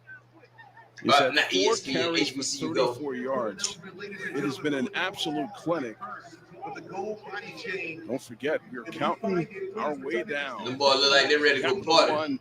Halftime showcase. Hey, young Alabama State fans, stay away from exit 6. That's all I can tell you. You go down to exit 6, they got whatever you need down there that none of y'all need in college. Trust me. Mighty Marching Hornets. Been there before. You guys have something to say about that too now. They were helping us out. It is what it is, man. Providing some music for us. Why the hell is this? We were in the man. We were in the heart of it. That drum line was on point. They still on commercial. They still on commercial break at Tennessee State and Go Sam Shields. All right, kickoff. Cause a fair catch at the 9-yard line, so they get the ball with it the 25. So again, coming up on the Capital One halftime showcase, Miles, the purple marching machine, Alabama State's mighty marching Hornets. Of course, we'll have a first half recap, get the analysis of Steve Weich. And it has been a pretty dominant performance by Alabama State. But here's a tease line now. Andrew Body. That's not a tease. Okay, I'm going out on a limb. Okay. You here, Ed. That's all I can say, man. Ed, you cool as hell, man. Could you possibly do a halftime wrap up without talking about Andrew Body? Kickoff. What a season he's that having. Kickoff. My bad. Damn. Oh, he's starting to kick in. First 10. Running up the gut. Alabama State stops. About a 2-yard gain, though. This may do it. And I'm 100% sure that Alabama State Coach Eddie Robinson is going to try to run the score up on poor Miles. Quickly and force a punt situation. That's all right. This is a little bit of Miles is another good mercy situation by Eddie Robinson, who said that Miles beating him 2 years ago really sticks in his craw. I mean, they run first down. First down run. Jaleel Lenore making the tackle. So Roderick Thomas, that should do it. Let's see if they can get another one off here. Yeah, it was just a couple of years ago when Miles College came here and pulled off the upset, but they have a lot of work to do if they want to replicate that. That is going to that's halftime over there, man. For the first half. By the way, Miles College received. And them folks over there still at halftime on that other damn game. Score here at halftime. 31-3. We're gonna rock with it, man. I hope Sam Shield can pull it out. Schools marching band. You're watching HBCU Go Sports Football. on Rio. Oh, hold up. Whoa, I see a Southern fan out here. Hi. You might know me from outside my of other Crook. job, but I'm a business Oh, owner too. hold on. Here at Look, Once this Upon is a what Farm, this we man took the said. Capital One Venture X business card. Now, With no I ain't preset said. spending limit, The young our man purchasing said. power adapts to meet our business needs. Yeah, it is right there. And unlimited Y'all double see what he miles said means now? we earn more too. Whoa, Sweet, right? here we go. And when we travel, we get access to over 1,000 airport All lounges. black. He's crying for all corn. Venture X business card. Mm. What's in your wallet? The biggest games. Uh-oh, here we go. That's a comment there. And all the crowd-stomping plays. They gotta be. All the action is here. HBCU Go is your #1 home for live. Hey, I like that comment there, brother. Emmett Jones. There's that Alcorn comment there. Warriors takes on Bethune-Cookman in an instant showdown. Saturday, I'm not September Alcorn. 3 p.m. KJ said this about Southern. By P&G. This is how HBCU. I love reading comments, man. I'm telling you, man, y'all in the comment section, keep them coming. I love it. I love it. It's like SU fans are slow. It's unleashed. Have you ever seen yourself through your children's eyes? And this one right here, hey, this is something. And I keep telling folks, oh, it was, it was a D2 school. Starting Monday, September 22nd, Comics Unleashed. But this right here, that speaks volume. I don't give a damn who you are. They say the apple doesn't fall far from the tree. Mm-hmm. I'll be gone soon. You can put that up. Fred and Lamont All right, Sanford are no exception. All right, the game back on. Let's get back to Alabama's A&M. I'm surprised I've been around this long with his heart. Yeah, me too. The family business keeps them close. Find money makers on the Griot Classics. Check your local listings. Man, share this one. The what? My bad. I know we got sound for this. Yeah, 1930, and you look at an alternating series, right? We host this year, and then we'll return September the 11th, 2026. And so, one stage, two great institutions celebrating HBCU culture and proud football history with these. All right, here we go. Programs. I know your motto is Tigers forward. As here, the pass is complete. Nice pickup there for the Bulldogs. Tiger forward. Talk about your motto, how you came up with that. Yeah. So this program, Tennessee State University, I inherited it in 2020 during COVID. Man, we've done some remarkable things, Dan, in a 5-year period. Won championships in tennis. Won a Sheridan championship. We haven't won. All right, good. All right there, young brother. That was a good one. I take them 5 yards. So just, accomplishing a lot with a legacy program, and we're always honoring our past, but we got to go forward and create new memories for these fans. These love. Second down and 4, so that's going to be a first down, and plus a few yards for the Bulldogs as they're able to come away with a fresh set. Take me through the hiring process of Reggie Barlow. Eddie George left after last season. Good, man. I'm telling you, Alabama A&M is going to be some trouble in a few years, man. Restoring the program, like I said, we had a great season last year. He goes on to the MAC in Bowling Green. And then, you replace an Eddie George with a Reggie Barlow, right?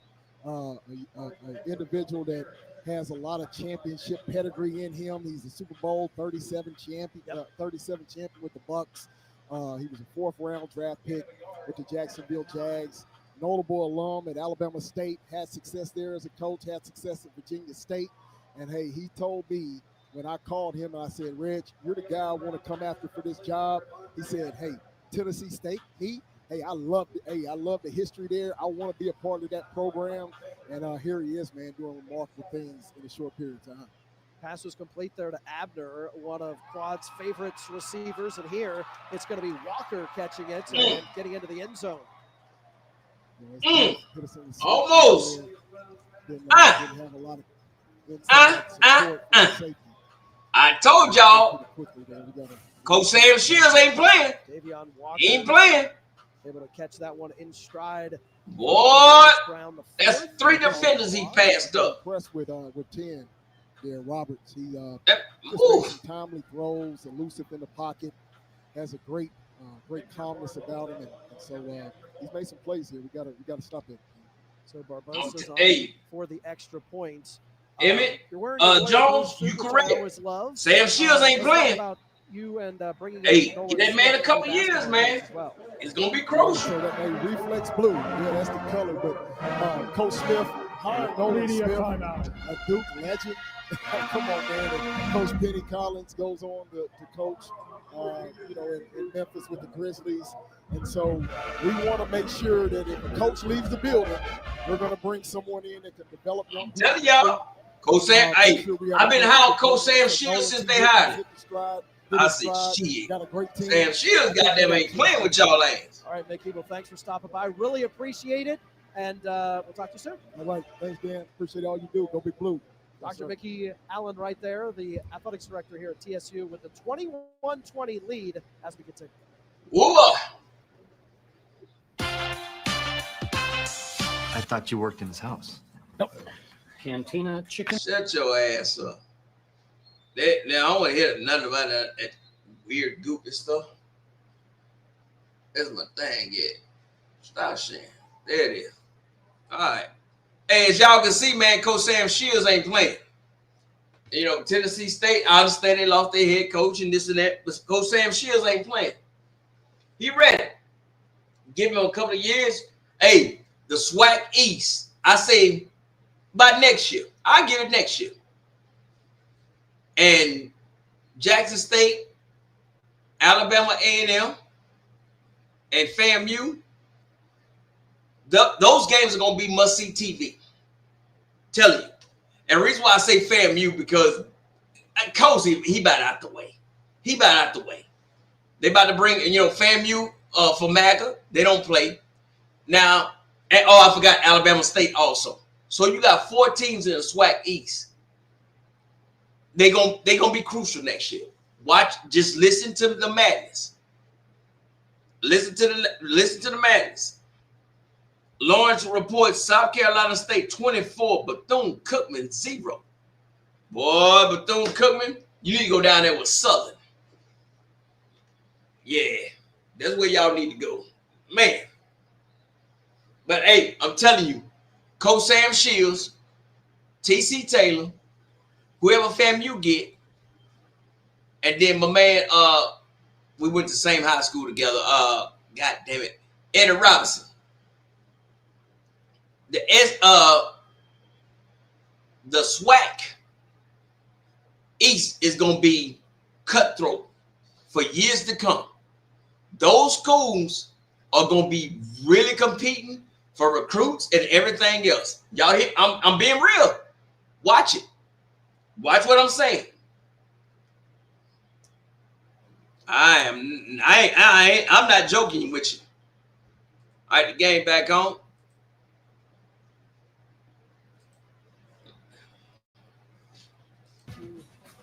TSU Tigers. He is the man.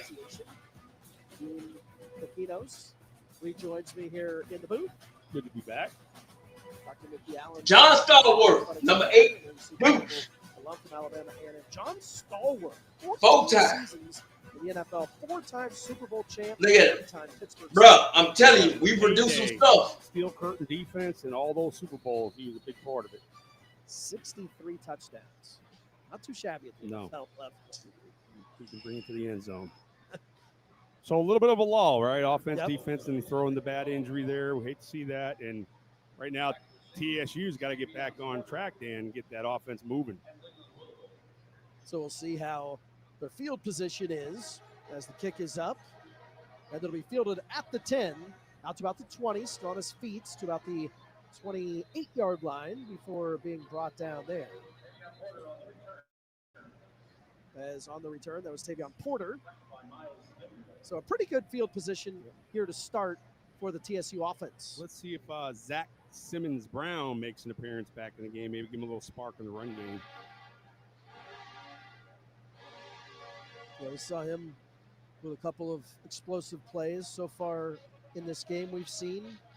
Had the big 31-yard rush in the third quarter against North Dakota State. Has that fearless attitude that the coaches really like.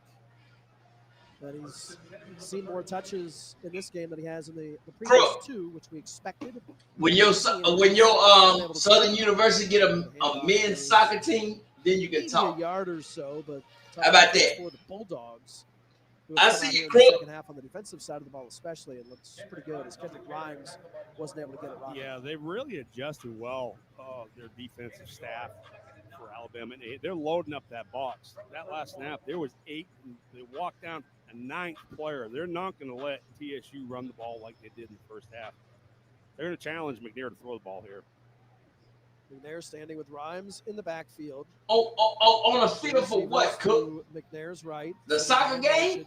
Now McNair has a little bit of time as he throws it. It's incomplete. He's down. He's down by contact. Picking it up and rushing it in was Handley. Ruling on the field is that the receiver was down. 3rd down. But why not run it in? Why not? Hey, that's what you tell. Yeah, you tell the guys, make you play it, and then. Yeah, Has that even changed? Or you gonna call Eddie? Play review and whistles and all that. Well, if you call Eddie, goddamn it, was on the field way before I went to Brother Martin. Continue to play. I think I think even the officials are taught that too. Let the play go, and then we'll sort it out. Yeah. So it'll be a 3rd down and 8. McNair. Look at the years Eddie Robinson went to Brother Martin, then went out with the 40-yard line. He's got a 1st down and then a few yards. Nice poise there from McNair to find Rhymes out of the backfield. That's the 2nd or 3rd time we've Crook, I know you slow. I told you was playing with Play-Doh, but everybody else was got them in class. Screen to tell you what, they made a good what a great play by 53. That's their inside linebacker. Miss Whitley, what did I tell you about Jackson State? 3rd down call by Jackson State is the team We've seen John in Robinson HBCU football that everybody loves to hate. Score-saving tackles, if you will. Seriously. Handoff, and not much going there. Quickly there was Nick Glenn. And that's Biambi, tackling machine, the spark plug of the Bulldog defense on the tackle. Out of Coral Gables High School, the City Beautiful, as they call Coral Gables down there in the Sunshine State. Crook, how old is Eddie Robinson? Man, that's one of the best places on earth. You know what else Coral Gables is the home of? No, we went to the same school, Crook. University of Miami is in Coral Gables. Man, Crook, boy. Beautiful campus. Crook, man, hey, Crook. Palm trees. Southern is Slaughter about 3 hours away from getting their ass Here's whooped. McNair rolling out to his right, looking to pass it back across his body. Yeah, dangerous. You would like to see Whatever, the man. carry that ball, maybe get 3 or 4 yards and put them in 3rd and manageable. Now it's 3rd and 10 here. Crook, just like you, man. Crook going somewhere. I think A&M's had made some really good adjustments on defense, really causing some problems for McNair right now. Jaden Guy has re-entered the contest for Miss Whitley, I agree. It is an obsession. Have had catches so far this season for the Tigers. The same school together, but hey, I understand you understand New Orleans lingo, but it's all good. Under some Bye, pressure, Crook. and he's going to go down. Second time this afternoon that he's been sacked. Yeah, that was an all-out blitz. They played straight man coverage, and they just overloaded one side and put immediate pressure on McNair. Looked like Kylan Brown was the first to get there. His first sack of the season. Redshirt junior from Hanover, Maryland. Went to Lackawanna Junior College and transferred to Alabama A&M. So the Bulldogs will have Jordan Chambers-Smith back to receive as he stands at the 20. We'll let this one take a bounce as he moves away. It'll take a TSU-friendly bounce to about the 11-yard line is where the Bulldogs offense will come back on the field. Yeah, good job by Shinoda to put the field. They got the favorable bounce, but they're backed up a little bit here. Let's see what Coach Greg Williams can do here to time this offense a little bit. The game is slowed down a little bit. So take me inside the mind of a coach. What are you doing if you're Greg? I'm not giving a big play here, so I don't think I'd play man coverage. I don't want Quad to get a one-on-one deep throw here. I want to force him to go 3 downs here for the first, not 1. So here you see Brown. Immediately hands it off to Edwards, and nothing going there. That didn't fool any of the Tigers. Edwards stuffed. Good look by Coach Williams. And I think, he had a too high safety. He forced him to run. The numbers said run the ball there because the box they were real fit in the box. But the front 3 for the Tigers right there, Gray,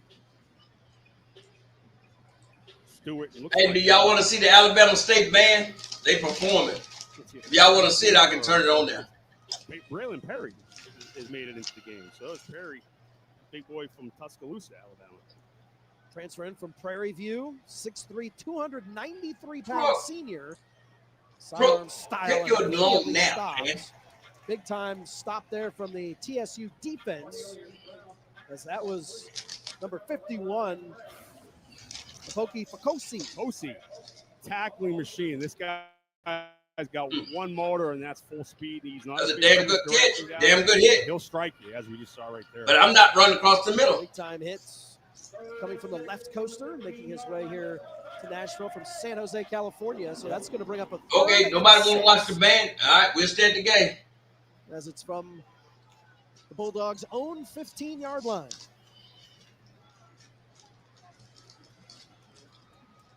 Another low snap.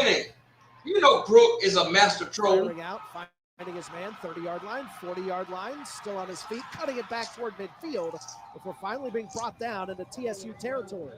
Big chunk pickup there. Yeah, they caught him in a blitz man. Hey, we'll watch the game. They picked up the blitzer, and Quad delivered. Take a look at the offensive numbers. And you see the running game for TSU, the passing game for the Bulldogs, and a big-time play there coming from Chambers-Smith. Here looking for another big play. And man, Alabama A&M is not playing that passing game. But the redshirt sophomore has hauled in a pass. Yeah, he loves, Quad spreads the ball around. He uses all his weapons right now. Again, A&M's on the path. They got some rhythm going on offense. Playing some tempo football going here. Edwards trying to rush off the field. They got to allow him to change, Shivers trying to rush on the field for TSU. Coach Barlow is Look, you got issues, man. Tennessee State, they're first of the half. This will be a 30-second timeout. So TSU needing to call it there. Yeah, you hate to see that. They rushed some players on and off, and TSU didn't have the opportunity. Bayless, I agree with you. So they had to burn the timeout there. TSU has the bye week next week, then back at home against Kenneth Banks, I agree. Dominant win today. Crook damn near went into hibernation after Southern goddamn it lost. So that's going to be a daunting task for the Tigers. But first things first, still another quarter and 2.5 minutes here today against the Bulldogs. Yeah, no turning point in the game here. Right now, they got to hold them 3 and under again. They got to stiffen up a little bit here. The game could slowly start slipping away here. Shivers is in there for TSU. Big fella, pushing 400. Now here's Quad. He's got some time, and that one almost thrown into the He missed the wide open man at the 20. Yeah, he wasn't looking. So Quad made it unlike him, made an errant throw. It's the wrong color jersey. The TSU defender wasn't looking.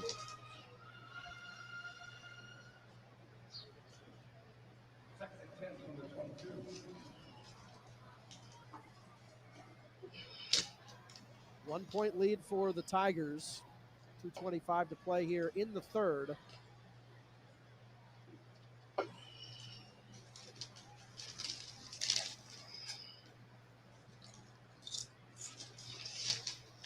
Rushing around is Parker. Stepping out, Parker gets it.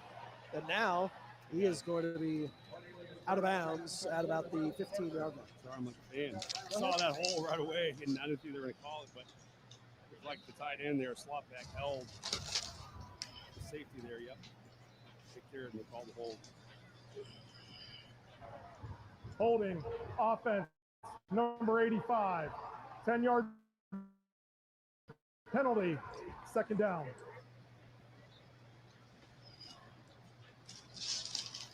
They need to take advantage of that, Dan. That's a big penalty here for A&M.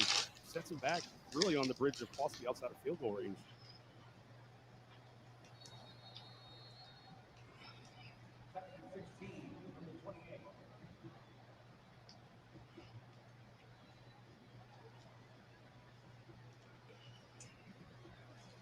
Second and 16 from the TSU 28, and immediately whistles. Looks like that's going to go. Prior to the snap, false start. Offense, number 66. And you see penalty, second down. Coach Williams, he showed press man, blitz, and right before snap, he walked off, and it made somebody, that fake, that's what we talked about, pre-snap versus post-snap. That was a good example of it there. Getting inside quad's head a little bit. So it'll be a 2nd and 21 for the TSU 33. Another sidearm sling into and out of the hands of one of the Tigers defenders. And that was a bad flick all there. The coaches pointed out that Quad does kind of have a little bit of that Patrick Mahomes-esque type of sidearm sling that he thinks he can work with. We've seen it work once today, but we've almost seen it picked off a couple times. He's a very confident young man, as you know, right? What you want in a quarterback. Absolutely. It will be a 3rd and 21.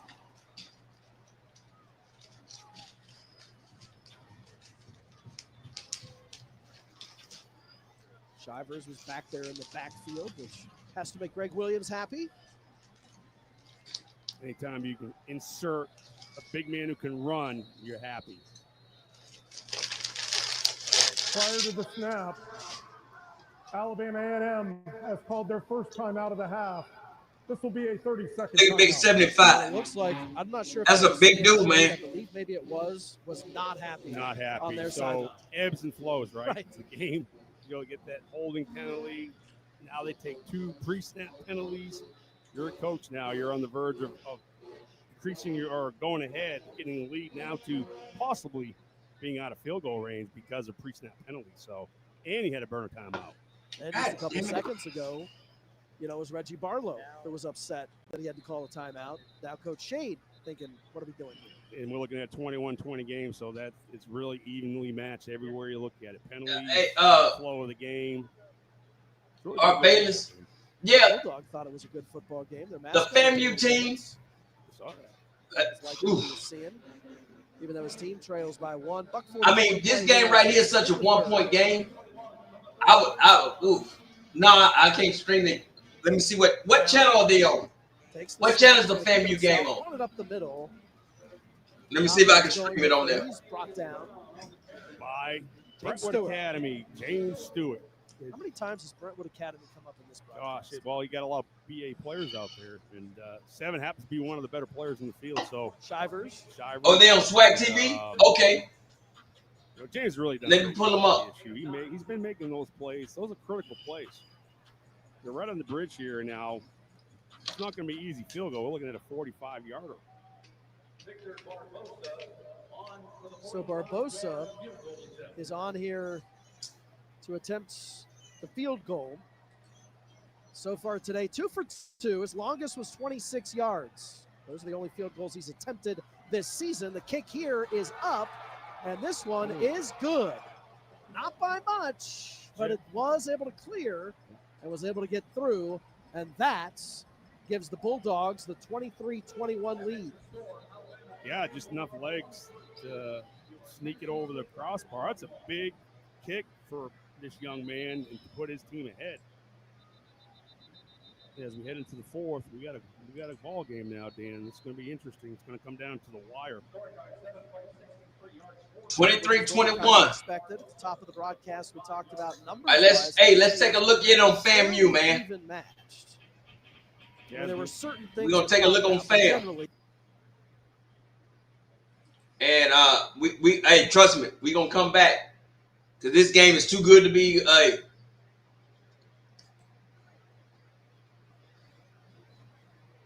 this FAMU and Fort Biggest play Valley. of the game so far for Albany State.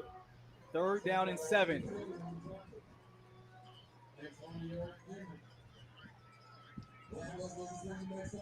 Rattlers showing pressure. Home crowd trying to turn up the volume here on 3rd down. They bring it. Pocket heating up. Nose chunks it near side. And pass is caught. Wow. Grab from Javion Jackson. Wait a Looks minute. like he Wow. blocked that going out of bounds. And we'll see here on this replay. Look at this ball drop right in the bucket. Oh, his feet didn't touch. What a catch. What? Absolute dot from Isaiah Knowles. Put that one in a soup can. Now it's 1st and 10 for the Golden Rams at the 14. Man, come on, bro. Drive here for Albany State. No, fam, you ain't going out like this. Knowles sets up. Surveying and gets rid of it. Smart play from the 5th-year senior.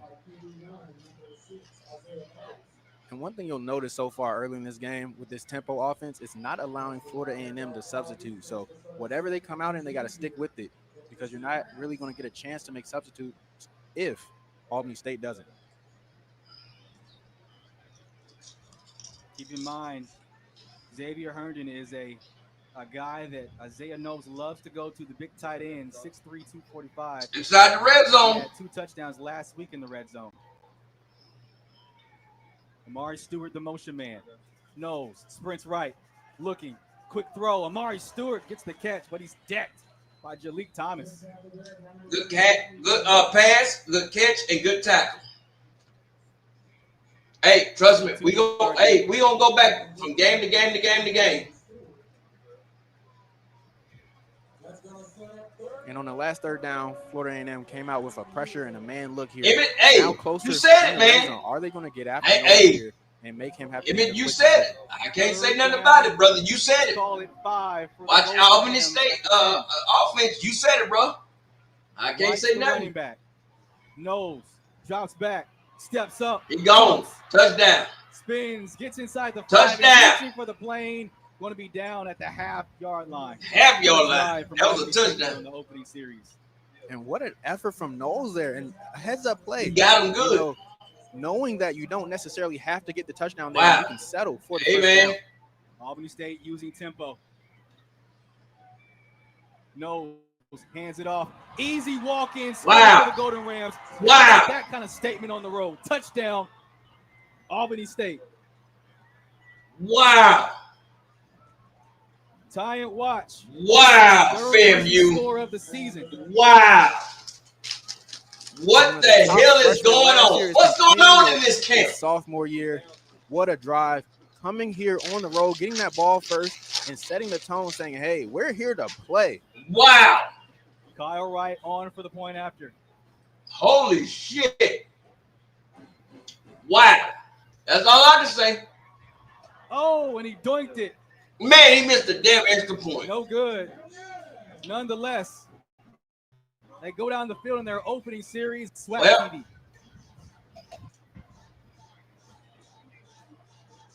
TV.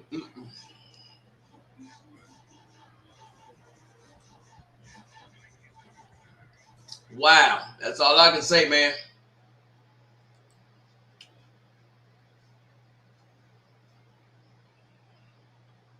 We're on commercial break. This is down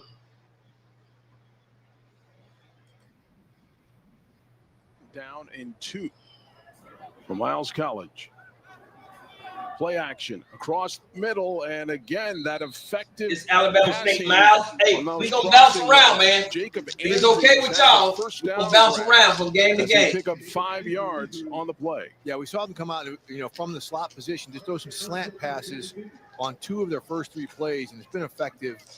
Again, getting into that flow and moving the chains here. Nice drive by Miles coming out of halftime. More play action, quick release, and complete to Glenn Williams, and he's got a first down, a big play from Miles College. And watch Vandiver on this play because this is a wheel route, and he takes a big blow right as he delivers this.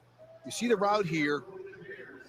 Williams coming from underneath around the other two, but Vandiver took a big blow and made a good throw outside of the numbers. What a run right here. Roderick Thomas breaks a tackle as he cuts it outside, and he's got another first down before Deontre Morris brought him down. He picks up 13 yards on the carry. We've said this earlier, when they go little up-tempo, not full up-tempo, but full tempo, this offense flows better, and it's flowing right now. Again, complete in the flat. It's Thomas trying to spin away, but he's pulled out of bounds at the 10-yard line. Corey Lucius making the tackle. Yeah, I mean, Coach Eddie Robinson wanted the team to tackle better, but right now they're getting schemed up. In this quick passing game, when you see the defensive backs playing off these receivers, there's some yardage right there, and then Thomas is really finishing some runs, running powerfully. They've got to like what they see. Low snap and busted play, as the timing was off there all the way around. Patrick Smith Jr. in on the coverage. Yeah, it was just a bad snap. You see it right here. Low snap, not good at all. And then the running back broke off the run. 22, Edward Osley broke off the run. Vandiver thought he's going to be looping more forward. They don't want to have a negative play after a drive like this. So that'll bring up a 3rd and 4. Back to the ground game. Edward Osley, and he's got the Alabama first State down. has no Tough damn running defense in the inside. middle. You got to give some credit to these freshmen. Well, I mean, this is an attitude drive, because you saw Roderick Thomas come out, one running back, 36, some powerful runs. Osley finishes that run really well. So, again, they're trying to little attitude right here. 75, left tackle. She and him. Again on the ground. Again, it's Thomas, and he pushes the pile down to about the 1.5-yard line. So watch 58 on this run. This is the true freshman, Terrion Bell, who'd been starting at right tackle. They had some issues on the interior, so they moved him inside. We can discuss it later. We got a player down on the field. Okay, we've got an injury. It's Cameron Gordon. So, All right, let's switch to another game. All right, the FAMU game is kicking off.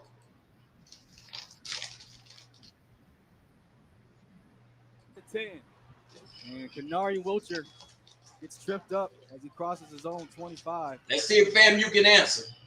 All right, so Florida A&M on offense has been a lot of stories and question marks. What are some of the keys to the game for the Rattlers, Dan?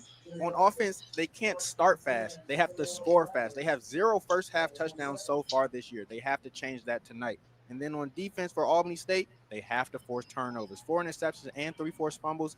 Top 5 in all of Division II so far this season. Here comes the red shirt sophomore from Atlanta, Georgia, transfer. It's Armand Burris for a first down as they cross into Albany State territory. 3rd catch of the season for him. That's exactly how you want to start this game with Florida A&M. Alabama A&M just got an interception. They on the and just like that, Tennessee State 49-yard line. At the Albany State 48. Let's see. Let's check out Fam for a minute. Johnson gives it to Franklin, testing the perimeter, making defenders miss as he crosses the 40. Good pickup from the Miami transfer. And that's a guy they got to get going. Establish that running game for the Rattlers. Yeah, 0 touchdowns so far this season. Only 37 yards, in week 1. Swac TV ain't about shit. Come on, man. 1st and 10 for FAMU. Back to Franklin. Puts his head down, pumping the Pistons as he gets to the 30. Man.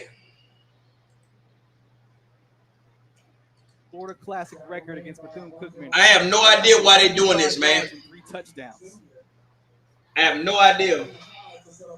That's what's showing on. Hey, if you don't go to Swac TV, anybody, and see if they're doing anything different. For the Rattlers at the 31. Franklin on the right hip of Johnson. Play action. Johnson steps up and hits Wilcher. Couldn't hold on to it. Hit him right in the hands. Man, FAMU. That broken up by Robert Floyd. And the pocket movement from Johnson here very good, and the receiver just has to help him out there and finish that great. We're a little bit better now. Had a chance to talk to head We coach hit him in his hands this week, and he was saying that he just wants to get R.J. Johnson in rhythm. Got to get him in rhythm. Rely on that run game. Rely on the leadership up front of guys like Charles Davis, Ricky Taylor, Ashton Grable. This time they spread it out. 5 wide for Johnson. Jamal Haley. And they look for the tunnel screen. Nothing there. Wrapped up quickly. AC on Cobb, his first catch of the night. And Isaiah Morrison making plays for that Albany State defense these last 2 downs. Got the pressure on Johnson there, made him have to throw it away, and then reacting to that screen. Not this is wow in the backfield there. All right, draw okay, field goal. Bring out Daniel Porto. This one from the right hash.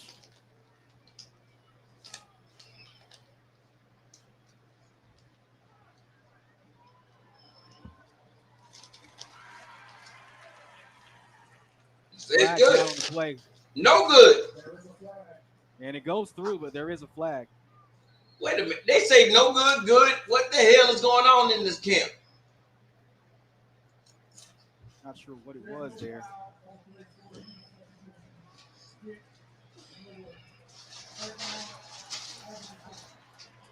All right, so the kick no good.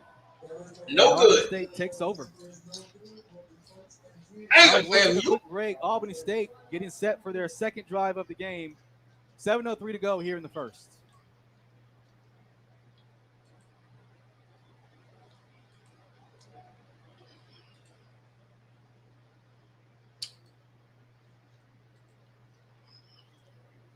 Inside the 10, they have it. The penalty has been declined. It will be Alabama A&M and Fed walks back. Now they're Tennessee going to State. forward. All right. Well, we got an NFL guy on this sideline too. So yep. Coach Barlow says, no, we're not having that. So we're going to make him punt it here. And that hang time right now is a concern.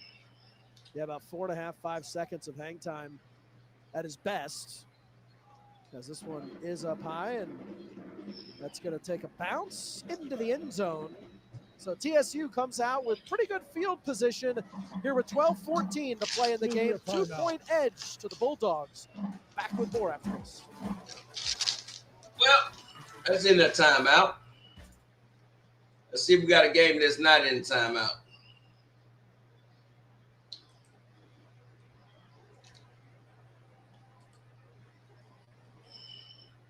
Thomas get their first. Well,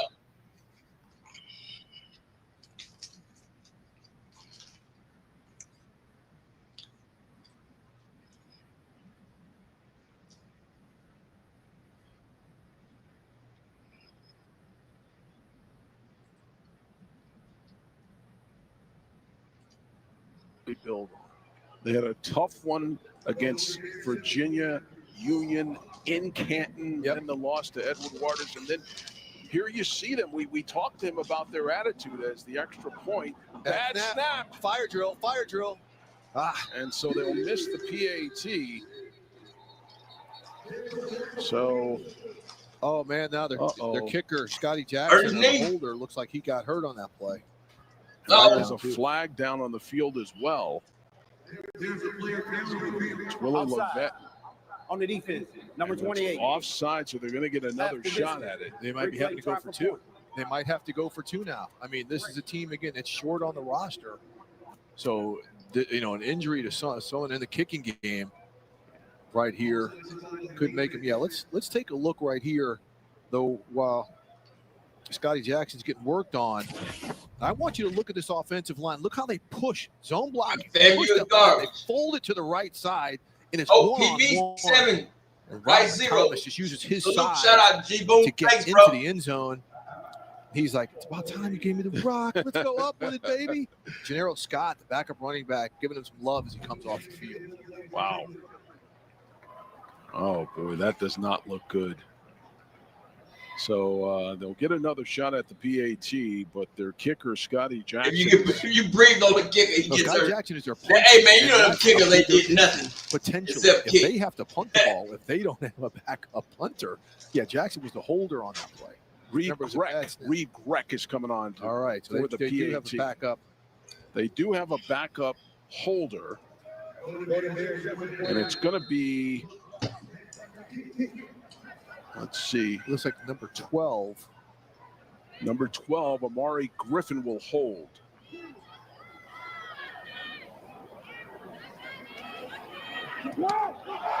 And it's blocked.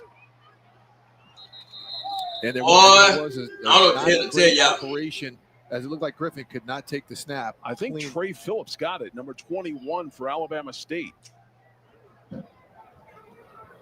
All right, fam, you about to go back on offense. We have some great matchups this season on HBCU Go Sports, including lots of homecomings and classics next week. The Truth and Service Classic pits Howard and Hampton in the battle for the real HU. And we'll have the inaugural Las Vegas HBCU Classic at Allegiant Stadium, Grambling versus Jackson State. We're going to go back to see if FAMU can do anything on offense, because this is embarrassing.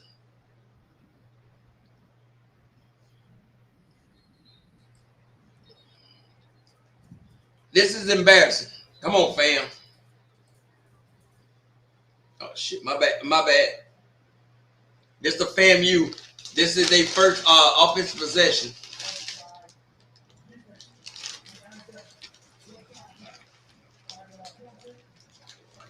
That'll make it 2nd down and 7 for Albany State.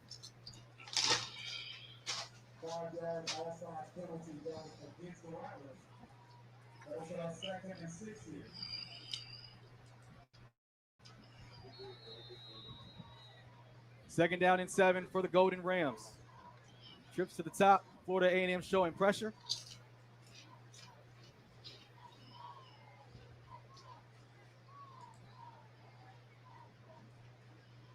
Isaiah Knowles taking his time. Quick throw, far side, and once again, he left too early. Unable to make the catch. He left too early. He left without the ball. Sure-handed receiver for Isaiah Knowles last week. 6 catches for 76 yards and a touchdown. Left too early.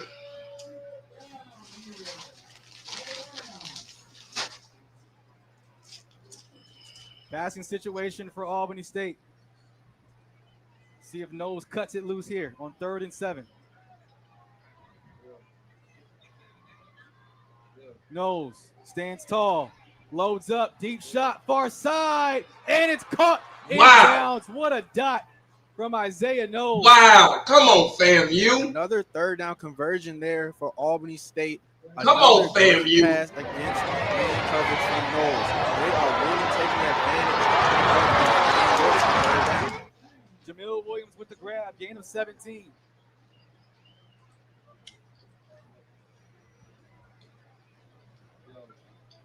Are we watching the same game? 3rd downs for Albany State. Coming into today, this is crazy. 65% converting on 3rd downs. Highly efficient offense, averaging 50 points per game, and you kind of see why. This offense moves effectively no matter what level you are. Inside handoff, nothing doing there. Wrapped up, no gain for Ty White. James Gardner, the first man to get for the Rattlers. Some of the fans having fun at this is crazy. Home opener. When it's a night game like this, you know the fans are just waiting all day. Only game in town. Come on, man. Open week. This is the place to be. Extra time to tailgate for the night game, too. Get some good food in you. Absolutely. FAMU, really? EA, talk to me. 2nd down. Really? For the Golden Rams. White's trying to test the perimeter. And nothing doing there. Now, brother, talk to me. Jalik Thomas traded some paint there on that hit. All right, your run defense is good. I had a chance to talk to Albany State head coach Quinn Gray earlier this week, and he said that the key to this high-powered offense has been the offensive line. Just great camaraderie and just relying on that leadership up front. 9 returners on offense for the Golden Rams. And also asked, were you worried about facing in-game adversity? I mean, they've had blowouts in their first 2 games, and he said that they rely on the older players, so adversity is something they don't have a problem with. Florida A&M showing pressure. They back out, and flag blows the play dead.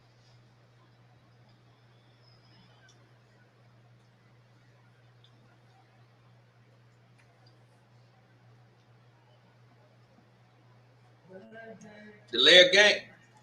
Defense. Another mistake by the Rattlers. Man, FAMU, come That now on, makes man. it from 3rd and long to 3rd and manageable. Man, come on, FAMU. When you're trying to set the tone here in your first home game. Defensive tackle DJ Jones checking in for Jahan Myers. Big number 95 up front. Transfer from Virginia. Man, come, man, no, for FAMU. the Golden Rams at the Rattler 42. Knowles sets up, fills the pocket, dumps it off with a shallow crosser, and that's good for a first down catch. Bruh. Jamil Williams. Hell no, FAMU. 3rd down play calls. Play after play to keep them perfect on 3rd down, to keep the drive going. And that keeps the Florida A&M defense on the field, which as this game goes on, let's check and make sure they're not getting fatigued. Another methodical drive put together by Isaiah Knowles in this offense for Albany State.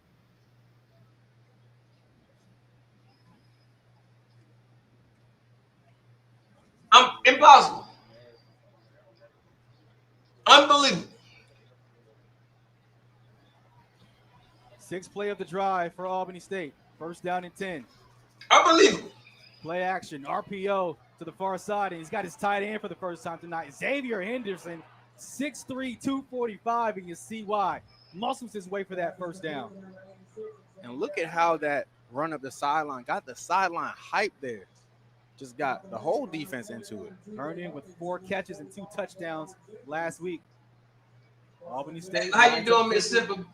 Beautiful. Quinn Gray. Thank you for joining. For Isaiah Knowles.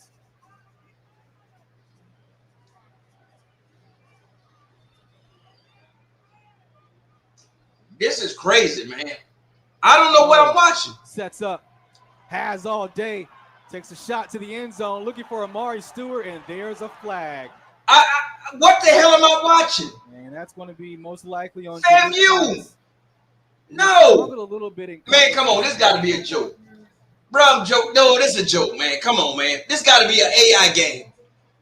No. You see here just a slight pull and tug there, but man, come on, bro. 15 yards. This got to be an AI game. I think you would rather save the touchdown, give up the 15. Nonetheless, though, fresh set of downs. Pick your poison here. Albany State has FAMU, no, brother. Offensively.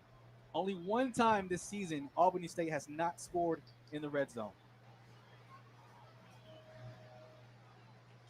FAMU, this is not real, bro. No, brother. No, brother.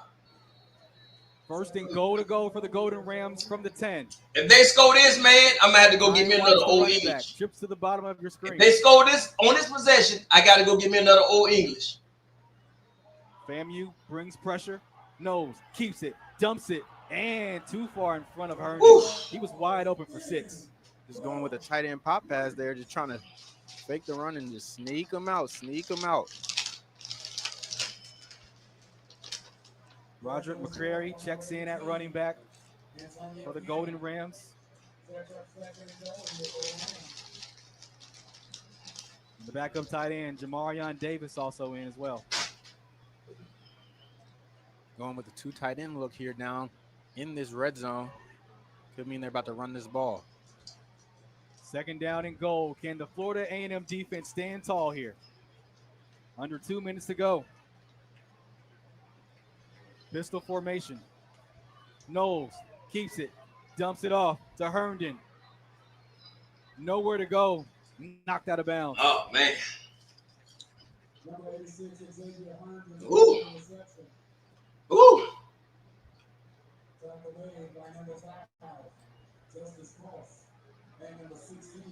Third and goal here, Stan. What are you thinking? I'm thinking you got to get Isaiah He beat Knowles 7, on the right? move 7. here and let him Thanks, threaten the Shelton. defense with his legs and his arms. Mackie. They've gone to Thank the sprint out a couple of times. I wouldn't be surprised If they I do that mispronounce again your here. last name, I Third down and apologize. goal. Roderick McCrary, the running back. FAMU crowd trying to get into it.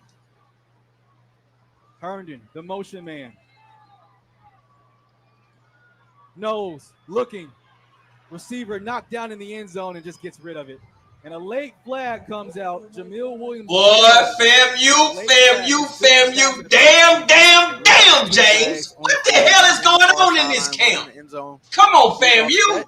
Could mean it's a 4th down.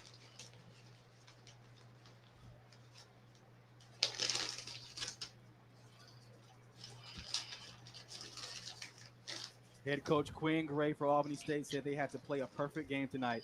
Not just in the first quarter, but all 4 quarters. You see Florida A&M's defense trying to get it together here, especially here in the red zone.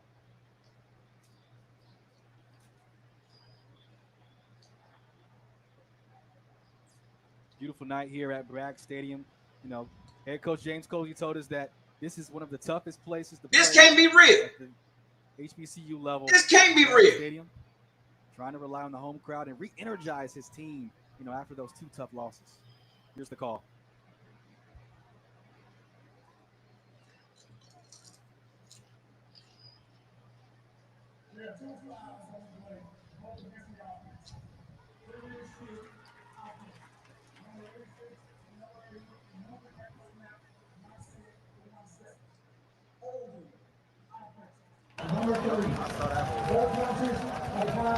Okay. So a double whammy for Albany State. Brings up 4th down. All right. Got rid of that flag in the end zone there because it looks like the players just got their feet tangled. So that's not pass interference there. If you guys were wondering why. Man, I was nervous for a minute. I was nervous. Come on, FAMU. Tonight.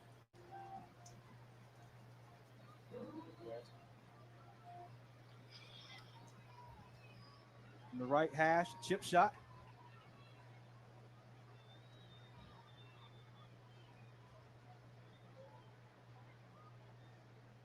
Good snap, good hold. No good. Man, goddamn. That's the A&M stands strong. 49 seconds to go. Now the crowd starting to get into it. All right.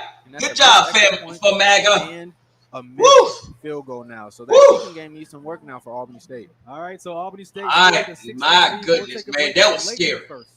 That was scary. I ain't gonna lie. All right, let's go back to Coach Sam Shields. See what Coach Sam where my man at? Sam Shields. So his pass is complete. Actually, it dropped it. They holding on to that 23-21 lead. Play's been killing them all game with Abner in the flat late, big body, can run. So now we got a 3rd down situation here. So that's a big opportunity for the Tiger defense. Yeah, Abner today, 4 receptions for 66 yards. That is a game-high 66 yards. He just took his eyes off that ball. It was a good throw by Quad. So it'll be a 3rd down and 7 and a big chance here for the TSU defense.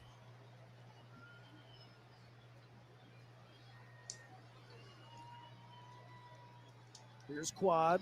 Got a little bit of time, and that's going to be knocked down. Big Shivers in the middle. Again, 2 plays on this drive. So it's the young man starting to evolve here for the TSU defense. You can see that's a big-ass damn dude, bro.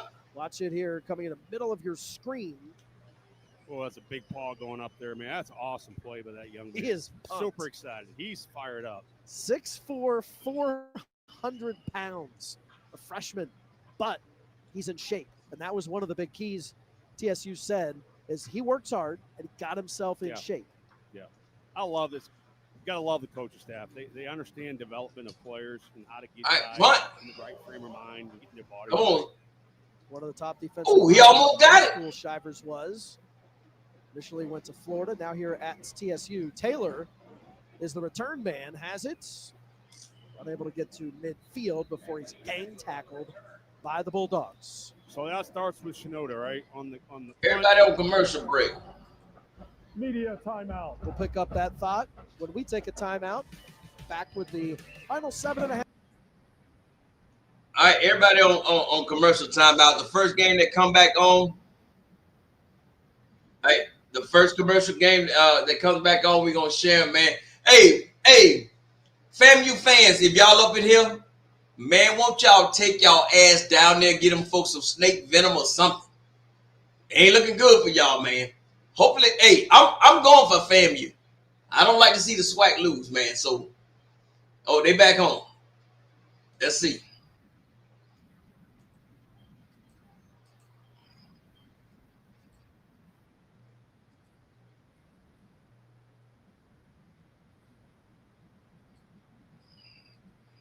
Offense. All right, Back fam. first plays for FAMU's offense where they went with the RPO and just letting Johnson make a decision. RJ Johnson still trying to get in rhythm here. He arrived on campus just 3 months ago after transferring from Toledo, so he's still trying to figure the offense out. James Posey made mention of that during the week of our conversation as well, so he's kind of learning on the fly. 1st and 10 for the Rattlers. They keep it on the ground. Franklin bursts one, gets to the second level, and that'll be good for a first down. And look, pickup.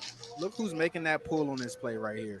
71, Ashton Grable. That's why he's one of not only the best offensive linemen in the SWAC, but one of the best offensive linemen in all of HBCU football. Good block. Quick play for a first down and a timeout on the field. Man, fam, you better tighten the hell up. Maybe they just would, what's the name?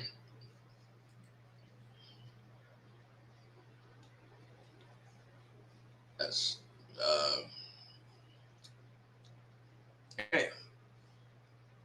everybody on goddamn commercial again.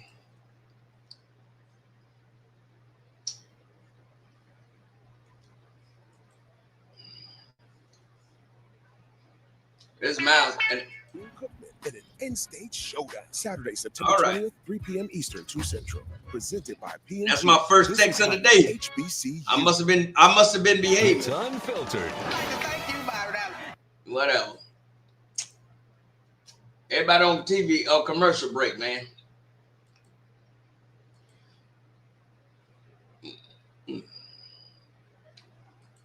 And once we get back to a game, man, we're going to find out what's up, man. Hey, man, can somebody help FAMU? Can somebody help FAMU? That's all I'm saying. This ain't even cool, man. Brother McCarry just said Valley made a 58-yard field goal. Man, shout out to the damn, wait, Crooked. We see you a Valley fan. You damn right. If my father went there.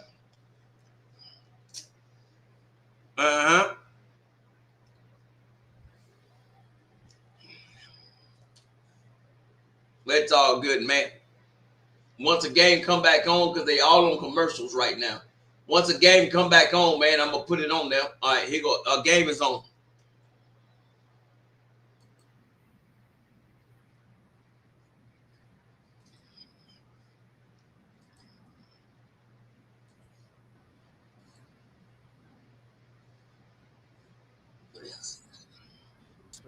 And that's shown the experience because they're able to make those in-game adjustments. And when you have older players, it's easier to do that. Much easier when you have a veteran group. Just under 7 minutes to work with. Here the handoff goes to Rhymes. Gain of a few yards. Hey, full quarter, man. Tough yard. So big third down. I get, hey, Tennessee State, you better score here. You may not, you fucking mess around, ain't gonna get another possession. So it's going to be a 3rd down and 6.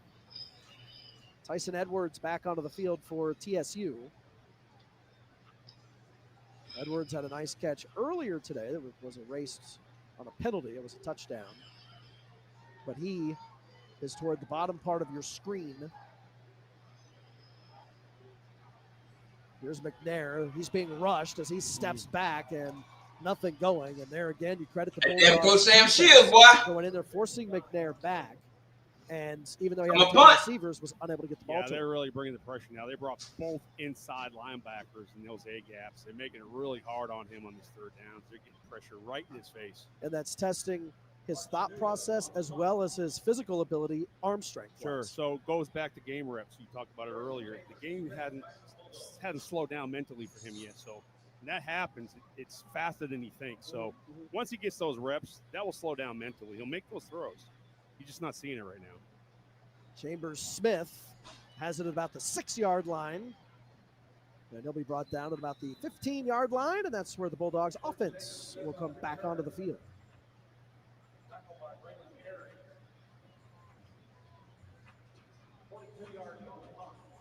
Let's take a look at some of the defensive numbers that have been put up so far in this one. As you can see, fairly even. I mean, yards allowed. TSU's allowed 60 more yards. I guess that's maybe not quite so even, but The big there's play. still a Yeah, three they in had front. those They had a big couple plays. big plays. Yeah. Fumble recovered and an interception. So both of those on the edge to the Bulldogs, and those obviously a couple huge numbers. Here's Quad as he angles out and finds Chambers Smith out to about the 30-yard line as he'll stumble down at the 35-yard line. Yeah, good job by Quad. You wanted the plan was to cage him in the pocket. Holding defense. The penalties decline. Resolve the play is a first down. Well, And Abner's been kind of a security blanket for him. I had to go get me another coat. Early in big plays. Sorry about that. after the catch. I can't get no damn help in this house. The dogs don't help. The old lady Guys, laughing. The first two games. I had to go get my own damn coat. That's a damn shame. And here today has already caught 6. So Anyway. he's doubled up his season total. We're gonna check back in on the today. FAMU game in a minute. Let's see what they Third doing. game of the season for each Then of these teams. And off here goes to Edwards as his helmet pops off. Lost his hat there. Automatic. He's got to come out of the game. He's looking for a flag. Now, one thing stood out in those stats. TSU has not had a takeaway on defense. So there's an opportunity now would be the best time to get one. Yeah, he's mad because he got his. Let's see.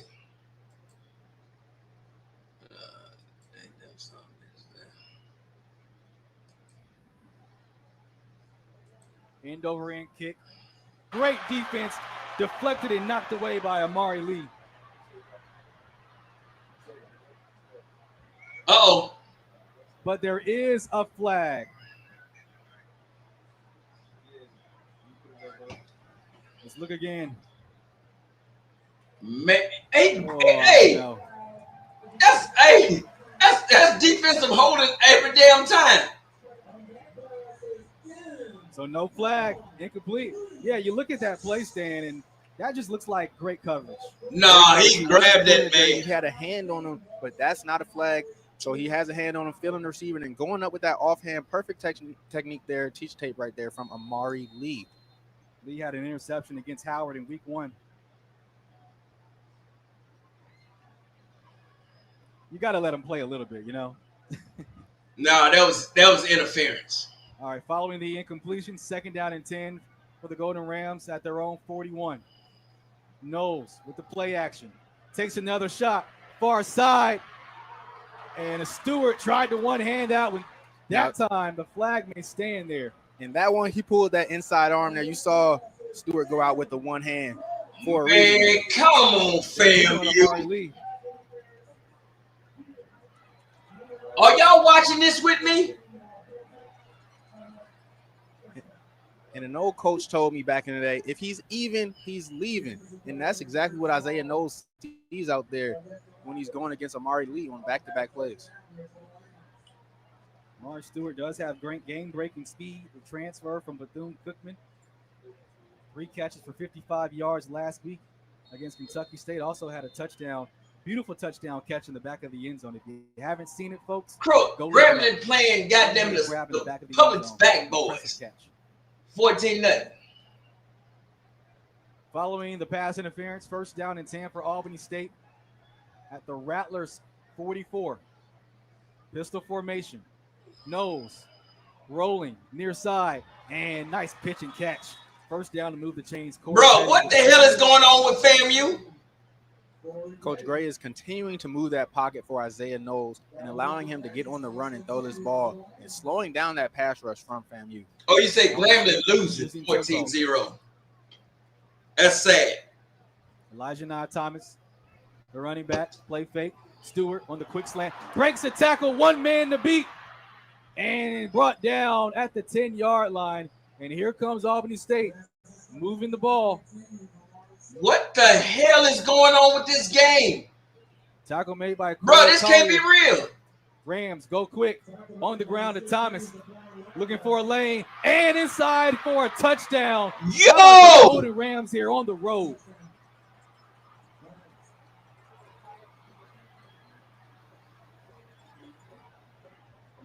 Art Bailey said the new valley. From Thomas, ability to stay on his feet, breaking some tackles, even allowing his blocker there. Noah Stovall, all SIAC preseason candidate right there, just get in the way and make him score that. Fred, that's what I keep saying.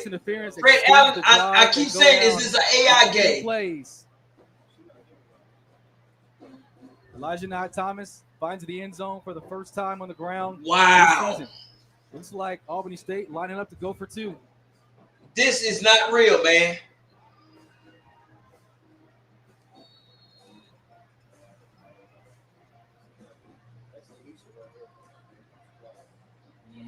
The officials pause play momentarily.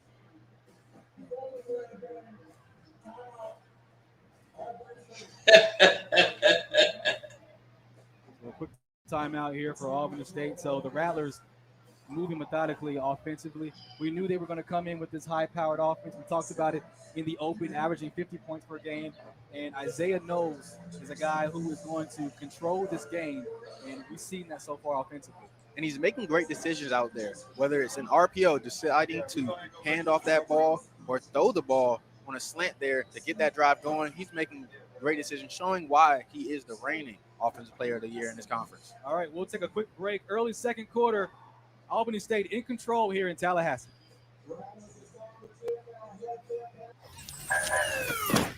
Who are you? I'm you, with more sizzle.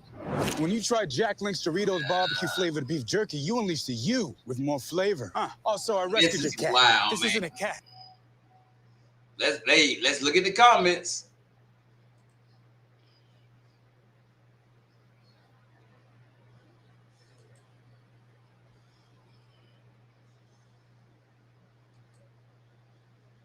This is funny, man.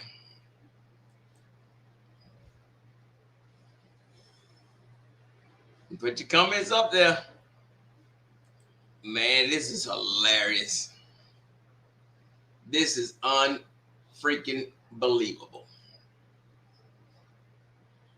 Man, damn Crook. Crook, you talk about everybody team.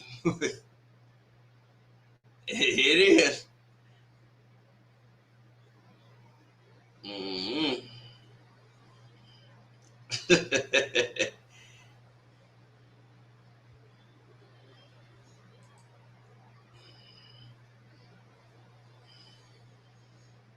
These are comments from the fans, not me. Let y'all, I'm letting y'all talk. This is hilarious. Unbelievable. That's all I can say. I'm shocked. I'm shocked. I did not expect this. Maybe they'll turn it around. I got FAMU turning this around. Come on, FAMU, turn this around. No.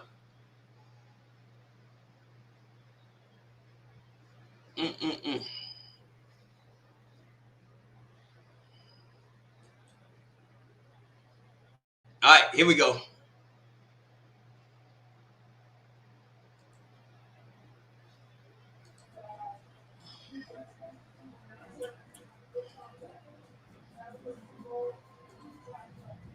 All right, so half the distance to the goal for Albany State.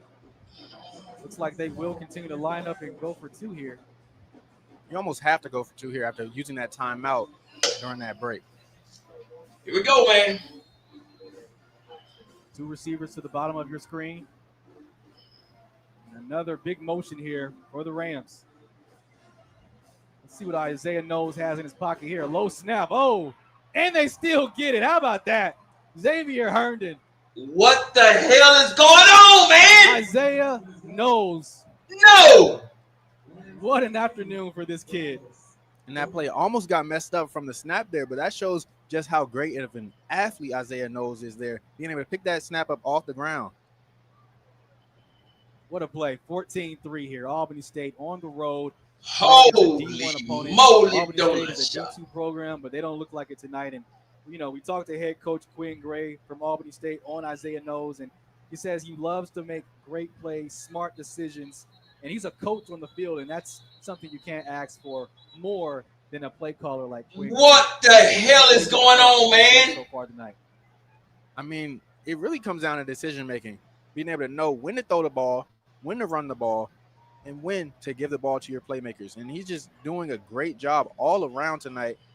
You see it on that 2-point conversion. Bruh, this cannot be real. Still make the right decision. Isaiah Knowles 9 of 15 in this game so far, 60% completion percentage, and the guy is just. Hey, John Rod, man, much respect, man, and appreciate you, brother. 14-3 lead here for Albany State on the road for the Rattlers home opener. Kyle Wright boots it away. Wiltshire takes it from the 1. Has a lane down the sideline. And goes out of bounds near the 35. So we'll see. Bro, this is crazy, man. Can they spark some life into this offense for the Rattlers and put the ball in the end zone? Only 2 touchdowns on the season so far for Florida A&M. And 0 touchdowns in the first half. One of my keys to the game was man. So they have to get out here and show something here to avoid falling down. Man, shout out to my partner, man, brother Bakari. Y'all see what the man said, man. Starts their drives. You've seen some explosive plays on. That's what he say, man. Y'all hell, bro. Drives are stalled out. And some penalties have hurt them as well, especially on that last man, drive. So I'm stunned. A little bit more focused here. Right, I'm stunned right now. We have a quarterback change. Jet Petty in the game for the first time. And first attempt is good. Jamar Taylor with the catch. And James. AAMU has changed quarterbacks. We would see both quarterbacks tonight. What's going on, Pop Like Brown? Petty against FAU last week. 2 drives, both ended in a 3-and-out here. He'll try to change that here. She love me. Say, how you gonna fix it? Talk to head coach James. I'm stunned. I didn't think this game would even be close. Both quarterbacks play tonight. So here's Jet Petty. I'm stunned right now. Against Florida Atlantic. Had 2 drives stall out in the first half against the Owls. 1-1 start so far. This time they hand it off to Jamal Haley. Nothing doing. Tackle made by the 6'2", 188 redshirt junior Luke Rose. And they jam-packed up there, fam. This is unbelievable.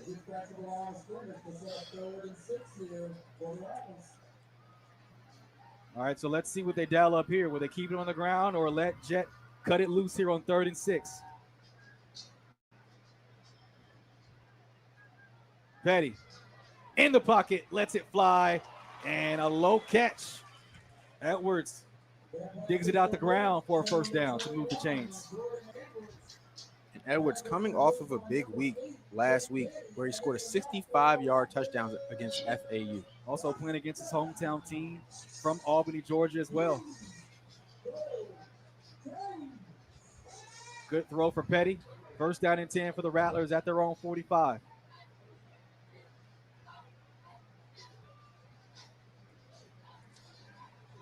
On the ground to Haley. Keeps his footing, crosses midfield, but a flag flies.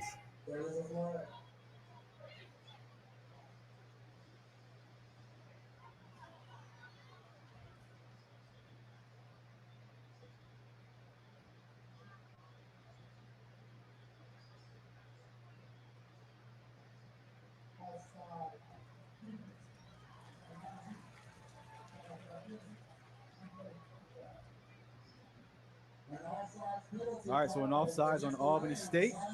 That'll put the ball at midfield for 1st and 5. Good start here for Jet Petty.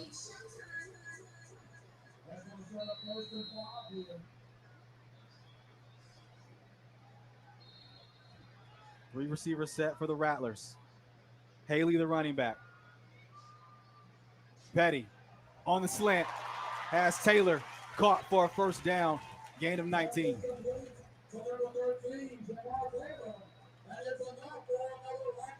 A great job from Taylor, just sneaking in behind the zone coverage there and just making himself an open receiver there for Petty. Taylor had a touchdown catch last week against Florida Atlantic.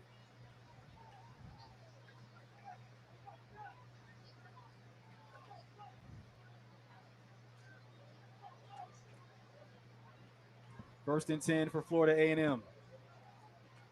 Petty on the RPO, pumps, trying to ad-lib. He's got some green in front, tripped up for a short gain. Gain of about 2 on the play. Good decision there from Petty just to take what he can get there because nothing was open there once he pulled that ball. That'll make a second down and 8. You know, we had a conversation with the offensive coordinator for Florida A&M, Henry Burris, and I asked him what he thought about this is crazy, man. And he said, well, it was kind of a welcome to D1 football last week. 5 of 8 through the air. It was a struggle, but he said the game started to slow down mentally. As you can see here, looks much comfortable. And another catch made by Jamar Taylor. Petty's feeling it right here.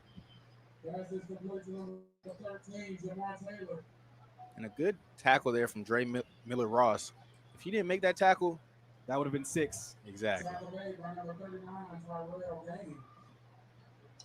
Hey, we're going to come back to this game. It's a minute, 23 seconds left. And we got to show this game, man. Coach Sam Shields and Alabama A&M, they going down to the wire. We are going to definitely come back because I'm still stumped at this damn game here. So, trust me. This is the Alabama A&M and Tennessee State. Minute 23 seconds left. Take himself out, so he must be injured. Oh, and there a loose ball.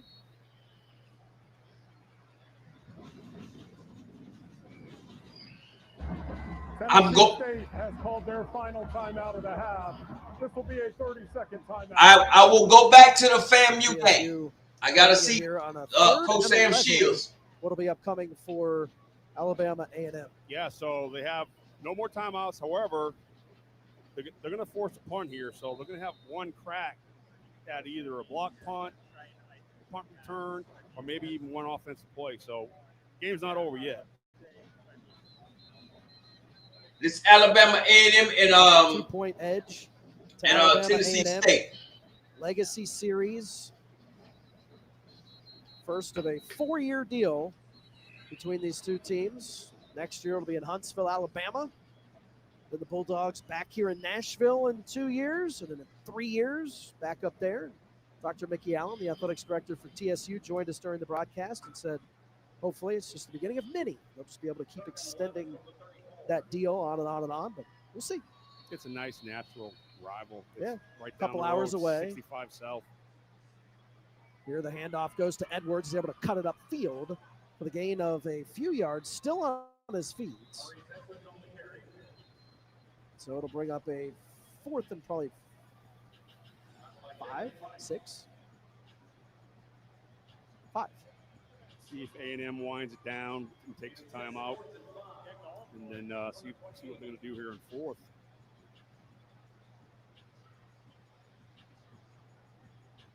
So 50 seconds and counting. Yeah, this will get down low 30s here for 4th down. There'll be time left on the clock.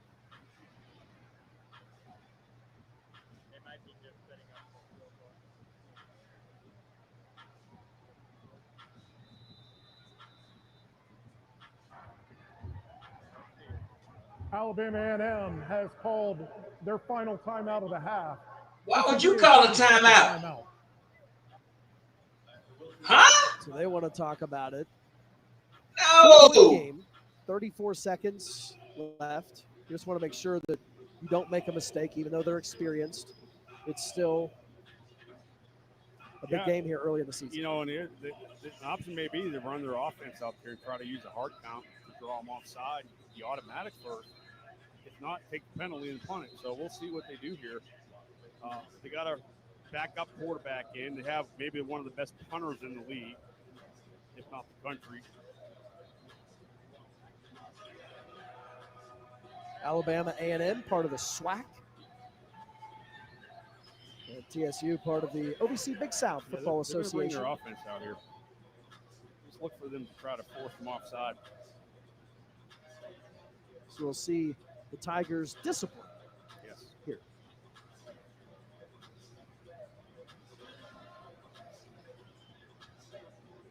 So Handley, redshirt freshman quarterback, is orchestrating things. As you can see, peers over toward his sideline, looking for what they want him to do, sitting his receiver in motion. Now he'll step back, slings it out, and finds Abner, who is and that's ball game. Still on his Look at Coach Sam Shields. Yard line. Look at goddamn it, Coach Sam Shields. 24 ticks left on the clock.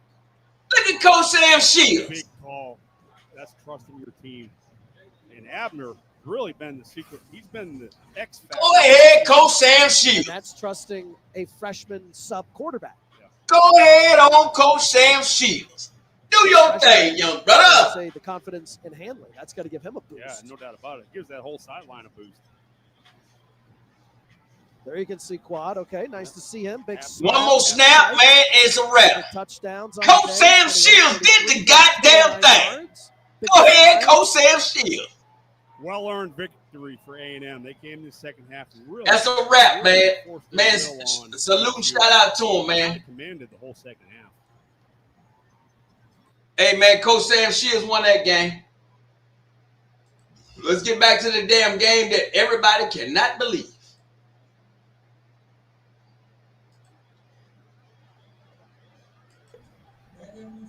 Before we went to break, we saw Jamar Taylor make his fourth catch. He's got 4 catches for 30 yards and had to be helped off the field. Certainly something you don't want to see if you're a Florida A&M fan. But it was a great way to go off the field by catching that ball, even with the injury, and making sure you leave it all out there for your team. 7:26 to go here in the first half. 2nd and 5 for Florida A&M. Petty stands tall. Quick throw on the near side. It's got his tight end, Miles Campbell. Petty has it rolling right now, getting the ball out of his hands quickly on consecutive plays. Miles Campbell, transfer from North Carolina Central, originally signed with Tennessee out of high school. Goldie Lawrence checking in as Jordan Edwards comes out. Thad Franklin in at all right, fam. You got to score here, man. Franklin up the middle in a cloud of dust, pumping the pistol. Fam, you kind of weak. Progress. Fam, you kind of weak. If they can't push them little boys there, they kind of weak. A mountain right there. Yeah, Franklin putting in the effort. He's still in search of his first touchdown on the season this year, so it looks like he was really trying to go for it there. Franklin had 11 carries for 58 yards last week against Florida Atlantic. Still trying to find his first score of this season, as you mentioned.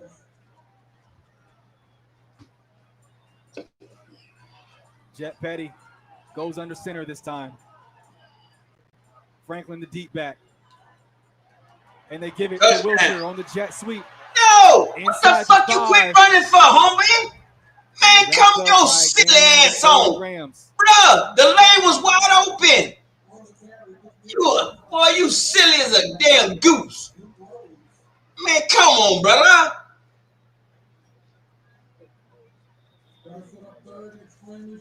Third and short here, Stan. What do you call? I think this is 4 down territory here, so I think you got it. Man, come on, bruh. Come on, fam. One of the best offensive lines entering the season in the SWAC can do against this Albany State defensive front. 14th play of the drive. 3rd and goal. What is going on? Bruh. Come on. So they'll call a timeout on the field, and we'll take. All right, young college students, y'all having a good time. Enjoy y'all still. In front, halfway through the second. Enjoy yourself tonight.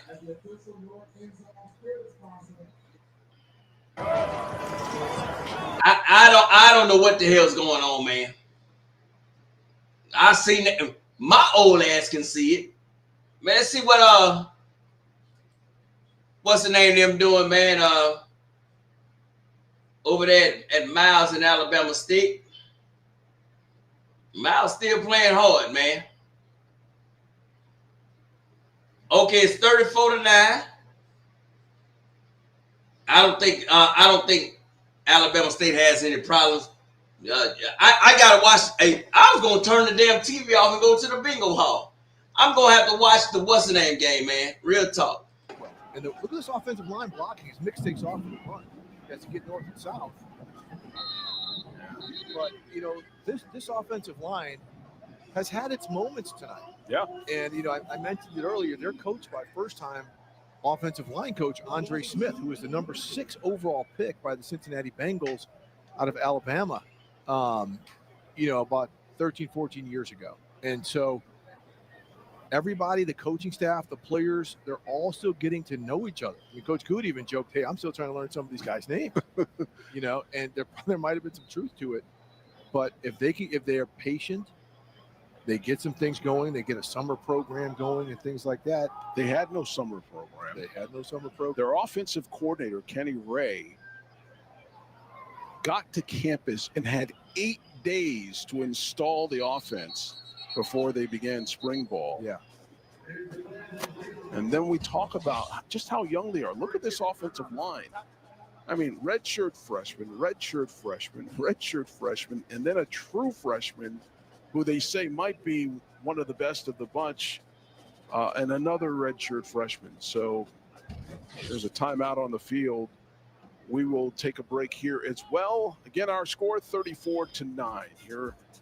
All right, man. Let's go back to the damn shit.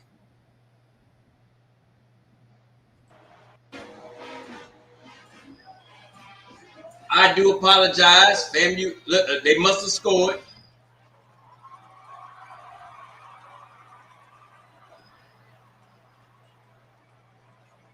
Daniel Porto on for the point after.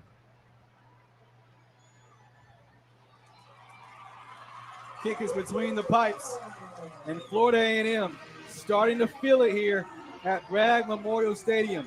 14-10 score with 5:13 to go here in the first half, and a great drive led by Jet Petty and capped off by Thad Franklin. He came in and gave this team a spark. Move this ball down the field. They faced some adversity, got in some third downs, converted the third downs, and then just hand it off to your all-SWAC running back, Thad Franklin, to finish the job.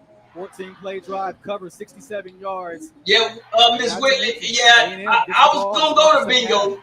I ain't going to lie. I was going to go. Call a touchdown here. I can't sit there and watch FAMU lose like to Albany State. Remains to be seen. A lot of work to do before they get to that point, but they have a chance. All right, you see the crowd. It's a party in the stands. Florida A&M trying to get that first tally in the win column.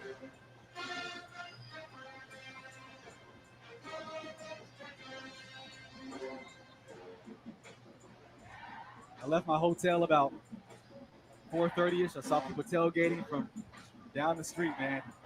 They were excited for this one. It's the home opener for the Rattlers. Porto boots it away. Fielded by Watch. Gets a block. And crosses his own 30-yard line. So now we talked about earlier some in-game adversity for Albany State. You know, they're averaging 50 points per contest. They've been blowing teams out. Kentucky State, no issues. Shaw, no issues. But now we're on the road with a 4-point lead, 5.5 minutes to go here in the first half. How do they respond here in this tough environment? Well, they've gotten the ball in scoring position every drive they had so far today. So as long as they keep doing what they've been doing and letting the quarterback control the game as he has been, they should be able to get some more points on the board. We'll see what Isaiah Knowles has in his back pocket. Third straight road game for the Golden Rams. This one the toughest environment. Nose, sprints near side, throws. Easy pitch and catch to Jamil Williams. Tackle made by Amari Lee.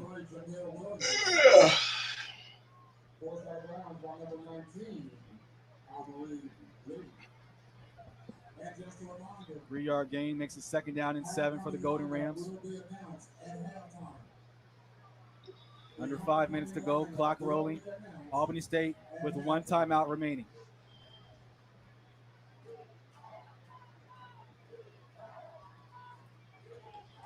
Elijah Nye Thomas, the running back. The tight end, Xavier Hernan, also in the backfield. They give it to Thomas.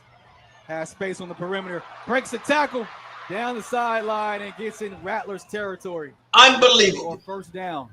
Unbelievable. This tackle there from Jalik Thomas. One thing that what in the hell is going on at FAMU? Emphasize to us is that they have to be able to make tackles in space.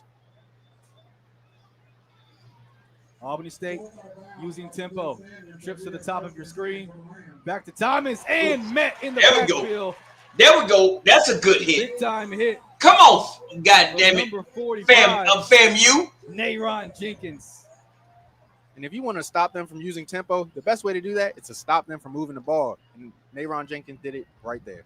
Had 3 tackles last week versus FAU. 2nd down and 13 for the Rams. Early movement. That play is alive and well.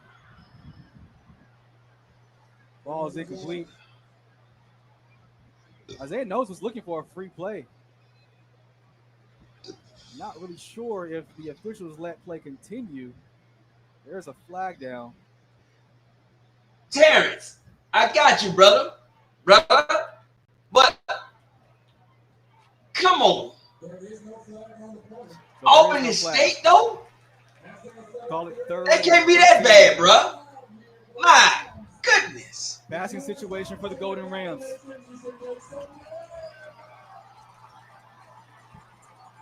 Let's see if FAMU brings pressure here.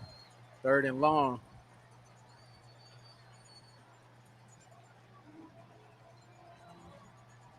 Home crowd turning up the volume. Isaiah Knowles behind the scope, fires it over the middle. Intended target, Amari Stewart. Ball is incomplete. Great coverage by TJ Huggins. And that's a 4th down, and here comes the punt unit for the Golden Rams. And Huggins showing off why he's an all SWAC cornerback right there. Just staying low, being able to break on that dig route right there. Huggins had 3 interceptions and 10 pass breakups last year. First punt of the day for Albany State. Yeah. And 3:21 left to go in the first half. It just shows you how efficient this offense has been for Albany State. Florida A&M is going to take a timeout. They need more than a timeout. Man, this interesting situation here. If I'm you're Florida A&M, you're about to get the ball back. You're expecting a decent return. You have a chance to take the lead before halftime. This is a great situation, and they finally have a spark offensively in Jet Petty. This drive right here is a momentum swinging drive. If they can score here, back-to-back drives after getting a 3-and-out, they have a chance to really have all the momentum entering halftime and really energize this crowd coming into the second half.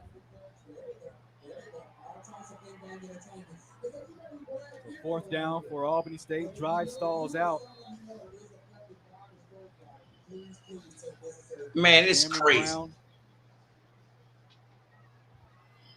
Check that. Ian Kelly back to punt it away. Bernard Wiltshire, the deep man, lined up at his own 13.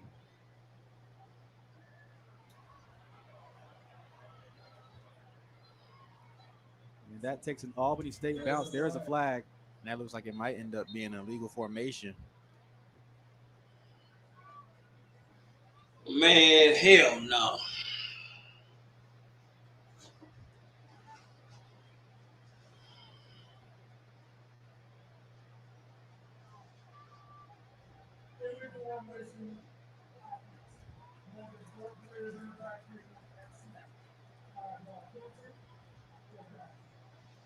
Illegal shift. Play the down. And with that, you got to watch out here for a big return potentially, because all those punt team players for Albany State just ran down the field, and now they're back on the field to run down the field again. So we'll see how in shape this team is right now, and if Florida A&M can get some better field position. Bernard Wiltshire certainly has the ability to take it the distance. First season with the Rattlers, an Illinois transfer. Once again, lines up at his own 13.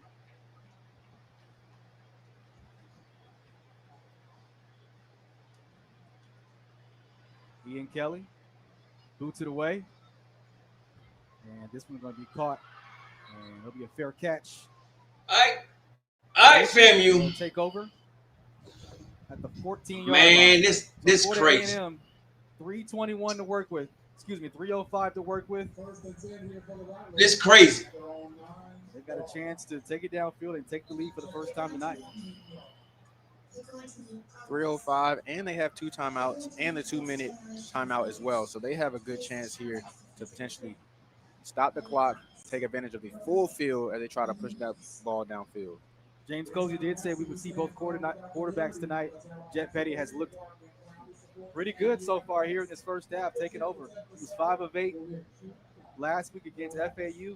Good start here, 7 of 8, only one completion. One incompletion.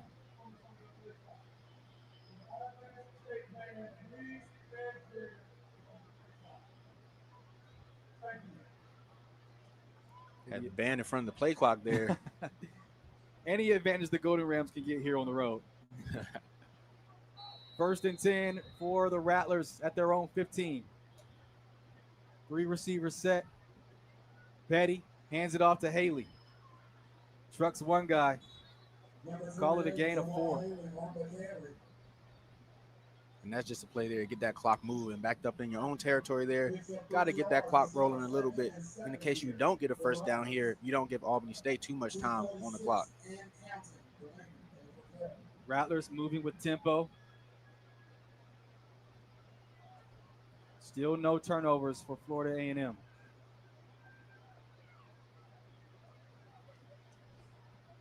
Betty cuts it near side, tipped and intercepted.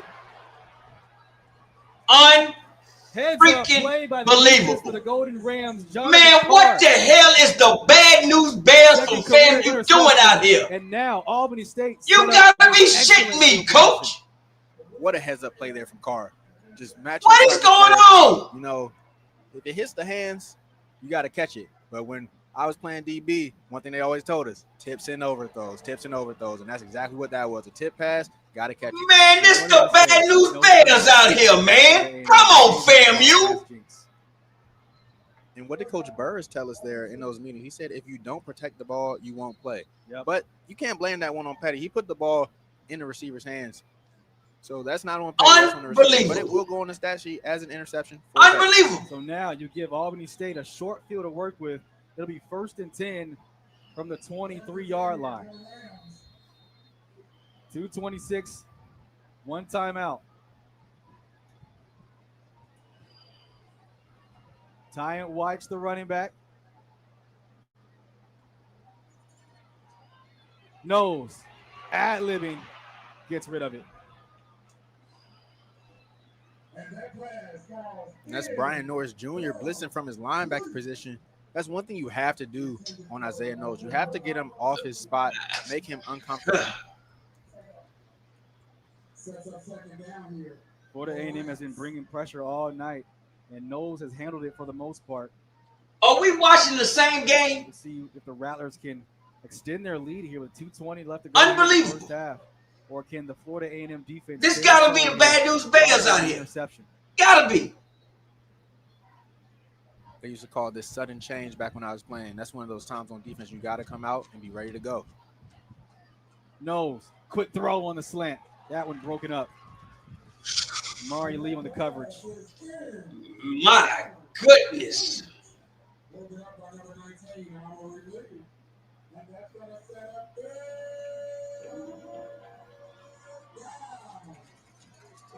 $2:17 to go here in the first half. 3rd and 10, Albany State. Tyan White on the right hip of Knowles.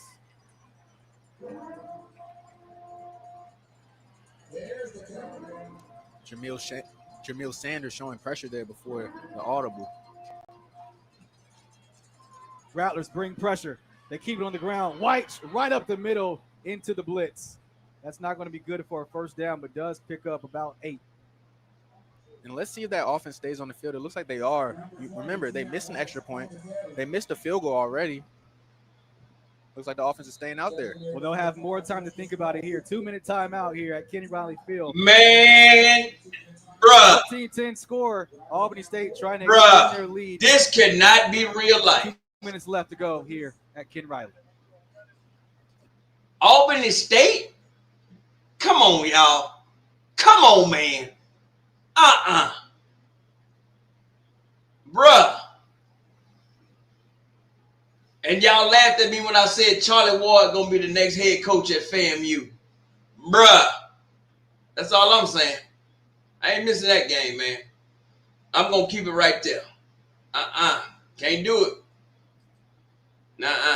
I'm joked out on this one, man. This crazy. Crook, Grambling, Southern, FAMU, and Valley, y'all all need to play together. And the winner needs to get the hell up out the damn Swac. Man, come on, man. This crazy. I can't go with this one, man. I can't. What? Damn. FAMU is not even 2 years removed from being the SWAC champion. FAMU went undefeated in the SWAC not even 2 years ago. Come on, bro. Y'all acting like this? Man, somebody call Skipper. They got a water leak. My goodness. A collection of schools rich in tradition, pride, and pedigree. Sacrifice. Winning. Allegiance. Champions. We are the SWAC. Building champions for life. This fall, history hits the Strip. It's the first annual Las Vegas HBCU Bayless, Saturday. Bethune losing to South Carolina State, that's no big deal. Grambling State University Bethune can't beat them. They can't beat themselves out of wet paper bag. I expected that. It's a celebration of HBCU culture and the ultimate Vegas energy. Check on EA. EA might be on suicide watch right now. Tickets now at Ticketmaster.com to be part of history in the making. My goodness. Welcome back to Tallahassee. 14-10 is your score. Albany State going for it here on 4th down. Haven't converted a 4th down all season. 0-3. All right, here we go. Games. Let's see if they can convert here. Oh, man. Here we go. It out. Nose in the gun by himself. White, the motion man. Nose on the slant and knocked down. That one deflected. Woo! Justice Cross comes up and the defense stands on business. Turnover on downs for the Rattlers. Big time stop there for the Florida A&M defense. Justice Cross getting his hands up. You can't get to the quarterback all the time. Sometimes you have to just get your hands in the air and hope you can deflect the pass like you just saw right there. Albany State now 0 for 4 on 4th down attempts. Why is goddamn it FAMU struggling with Albany State right now? A&M with another chance to go down the field and put points on the board before halftime. All right, young ladies, y'all have a good night. Be safe now. Let's see if that momentum carries on the field for Jet Petty in this offense.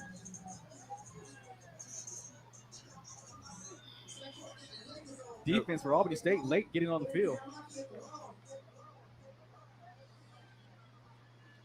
So here comes the Rattlers. I'm like Brown, I agree. Always take the points.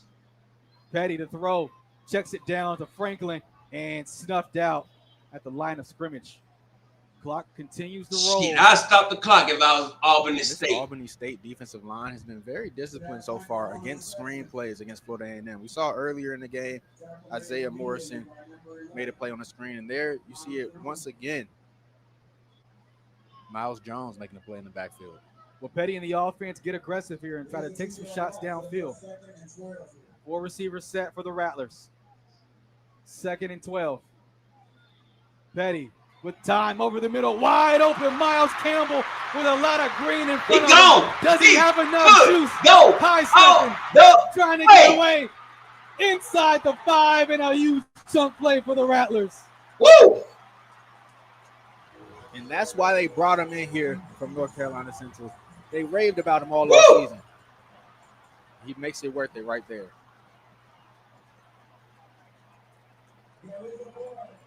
There is a flag on the play. Oh, hell no. And if you see on the replay there, it looks like just a little bit of miscommunication there from the safety. Looks like they were running some sort of match coverage there, and Campbell just sneaks by down the seam. James Cozy on the field trying to figure out what could this penalty be. Man, you got to be shitting me.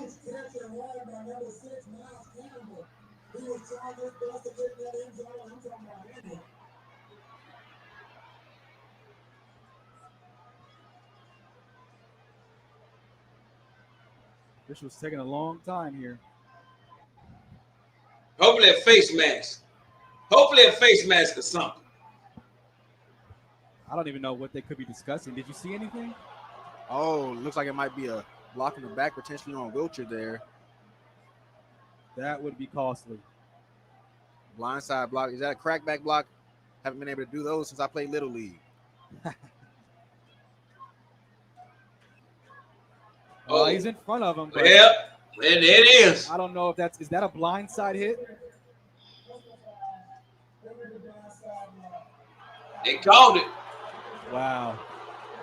What? The goddamn bad news So bears? Illegal blindside block. You take a look at the replay, you kind of understand what the officials were looking at.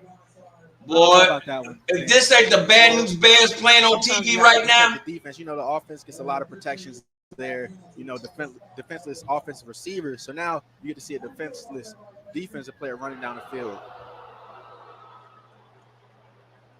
Oh, yeah. Now, what you can do in that situation, if you are Wilcher, you can run in front of him and throw your hands up, but he threw that shoulder into him there, and that really is where that flag comes. But if he would have just ran in front of him and put his hands up, now you potentially can get, you know, that Olay block, and they might not have thrown that flag. Tough call there, but got to call it. So it is a spot foul. So it'll be 1st and 10 for the Rattlers at the Albany State 48. 3 receivers set. Unbelievable. Stands tall in the pocket. Just goofy. Over the middle. Goofy. That man had no intention of catching him. That's just goofy. Another drop here for this receiving core for Florida A&M. Just goofy. And this is the Florida A&M receiving core that already was without Jalen Rogers entering this game, and we saw Jamar Taylor Jr.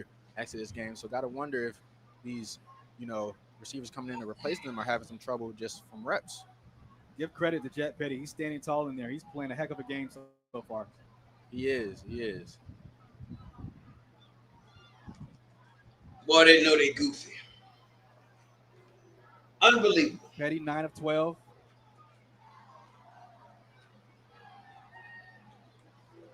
One interception. Low snap for Petty. In the gun. And looking in the seam route. Ooh, that one in the double coverage. Dangerous throw there for Jet Petty, looking for Tyreek Thorpe. And it looked like he had that arm hooked just a little bit there. Refs couldn't see it from their angle, but definitely looked like that arm was hooked there. So let's see what they dial up here on 3rd down and 10. 46 seconds to go before halftime. 4 receivers set. Trips bunch to the top of your screen. Haley, the running back. No pressure from Albany State. Petty over the middle to Wilcher and goes through his hands. 2nd drop. Man, unbelievable. Unbelievable.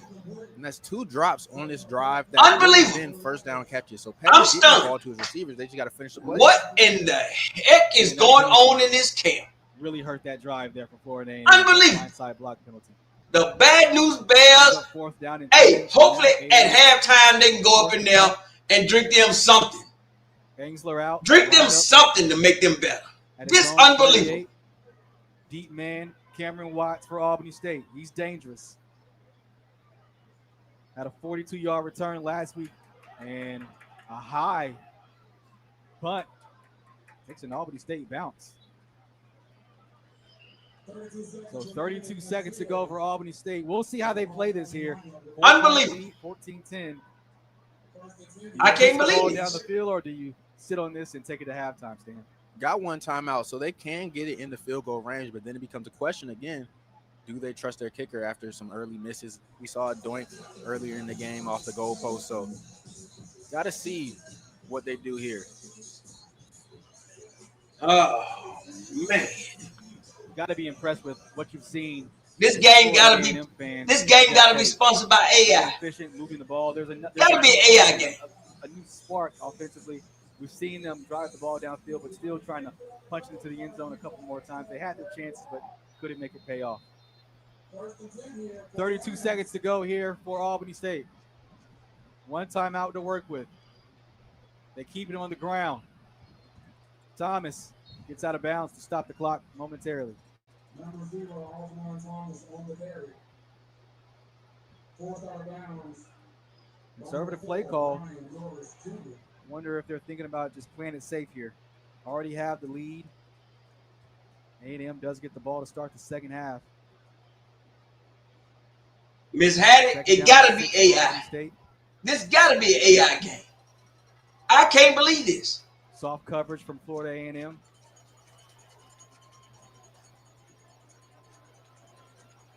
Pistol formation. Thomas the pistol back. Back to the ground for Thomas. And gets close to that first down. They have no run defense. They have no run defense. None. It's like they'll burn this clock and just take it to the locker room. Now, fam, you got 989 transport portal players, and y'all can't stop Albany State. All right, so that'll do it for the first half. We've seen some explosive plays. Man, come on, y'all. Away from penalties as well. 14-10 is your score. Albany State in front. Isaiah Knowles and his offense coming into here, staying the course, not afraid of the moment, trying to get a big win against. Man, this is insane. And for the halftime show, we'll see both bands. The Albany State Marching Rams Show Band, directed by Dr. William Brooks, and the world-famous Marching 100, 2024 ESPN Band of the Year. Hey, I'm stumped. We'll take it to halftime. You're watching Swac TV from Tallahassee at Florida A&M. Who are you? I'm you, with more sizzle. When you try I'm Jack stumped, Doritos man. barbecue flavored beef jerky, you unleash the you with more flavor. Also, Hey, I do not know what to say. Yes, it is. Meet your flavor. Man, meet hell. Who are you? I'm you, with more sizzle. I'm stumped on this one, man. This is crazy. All right, let's look at the SWAC scoreboard at halftime. Alcorn, with 9 minutes and 55 seconds left. 56, Mississippi State, Alcorn 0. All right, in the third quarter, look at UAPB. UAPB 20, Lincoln, California 8. Bethune-Cookman 13, South Carolina State 34. In the third quarter with 7:45 left. Suge Knight 7, Rice 24 with 43 seconds left in the second quarter. Halftime, Kentucky State's 21, Grand Fam 17. Halftime, Maga Valley 3, Southeastern 42. Halftime, Lamar 28, Texas Southern 7. And the game we watching, unbelievable. Albany State 14, FAMU 10. And Southern getting their ass whooped later on. Finals from earlier today, Miles 9, Alabama State 37. Andrew Body went for 14 of 16, 251 yards and 4 touchdowns. Knew we were going to pad them stats. The game we watched earlier, Tuskegee, 0. Jackson State, 30. Lockhart, 14 to 20, 257 yards and a touchdown. And then Miller, 8 carries, 69 yards. Paul, 5 receptions, 113 yards. Final, Sam Shields, 23. Tennessee State, 21. Mr. Brown, the 4th, 21 of 33, 329 yards, 2 touchdowns. Go ahead on Sam Shields. That's what we got so far. Salute to Sam Shields for winning again. Grambling, what the hell? You got some FAMU in you. Gotta be. The hell you messing with? Man, please. Suge Knight, step up your game. But it's all good though in the hood. All right, man. I don't want to miss the band. Man. Hey, thank y'all for sticking with me, man. Y'all hit that like button. We gonna stay up in here because I cannot believe FAMU out there playing like the damn Bad News Bears. All right, here we go.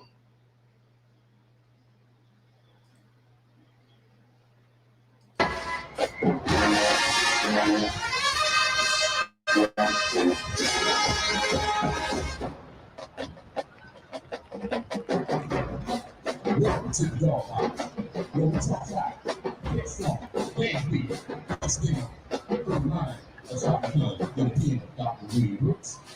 This is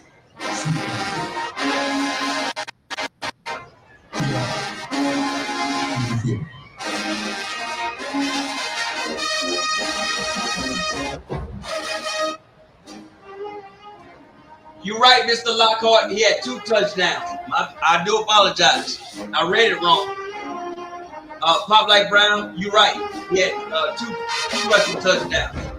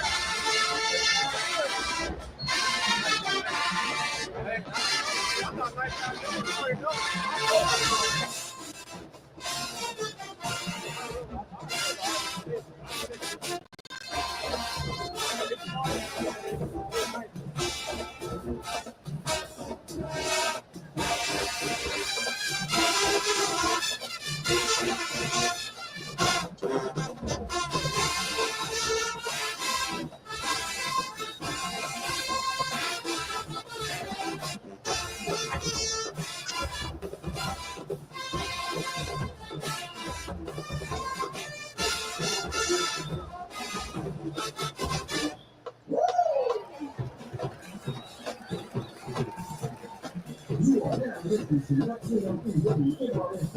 So get out of your seat and get on your feet and dance.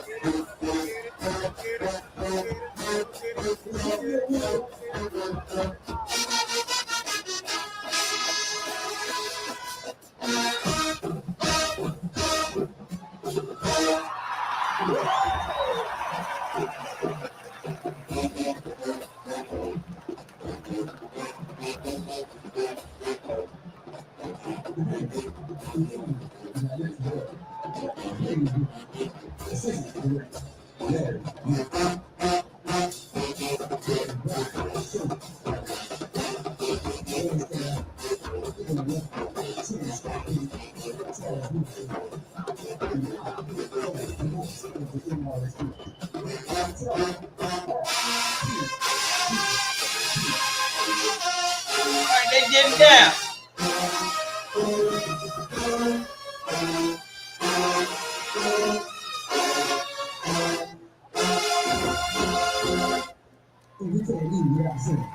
Go ahead on, Albany.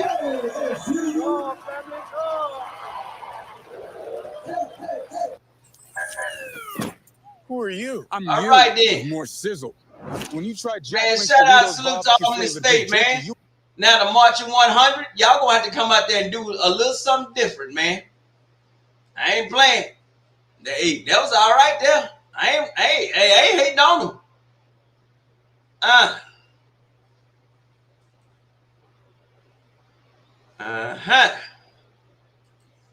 It's all good in the hood. Yes. Man, shout out, salute to them young folks, man. Oh, shit.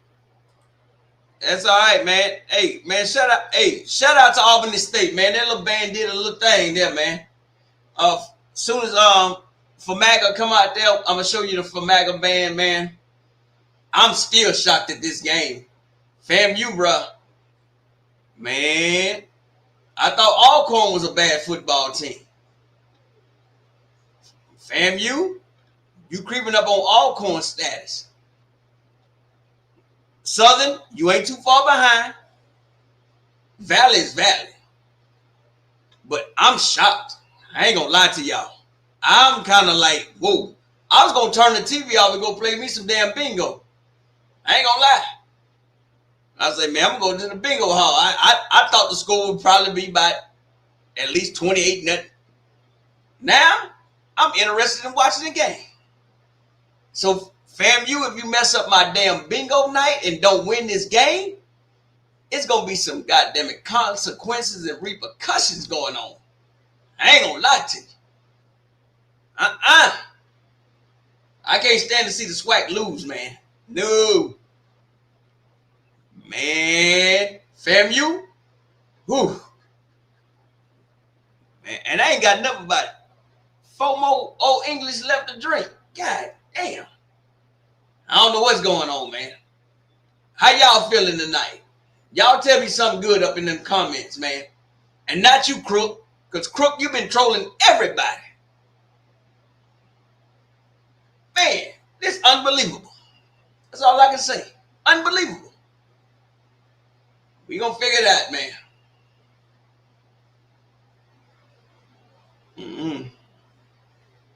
It is good stuff, Albany. Uh-huh.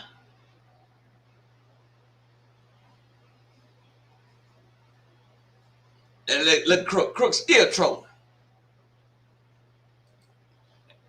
They say Gremlin in some trouble. Man, I don't get none of this. Man.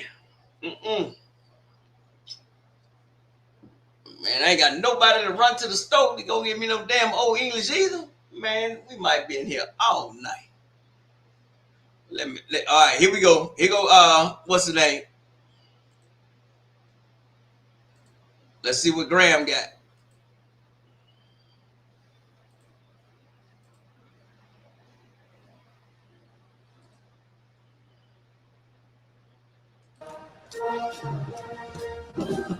I'm not Grambling, FAMU.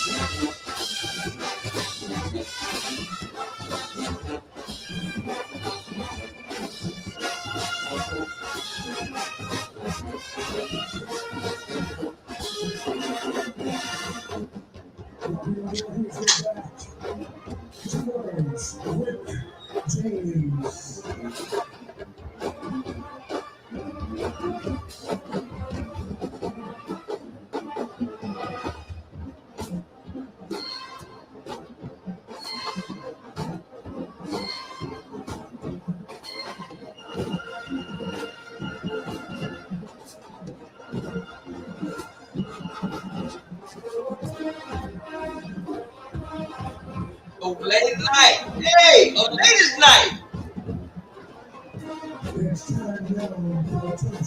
Oh, what a night.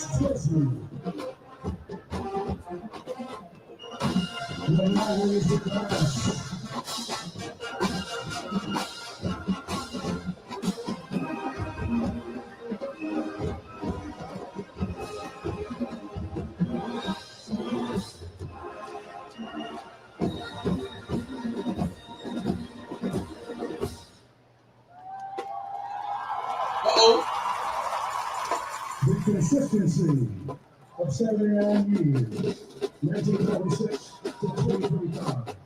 The drummakers, piccolos, clarinets, saxophones, trumpets, trombones, tubas, euphoniums, percussion, the flagpole and the voice, the drum makers. This is something all states can't dream about.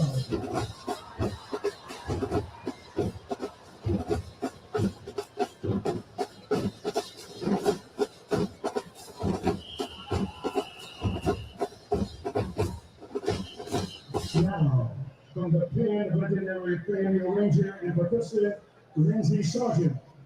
Our baton is in the hand of our director, Dr. Shelby R. Chiplin. One of the biggest songs for 2025, one word, Luther.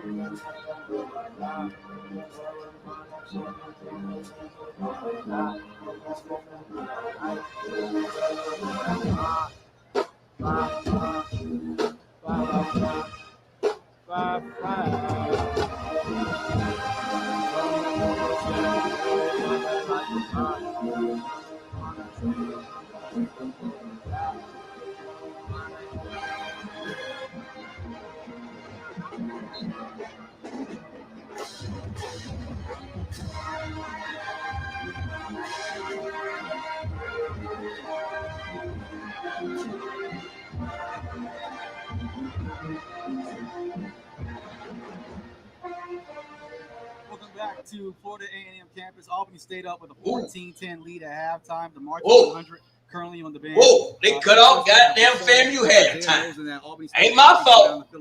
Drive. They sort of kind of mellowed out throughout the duration of the second half. Man, hey, that ain't me. I ain't do it, FAMU. Whoa. Oh, that's big. Oh, that's big. They gonna cut off FAMU halftime. Y'all seen it. That wasn't me. Oh, man, get y'all little stanky ass off my TV. Oh, wait a minute, they back. What's going on? What's going on in this camp? Let's see if they back. Okay, now they gonna show them. Last week when he got those 2 drives against FAU and had 2 3-and-outs, but it's a different story this week. Oh boy, they showing the band, but they talking. Really pushing the ball downfield. A lot of deep passes, intermediate passes we've been able to see from Jet Petty so far today. We've seen that's dirty. Plays and a lot of chunk plays taken away by penalties. That's dirty. That ain't me. Several drops. No. So 7 penalties for 7. FAMU fans, that ain't me doing that now. And a lot of miscues. They got them in Poindexter. They got them in tip balls, leading Lamont. interceptions, penalties, calling plays back. Poindexter and Lamont did that to y'all. Completely different game. And really, Florida A&M, coming into the game as a Division I program, they're supposed to be the more talented team. But when you have those miscues like that, you're really allowing Albany State to really hang in there and keep their momentum and keep some hope alive. Albany State comes into this game as the underdog, but we've seen what they've been able to do in the first 2 games. 2-0, averaging 50 points per game. Much different story here, but nonetheless, I think we have a good ball game developing, as well as around the SWAC as well. We got some score updates as well. Yeah, you have some other upset potential there as well. You got Kentucky State, who Albany State beat last week. They're up on Grambling, and then otherwise in some SIAC and some SWAC matchups, you had a Jackson State beat a Tuskegee. You had an Alabama State beat Miles. So we could have 2 upsets happening at the same time right now. One thing about the SWAC, the games are always interesting. We'll see how this one plays out here as well at Bragg Stadium. We'll get closer to kickoff here. Jared Oliver, Stan Beckton. We'll go to break.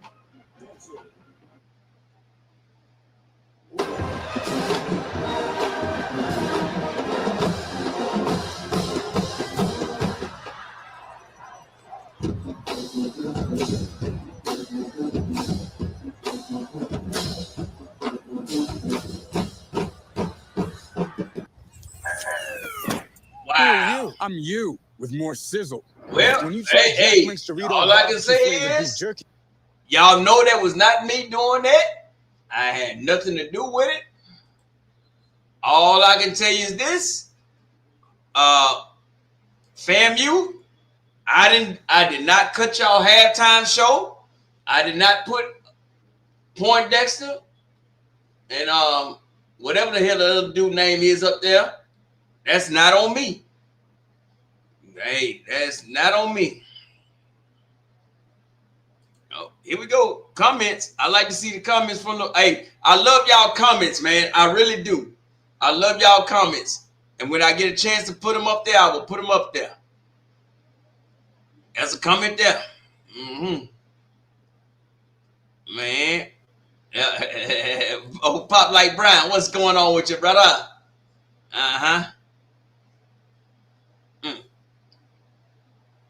Yes, indeed. Uh-oh.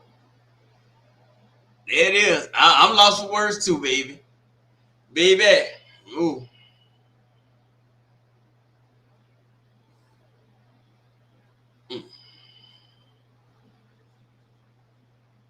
Uh-oh. Miss Whitley got something to say to Ed. Right. Oh, my man. Hey. And goddamn Ed. I know Crook got something to say. Wait, Crook comments said. I know he got something to say. He said the corn is not across the 50-yard line. Boy, Crook, you hate on all Swac schools. I don't get it. It's all good. But Crook. It is another comment.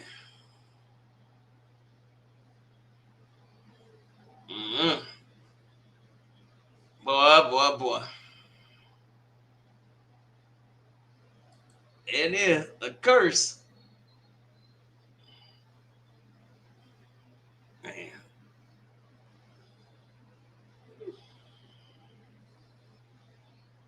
Well, y'all hell, look at that damn Crook.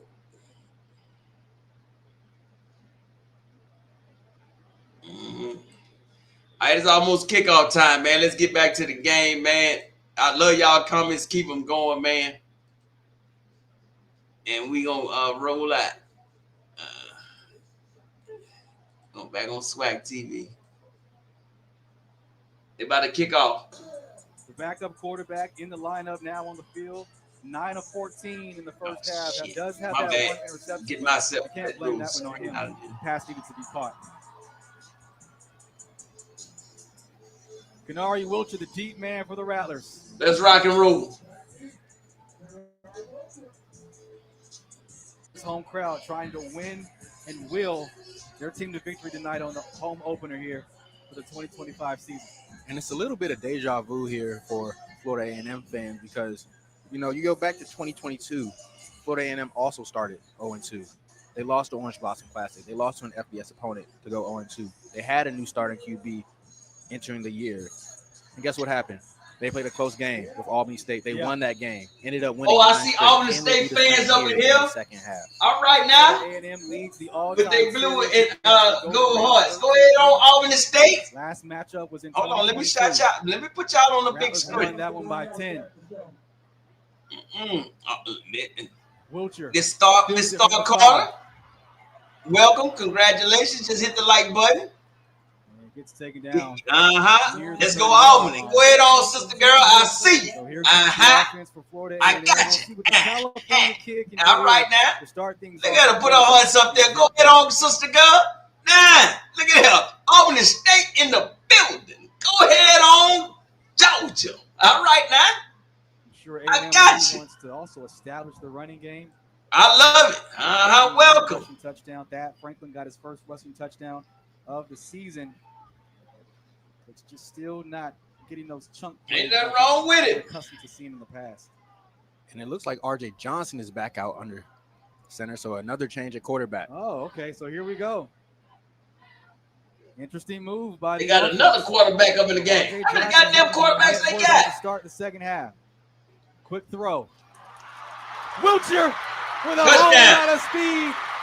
No one's going to catch him. First play, touchdown, Rattlers. All right, fam, MAGA.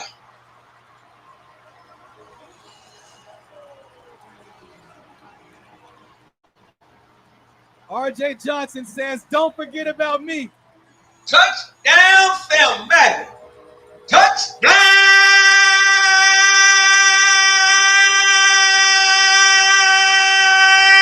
That'll get the crowd into it. Fam, MAGA. One play gets it done for the Rattlers.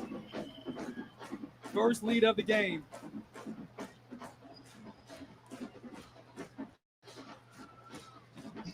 Look at Crook. Crook say somebody throw a damn flag.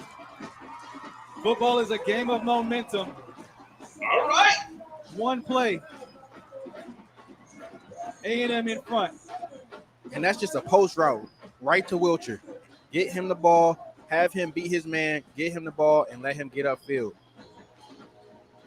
RJ Johnson throwing the ball, fakes it, a little bit of pressure in his face. Look at him deliver that strike right in between the numbers. You can't drop the ball if it hits you in between the numbers, and he didn't, and he just got it. But funny enough, with that touchdown, you'll notice the band isn't even back in the stands to play for that touchdown. That's how fast he scored. He got the opening kickoff, returned that to the 29. Then he said, oh, y'all thought y'all stopped me there. I'm going to catch this ball, take it to the house. Offensive coordinator Henry Burris said Kenari Wilcher was a big play waiting to happen. They got it there. 60 yards to the crib.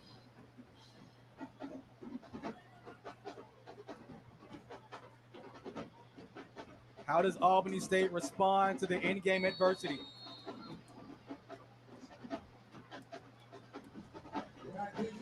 Zion Watts, Cameron Watts, back to return for the Golden Rams. And we might have a quarterback battle on our hands now. Jet Petty played good to end the second half. RJ Johnson come out at halftime, fired up, delivers a strike. Watts trying to return the favor. Ball comes out. Rattlers say they have it. Uh-oh. Whoa, boy. There are flags down.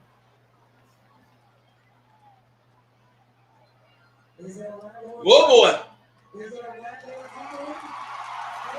FAMU football. And we see the replay right here. Watts, one of the top returners in all of Division II football, switches the ball, with the ball in the middle of traffic. That never switch the ball. He do not do that. And he does it, and he has to pay the price. Fumbles the ball. Dion Willers. Dang. Dion Villiers comes up with the recovery. We get another look at it. Cuts to the right, switches the ball. Ball pops out.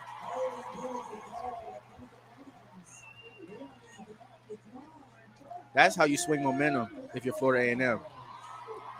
Not sure what the penalty was, but nonetheless, it sets up the Florida A&M offense with great field position. They'll start this drive from the 36.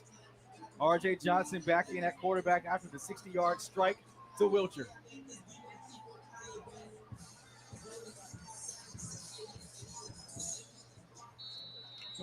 Three receiver set for Johnson.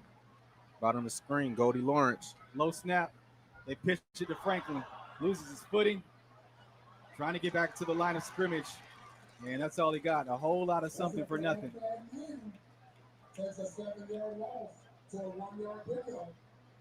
Franklin does have the touchdown from earlier, but he has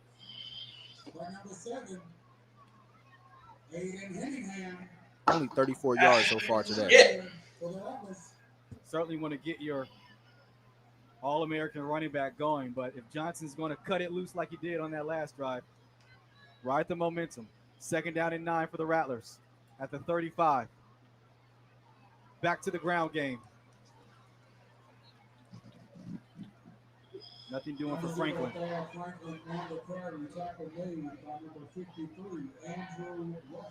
Last season, Franklin ran for 653 yards and 5 touchdowns. Has great defense. All right, we back. And this Albany State defense is doing a good job stopping the run, really forcing the ball to go to whoever is at quarterback and making them have to make the plays. 4 receivers set for RJ Johnson, Franklin the running back. 3rd and 9. Johnson stands tall, loads up. Wilcher wide open across the middle for a 1st down near the 15-yard line. What? I'm about to say, Put if a you would have dropped that on one of your top receivers on the team, that's bound to happen.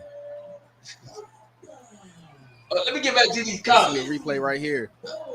Johnson just goes through his progressions, sees Wilcher come open, wins that matchup. Wilcher with over 100 yards receiving.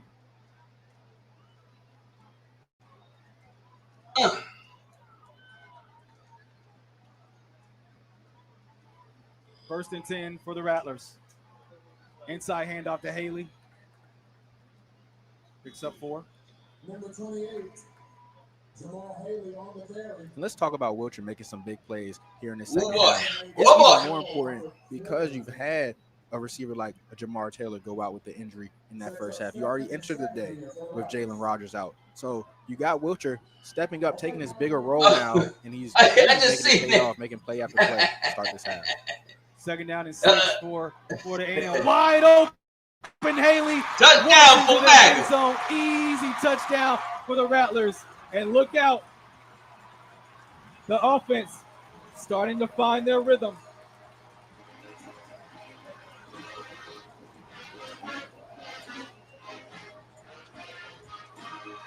They got that Southern Light stuff going on.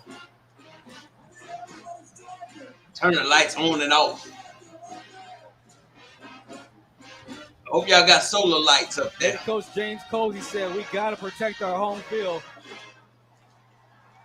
Perfect start to the second half for the Rattlers here at Kenny Riley Field. Angsler on for the point after. All right. Blocked. But damn, they blocked the damn punt. I mean, field goal. Extra point. My bad. On the point after. But Florida he's starting to kick in. 17-14. 12. Hey, man, shout out to damn FAMU. They coming back, man. I love it. Okay. It's all good. They came back. Hey, man, I don't know what the hell to tell y'all. But I see some of these comments up in here, man. It's all good in the hood, man. But where's that comment at? Look, hey, I want FAMU to win. I just don't like y'all dean or president, that whatever that thing is.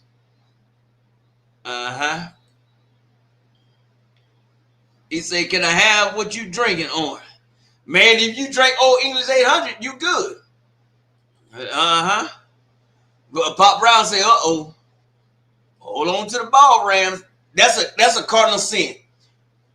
If you have the ball in your wrong hand, regardless of what side you're running the ball to, you don't never try to switch hands. You cover that ball up. Real talk. Yeah, it's all good. Let's read some more comments, man. Somebody must have gotten into that ass during halftime. You correct. Another comment.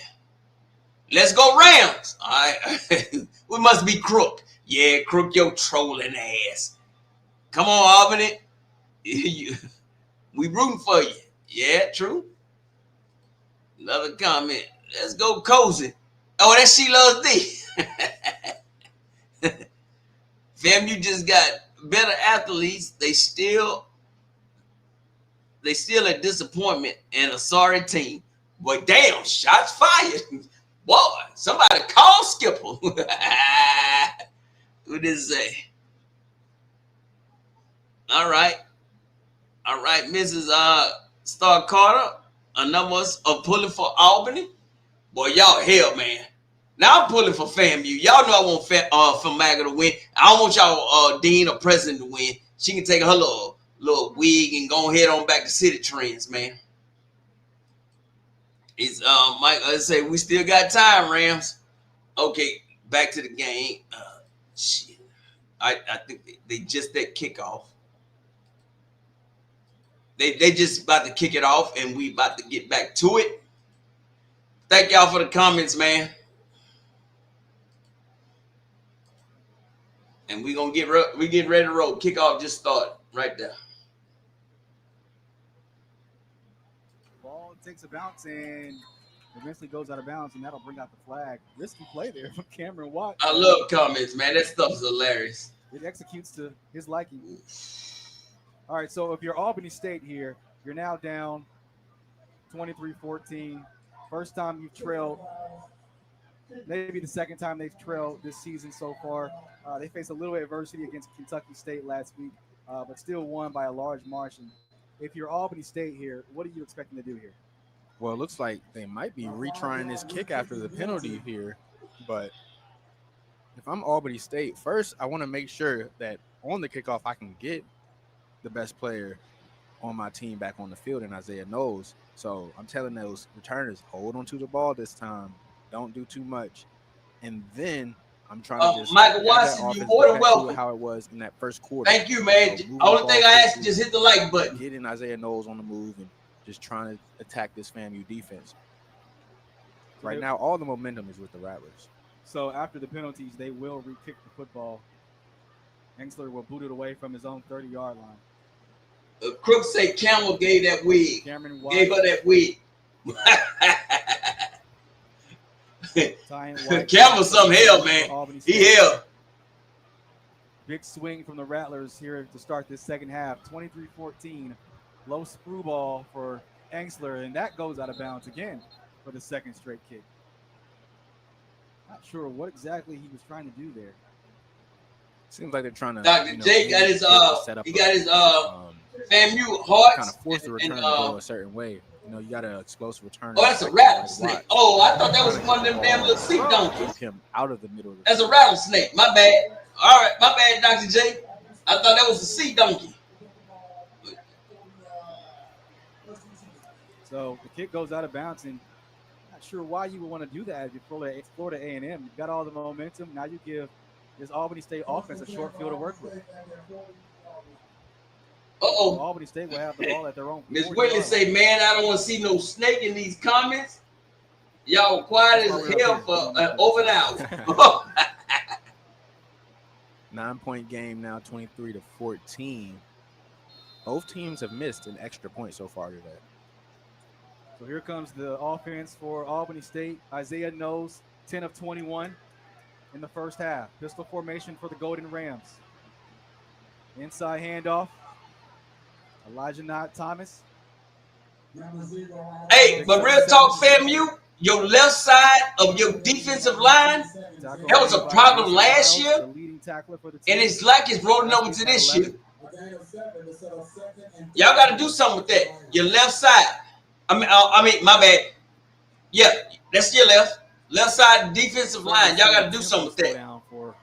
Them boys are running the ball over there too easy. Jackson, the motion man. Rattlers bring pressure. Knowles, far side. Oh, good. Oh, Jamil Williams. Good catch. Good pass. For a first down near the Florida A&M 35. Let me find out if FAMU scared of them D2 receivers. Let me find That's out. a good Let throw me there find from out. Knowles Let all me the way to find the out. opposite side of the field against one of the top corners in the SWAC and TJ Huggins. Fourth catch of the night for Jamil Williams, averaging 10 yards per catch. Pistol formation for the Golden Rams. White's the pistol back. He gets it, runs into his own offensive lineman, bounces it far side, and turns a negative into a positive. Gain of 8. Man, FAMU, y'all got to do something with this defensive line. And here comes that tempo, keeping the offense out there. No substitutions. So just like the opening series for Albany State, they went down the field, no problems. Same story here, methodically moving. Second down and 2. They keep it on the ground to White. That's first down. Yeah, looks like he'll be just shy of that first down. Let's see where they spot the football. Yep, it'll be 3rd and short. Let me find out. Rams go quickly. White, first down and more. Gets inside the 20. White on the carry, picks up enough to move the chains. 1st and 10 here for the Rams.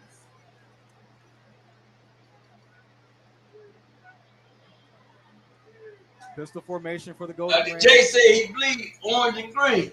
Regardless. Go ahead, Dr. J. Hey, Dr. J, y'all cannot stop Albany. Albany is not playing with y'all. Knowles rolling and going to be sacked in the backfield. Big time play by the defense. Jamil Sanders.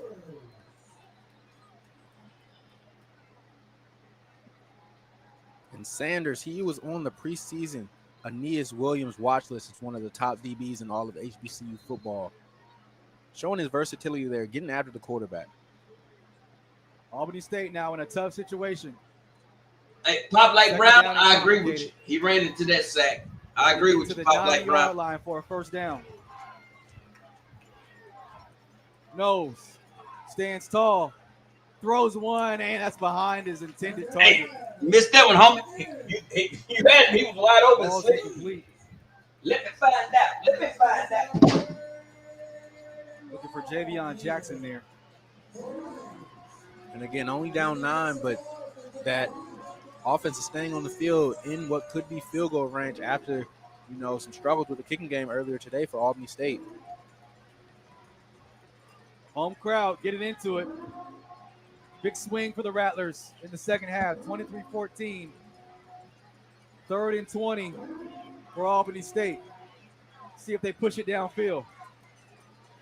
Nose, sets up, dumps it off. Shallow crosser to Stewart. And going to get what he can. Tries to get back to the original line of scrimmage. That'll be 4th down for Albany State. And here comes the special teams unit.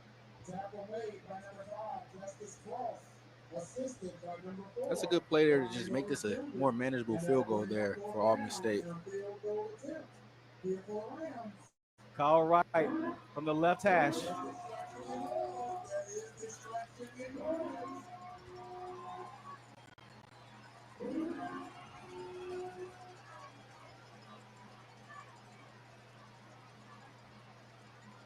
Good snap, clean hold, smooth sailing.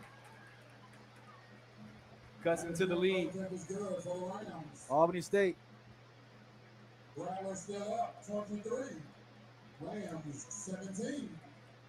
All right, back to a one-score game. Florida A&M up 23-17. 8:01 to go here in the 3rd quarter. You're watching SWAC TV from.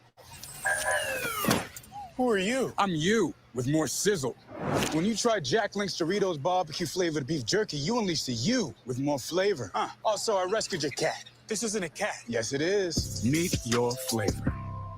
Gatorade has the #1 proven electrolyte. Oh shit! blend My bad. I ain't know better than this water. nonsense. Rehydrate, replenish, and refuel, so you can lose more sweat and earn a place in history with Gatorade. Well, it is what it is, man. Let's see how it scores. Lincoln 8, Pine Bluff 34, Bethune-Cookman 27, South Carolina State 48, Fairview 7, Rice 31, Kentucky State 21, Grambling 17. I don't think y'all can hear me. What the hell is this? Shit. Hey, now you got me. My bad. Let's real quick. Lincoln 8, Pine Bluff 34, Bethune 27, South Carolina State 48, Fairview 7, Rice 31, Kentucky State 21, Grambling 17, Valley 3, Southeast Louisiana 56, Lamar 31, Texas Southern 7, Albany State 17, Formaga 23. That's the scores we got right now. All right, back to this. I don't know what the hell to call this game, but back to it. And thank y'all once again for joining. And make sure y'all please hit the like button. That's all I ask. If you want to become a subscriber, just hit the subscribe button. If not, come back when you feel like your team is playing.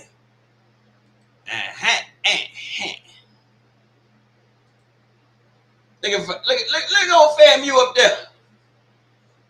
For performances from some big-time celebrities.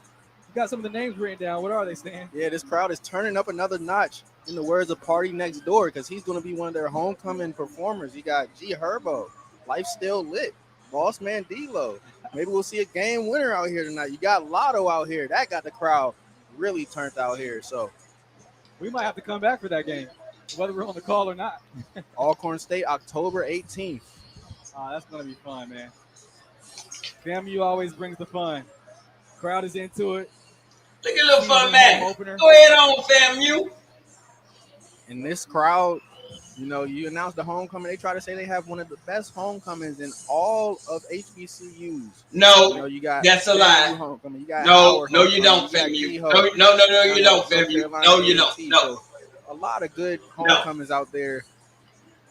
Putting their name in there. Let's see which one is the best this year. Well, you know, I live in Orlando, so I have the pleasure of always going to the Florida Classic just to hang out. So it's always a good time down there, and it's a pleasure to be here in Tallahassee as well. Only game in town, Florida State off this week, so everything is all positive vibes. And 23-17 is even better when your team is winning. Big time swing. RJ Johnson leads them down the field for a couple touchdowns, and Albany State, they do get a field goal after a 9-play drive resulted in 3 points. So once again, Florida A&M a chance to extend their lead here with 8:01 to play. And one thing Coach Cozy told us is that Bragg Stadium is a hard stadium to play in, but it's only really hard, and it gets to become a harder stadium to play in when the team is winning and playing well. I don't think he factored in announcing the homecoming lineup to get the stadium rocking too. So yeah, right. All right, so the kick goes into the end zone. So Florida A&M will set up shop, and we'll see who's at quarterback on this drive. You know, James Cozy did tell us we should expect to see both quarterbacks. You know, a lot of people say if you have two quarterbacks, you have no quarterback, but both play well. It'll be interesting to see what they decide to do, not just tonight, but moving forward as well. So RJ Johnson still in at quarterback. He's had the hot hand in the second half.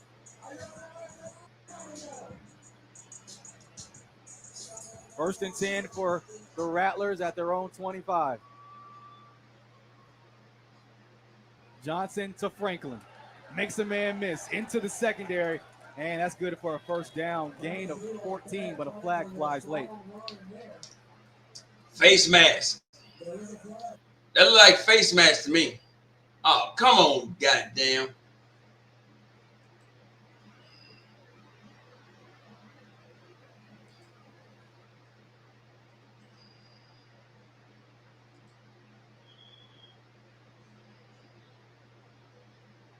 Penalty of the night on Albany State.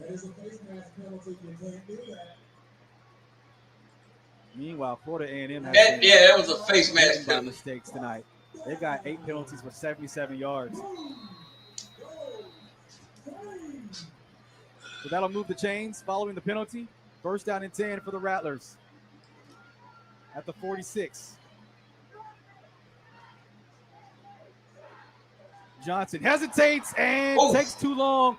Hit hard for a sack. That's a holding penalty too. Iman Davis with the credit on the hit. Second leader on the team in tackles. We'll see what the flag is, though.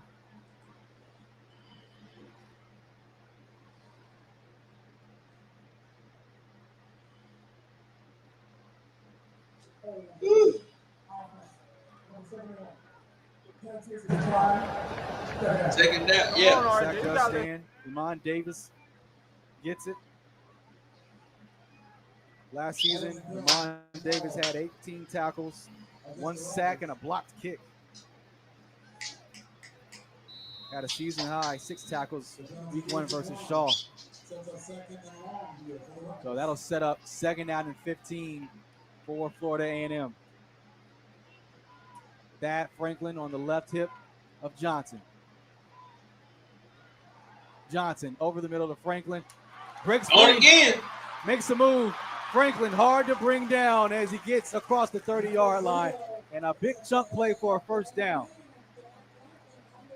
Thad Franklin, a run to start off this drive, going for a first down. Now catching the ball out of the backfield, breaking the tackle, and getting another first down. A&M goes quickly. Johnson drops back, surveys, floats one to Franklin, and too far in front of him. We've seen that. He was wide open again. Pass. And that one, it looked like Franklin slowed down running. If he keeps running and runs under that ball, he catches it, he's in the end zone.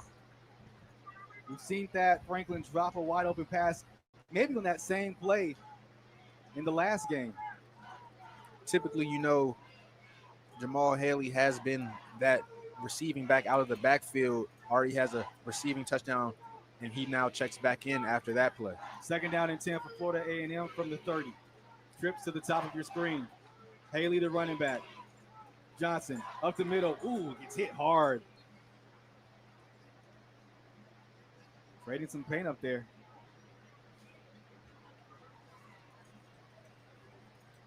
Come on, Mom. Come on now. Big hit from. Did get a number on that tackle. Passing situation for the Rattlers. 3rd and 10 from the 30. Johnson dropping back. Cuts it near side. Wide open. Burris trying to get to the end zone. Big time catch. There it is. For Maggot and Nathan came alive. This is about a wrap. RJ Johnson feeling it now in this 3rd quarter. And Burris making the defender fall on the ground. Nathan came alive. He scared the hell out of everybody.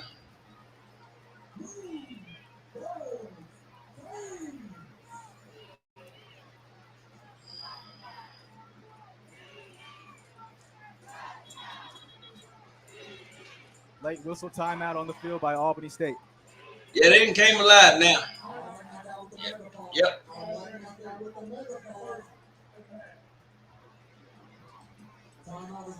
When the lights come on, it's close. Keep things here. Timeout on the field. 5:32 to go here. Florida A&M with a chance to extend their lead. RJ Johnson has looked clean in the second half. What have you liked from the redshirt sophomore? I mean, he's just finding an open man, standing in that pocket, and he's taking a couple hits while delivering the ball. He's had some defenders in his face, and he's just staying in there and delivering strikes down the field. RJ Johnson, 8 of 10 passing, 193 yards, 2 passing touchdowns as well. If you're head coach James Posey, and if Florida A&M holds on here, what do you do moving forward as you get deeper into conference play at the quarterback position?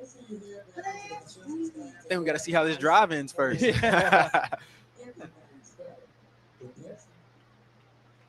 Posey said we would see both quarterbacks play tonight, so for sure both quarterbacks have a lot of film tonight, some good things and some bad things.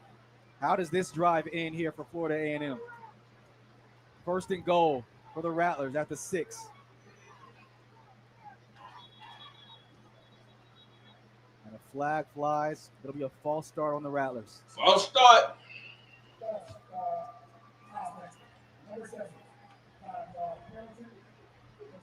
Chris Williams, the guilty party. 6'4", 295 red shirt senior out of Tampa. It is still 1st and goal.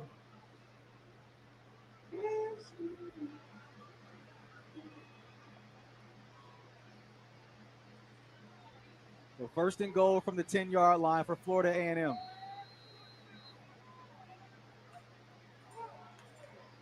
Thad Franklin, the running back. Johnson, pressure in his face and gets rid of it. And that throw ruled incomplete. Student section in front of you is the Royal Court. You can make some noise for them one time as they get back to their sections.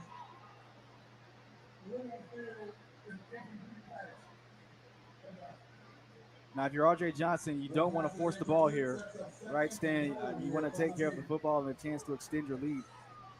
Yeah, especially only being up 9 here. A field goal here would then make it 12, which requires 2 touchdowns to take the lead. So that's a field goal works here as well. 2 scoring drives in this quarter for Florida A&M. Johnson trying to find a 3rd. And pressure in his face. That one intended for Armand Burris. Hit as he throws, falls incomplete. Johnson just holding on the ball a little too long there. And looks like pressure was coming in from Abraham Clinkscales at that nose tackle position. You know, a return route on the top of the screen there takes a little bit of time to develop, so the offensive line has to hold up for just half a second more.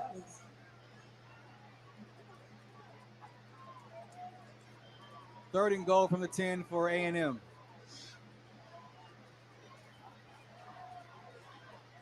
Thad Franklin, the running back, on Johnson's left hip. Rams bring pressure. Screen to Franklin. Can he get there?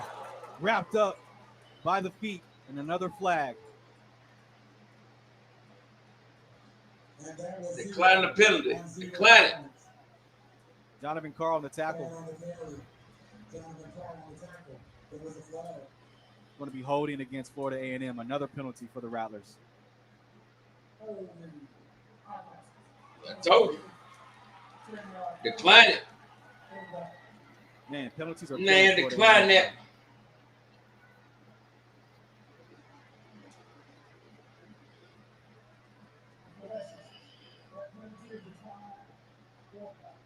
So Albany State declines the penalty, and they'll force fourth down here for Florida A&M. And Engstler will come out on the field to attempt a field goal. Should be a chip shot for Engstler.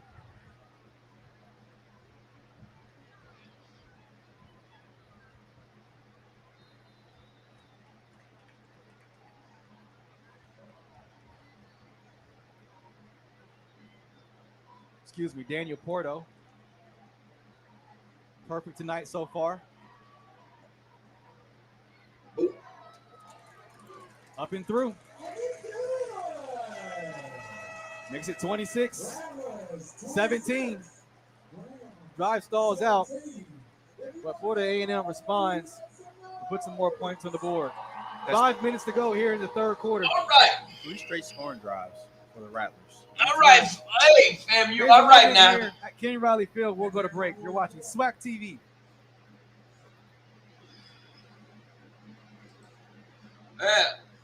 Well, fam, you look like they're coming along.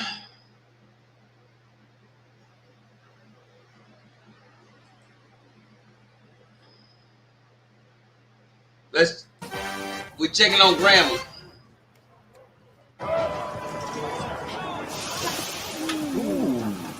There's no I in team, but there is an M, an E, an A, and a T.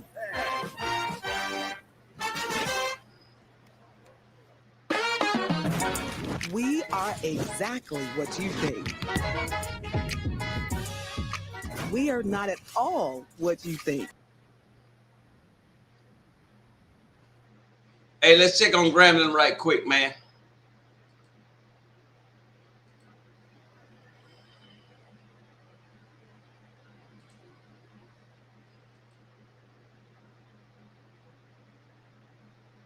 On the carry. Late flag came flying in from the back judge. So we'll see what that's all about. Hey, this is the Grambling game. We're checking on. Hey, I try to check on everybody. I don't want nobody left behind. Coach Joseph waiting patiently on this call here.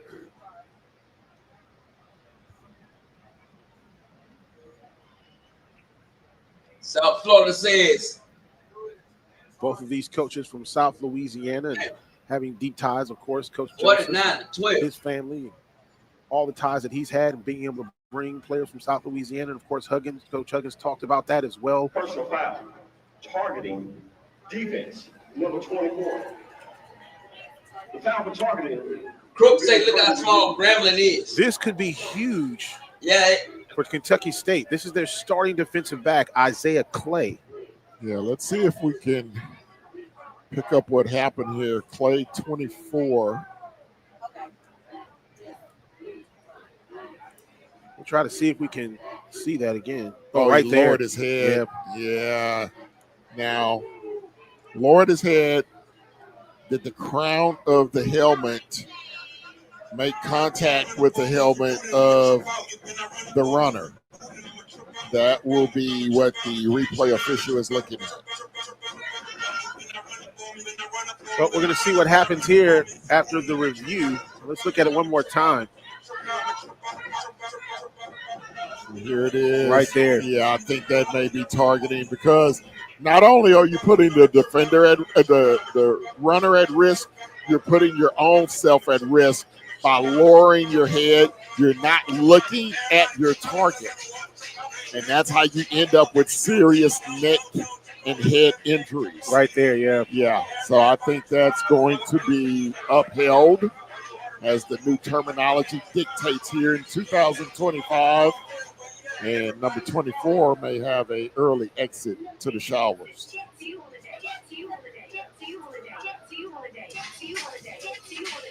Well, if he's hit for targeting, that means he's not going to play the first half of the Morehouse game, is that? Yeah, the first half next week, correct. And of course, we saw John Horton of Grambling get hit with targeting, but that was in the first half of this ball. Emil Sanders.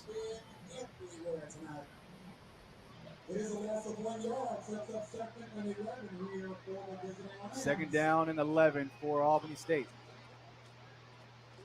Yeah, they just sitting there talking, man. I'm trying to watch the game.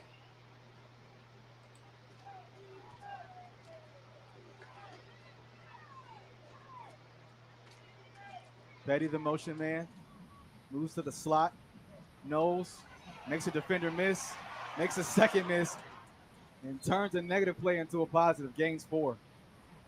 And this Rattlers defense is really. I have no idea why the audio is not playing on here, man. Albany State has run No, I hit this game. The last few drives, it's been shut down before it could even get Try started. to reset it, see if the audio can play. Down for the Rams.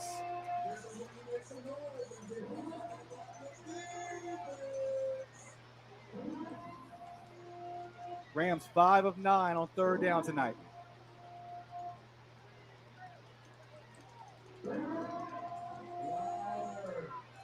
I have no idea why the hell this audio is not playing.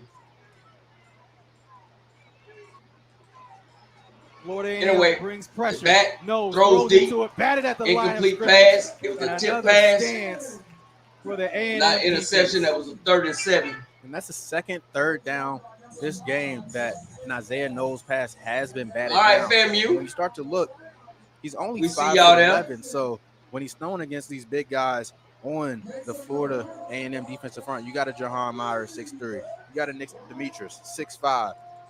You got a. It looks like 6'3". They're going to get their hands up. Albany That's is a going to have difficult to throw. punt. Defensive coordinator for the Rattlers, Kenwick Thompson, said they 17-26. I'm going for 4th and 7. So far, they've done that here in the second half. Then we're going to get back to Graham. Amari Wilson, the deep man for Florida A&M, lined up at his own If 6. FAMU score here on this drive, it's over. And how about the kick? Holy shit. What a punt. What a punt to pin A&M all the He way said back it went to across the half goal yard line. Wait a minute. Hold on.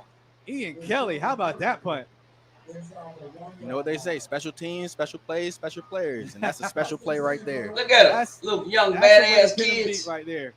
Y'all better be in there doing y'all damn assignments. A&M has to make sure they don't. They got to avoid the major mistake here, giving up a safety or worse. There's a couple ways you could get a safety here if it were to happen. A holding in the end zone is a safety. A tackle. But you know, it's the new school of the position. You know, it's as we see Eaton coming to the ball game now to give Radford a blow.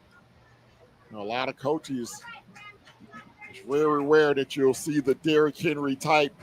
You know, hey, you're going to get the ball 30 times a game. Yeah, you got a deep running back room, and everybody has a different skill set in that running back room.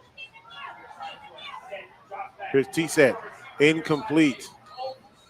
My man T-set. So T-set, again, looking from up top. If he comes back to his secondary receiver underneath, he had his tight end, C.J. Knighton, running wide open underneath. Let's see if they can get this sack out of here.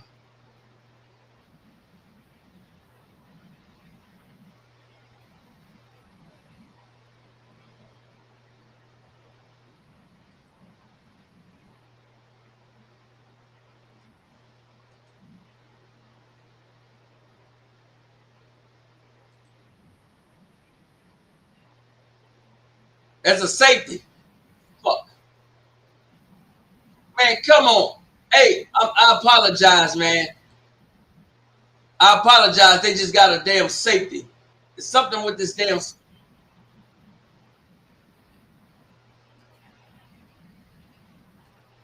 Well, they said it's not a safety. I apologize, man. This thing is not working. Coach Gray is having a discussion with the officials there. Yeah, he wants a safety.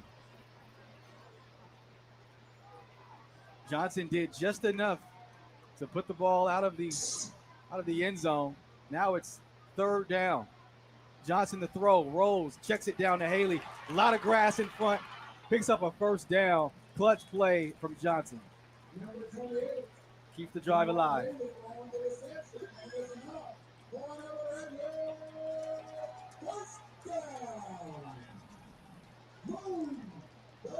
It's incompletions tonight for R.J. Johnson. And Haley, that's his 3rd catch in the game so far today. 3 catches in every game so far for Haley. 1st down and 10 for the Rattlers. Bobbled snap, Johnson in trouble. And those are the plays where you wonder what's going on at quarterback. Hey, FAMU, y'all got some offensive defensive line problems. Now you get behind the sticks, 2nd and long. Got to change things up. That goes down as a sack. That front 7 creating some havoc for Albany State. Got Derek Drayton up there. Pick number 5, Abraham Clint Scales. Now Albany State showing pressure. 5 wide here for the Rattlers. Johnson to throw. Looks in for the screen. Has Burris. Picks up 3. And the screens haven't been there all night for the Rattlers.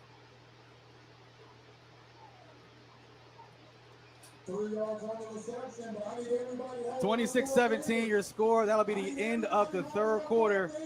The End of the 3rd quarter, man. In just a few moments, A&M trying to get their 1st win of the season and their 1st here at home. You're watching SWAC TV from Ken Riley Field.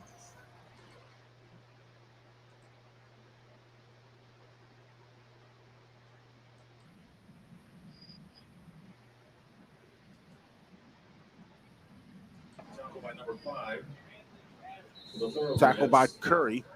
Maybe Curry. That'll bring up 4th down. Looks like 4th and short. For the Tigers. Now, what do you do if you're Coach Mickey Joseph? 3-point lead early in the 4th quarter. If I know Coach Joseph, he's taking that. You're gonna go for it, huh? Take that. The way that you've been running the ball tonight, especially in the 2nd half, he's going to take that. And your field goal kicker's been struggling so far this year as well.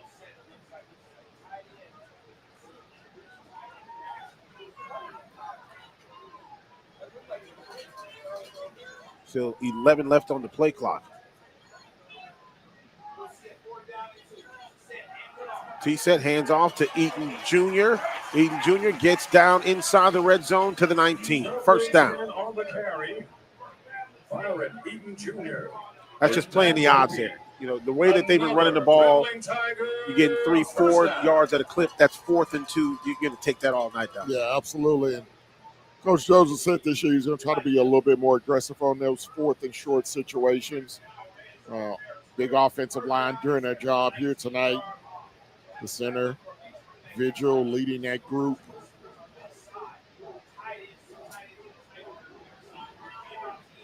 Eaton once again to about the 15. Eaton Jr. on the carry.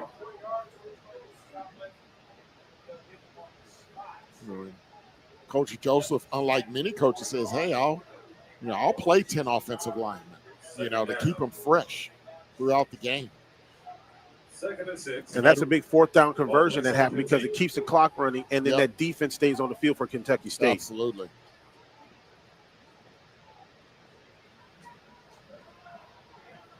And at this point, you're just going to run the football. Yeah. I mean, you're getting 4, 5, 6 yards to carry. And you got guys coming in and off the field.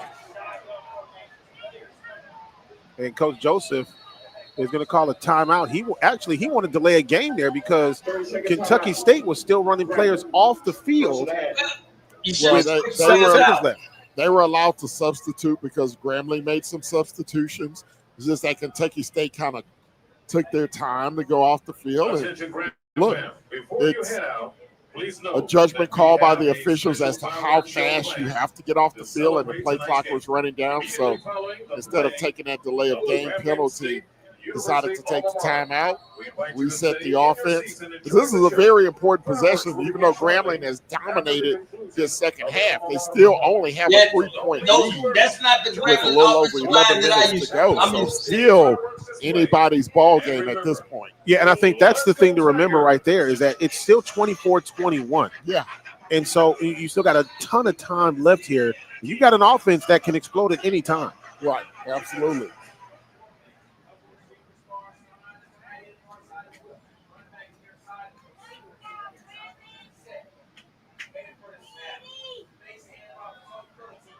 T-Set kept the football, gets inside the 10-yard line down to the 9. That's close to a first down. And again, they're catching Kentucky State in this 2-deep zone with the 2 safeties deep. So they have a light box and a good read by T-Set to keep the football and pick up another first down. And now when you start taking a look at this, another long drive here for the Grambling Tigers, eating up time. T-Set keeps the football again inside the 5-yard line to the 4. Now, one thing I'm seeing from T-Set, you want to keep that football a little closer to your body, high and tight. He's got that football kind of carrying outside his body like a loaf of bread, so one of those defenders can come up and knock it loose. So he's got to be very careful with ball security here inside the red area. Hey, once Grambling scores a field goal, or attempt a field goal, attempt to score, we're gonna go back to the FAMU and Albany Bray State. Ferentz comes in as a fullback from St. James High School.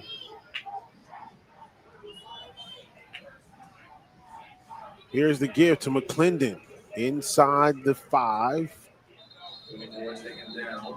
at the 4. It'll be third down and goal here. Kendrick Curry once again on the tackle. Number 8. He's having a good ball game here tonight, but Kentucky State just getting worn down here. Big third down here for the Thoroughbreds to see if they can force Grambling into another 4th down decision. And you got T-Set under center with a fullback back there. You don't see that often. That's going to be incomplete. He tried to get the fullback coming out of the backfield. He was bumped around out there in double coverage, and it'll be 4th down. The first time we've called the Germinator's name tonight. Leon Muller, number 90, got into the backfield that time, forced that hurried throw from T-Set, and Coach Mickey Joseph is going to bring in the field goal unit to try to make this a 6-point game. Are you surprised by this decision? Not really. McCormick has a foot. Remember, he's the transfer student. Your starter was Caballero, who came in. He's a sophomore. He struggled a little bit coming into this game, but McCormick here has got some experience coming out of Middle Tennessee, native of Austin, Texas. Man, that's up and no good. He pushed it. Wow. He pushed it. Hell no. Well, boy, Grambling got Grambling in that damn FAMU.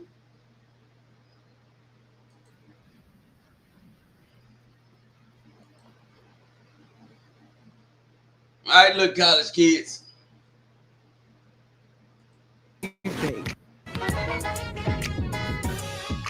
We are not at all what you think. What, Grambling is horrible. Present and future, all in one. Hey, I'm telling you now, Grambling, oof.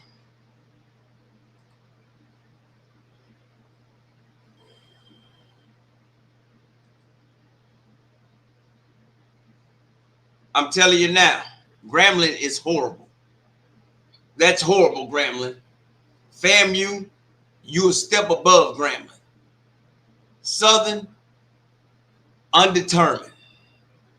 Alcorn, go back to the drawing board. UAPB, you invalid, and the rest of them simps down there, y'all gonna fight. My goodness. Man, I can go out there and kick a goddamn 24-yard field goal. What's wrong with Grambling and FAMU this season? Yeah, hey, maybe a Gremlin or a FAMU fan can ask this young lady her question. Excuse me. Yeah, answer that young lady's question. Shit.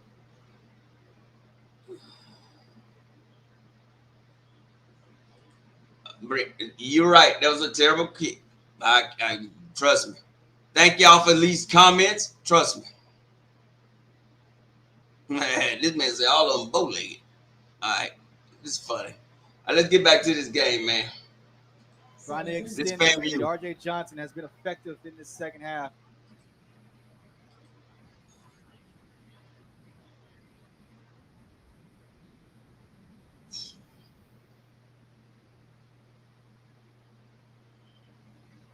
Lawrence had 6 in his pocket. The most game experienced receiver on the roster can't execute there. That pass falls incomplete.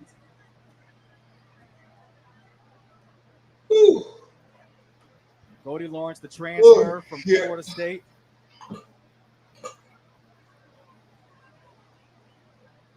Tough break there for the A&M offense. 2nd and 10. 3 receiver set. Franklin, the running back. Quick throw to Burris on the screen. Picks up 2.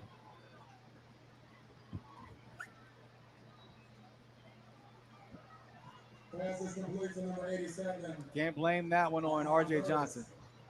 Got to make the catch. A gain of 2 yards to set a 3rd and 8 here for the Rattlers. So after the 2-yard gain, it'll be 3rd and 8 for the Rattlers from their own 43.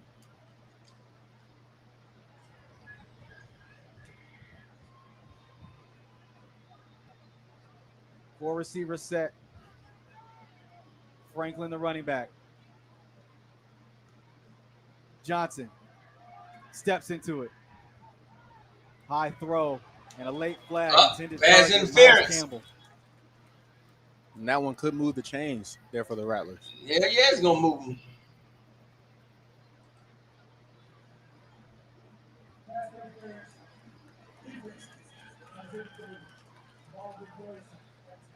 Hold it, bro.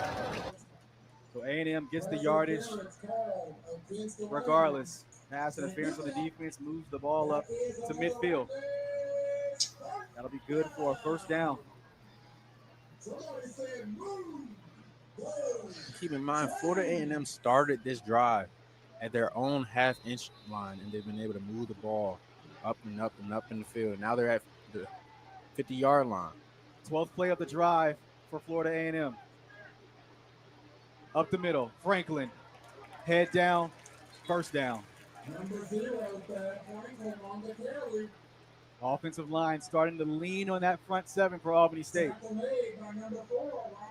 Got guys like Charles Davis at left tackle, who's a preseason All-American. Ashton Grable, 2-time HBCU All-American.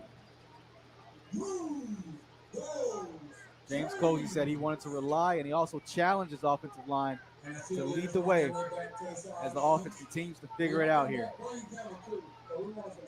Marquez Bell at the bottom of your screen. Delay handoff to Franklin. And it's going to gain 2 on the run. And now you're starting to see a little bit of the difference in that FCS and D2. That offensive line is starting to get that wear on that defensive line for Albany State.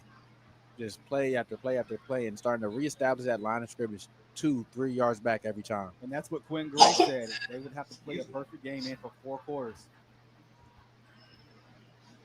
2nd down and 8 for the Rattlers from the 37. Johnson cuts it near side. Wilcher with the catch. That's good for a 1st down. R.J. Johnson finding his rhythm here on this drive. Remember, this drive started at the half-yard line. Under 10 minutes to go here. Another 1st down for the Florida A&M offense.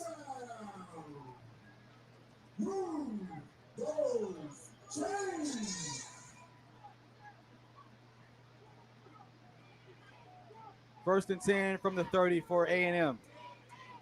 Haley, the running back. They pitch it to him. Hits the gap. Picks up a couple. 2-yard gain. Tackle made by number 94. Tackle made by number 94, Mackie Pegram. 2-yard pickup to set up 2nd and 8. And this drive started with 2:59 to play in the third quarter. It's almost 9 minutes, less than 9 minutes by the time this play is over, left in the fourth quarter. Rattlers trying to burn that clock here at home, trying to pick up their first win of the season. What the hell just I'm happened? you with more sizzle. When you try That was not Doritos me. barbecue flavored beef jerky, you unleash the you with more flavor. Also, Man, Swac TV got to do better. They just went to a straight commercial.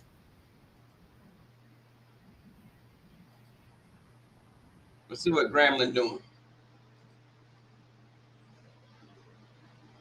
That's crazy. That's all I can say. I do not make the rules. I'm sitting here watching like everybody else watching.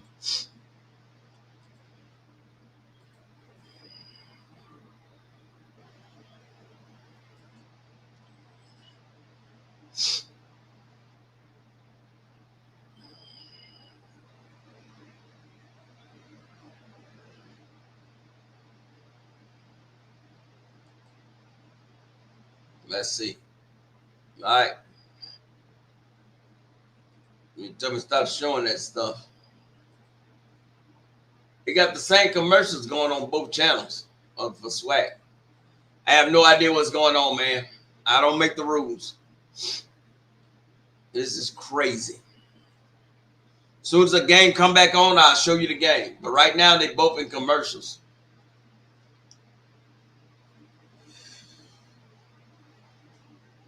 We'll find out.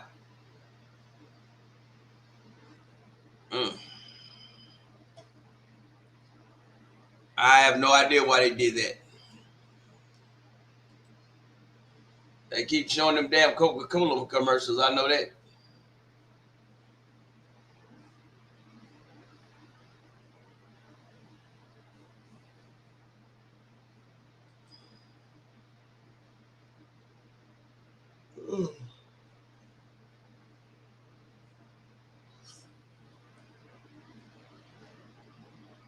Yeah, that's true too.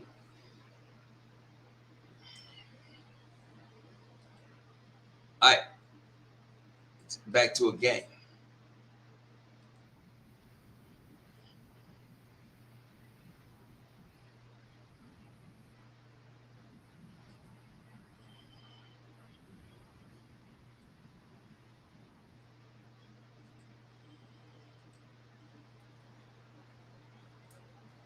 Taking so long on this.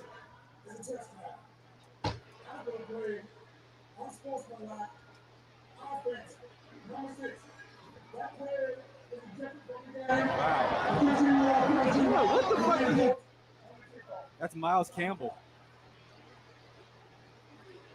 The tight end has been ejected.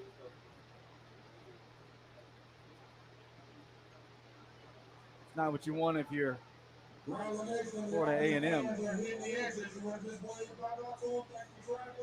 And an ejection in the second half, that could be a big-time ejection because Florida A&M, they have a bye next week, but then in 2 weeks they play Alabama State on the 27th. Yeah. So he could have to miss that half. We'll see what they say based on the ruling for this ejection. Got to keep your cool in these situations. James Colsey is upset with something. I'm not sure. He's apologizing to the Albany State sideline. Not sure what happened. I think he was apologizing just for what Miles Campbell did. You know, there's FAMU love between Colsey and Quinn Gray. Obviously, Quinn Gray, Hall of Fame quarterback that played at Florida A&M. James Colsey's parents went to Albany State. So Porto on for the point after. It goes through. So 19-play drive goes 99 yards. All right, the season pays off with a touchdown. That Franklin, how about getting your All-American running back going? He's got it tonight. 33-17, your score. We'll take a break. You're watching Swac TV. Yeah, it's about wrap.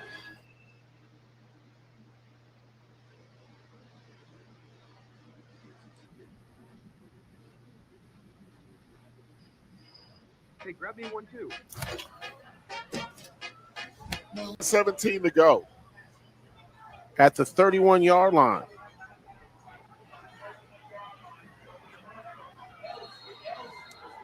Man, Gremlin, ain't no way. 15 on the carry. Wow. Incredible turn. And, it's just like you said, you don't know whether it was intentional or just just luck. But no one thought the way that he kicked that ball that it was going to just hit right at the up man. I mean, it was like a line drive coming at you. Laser. My goodness. And you could hit a ricochet all the way up here in the booth.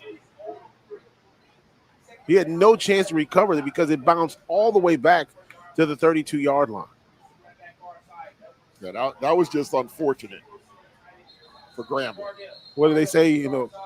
That was a lucky bounce, to say the least. It's like if you're a pitcher, it's like a line drive right back at you. Exactly. Second half. So a muff punt or fumble during the punt. KSU recovers, gets a touchdown. Now you've got a kickoff, which a line drive shot at one of the up men, recovered by Kentucky State back at the 32. They get the ball back, and there's 6:20 remaining in the game. And a fresh quarterback in who just delivered a bomb for 6.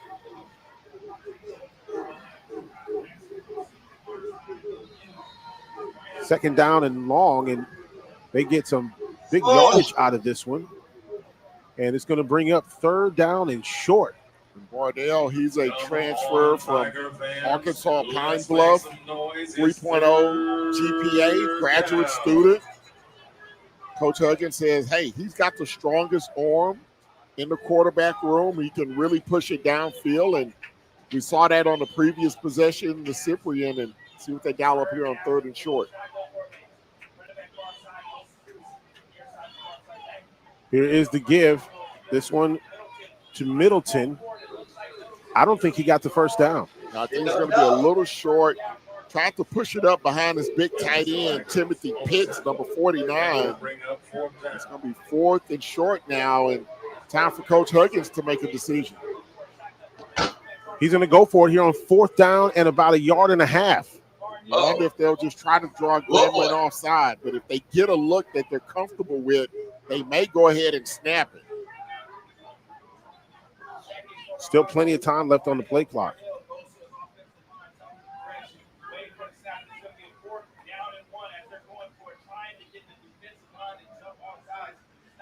Grambling being very disciplined. They're going to have to take a timeout here. Man. Timeout or delay a game. Oh, they're going. Centuria. They go for it here on fourth down, and they get 2 yards and a first down. What a play there by Bardell. Wow, and what a gutsy call by Coach Felton Huggins Jr., the former NFL player, rolling the dice for his young thoroughbreds, running right behind the big center, Jamarcus Garrett. Garrett, the center, just arrived in August, another transfer from Arkansas. Another transfer my ass. What is that?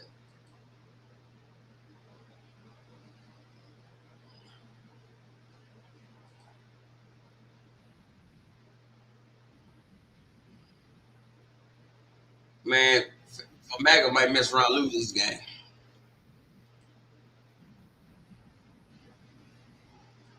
Mm-hmm.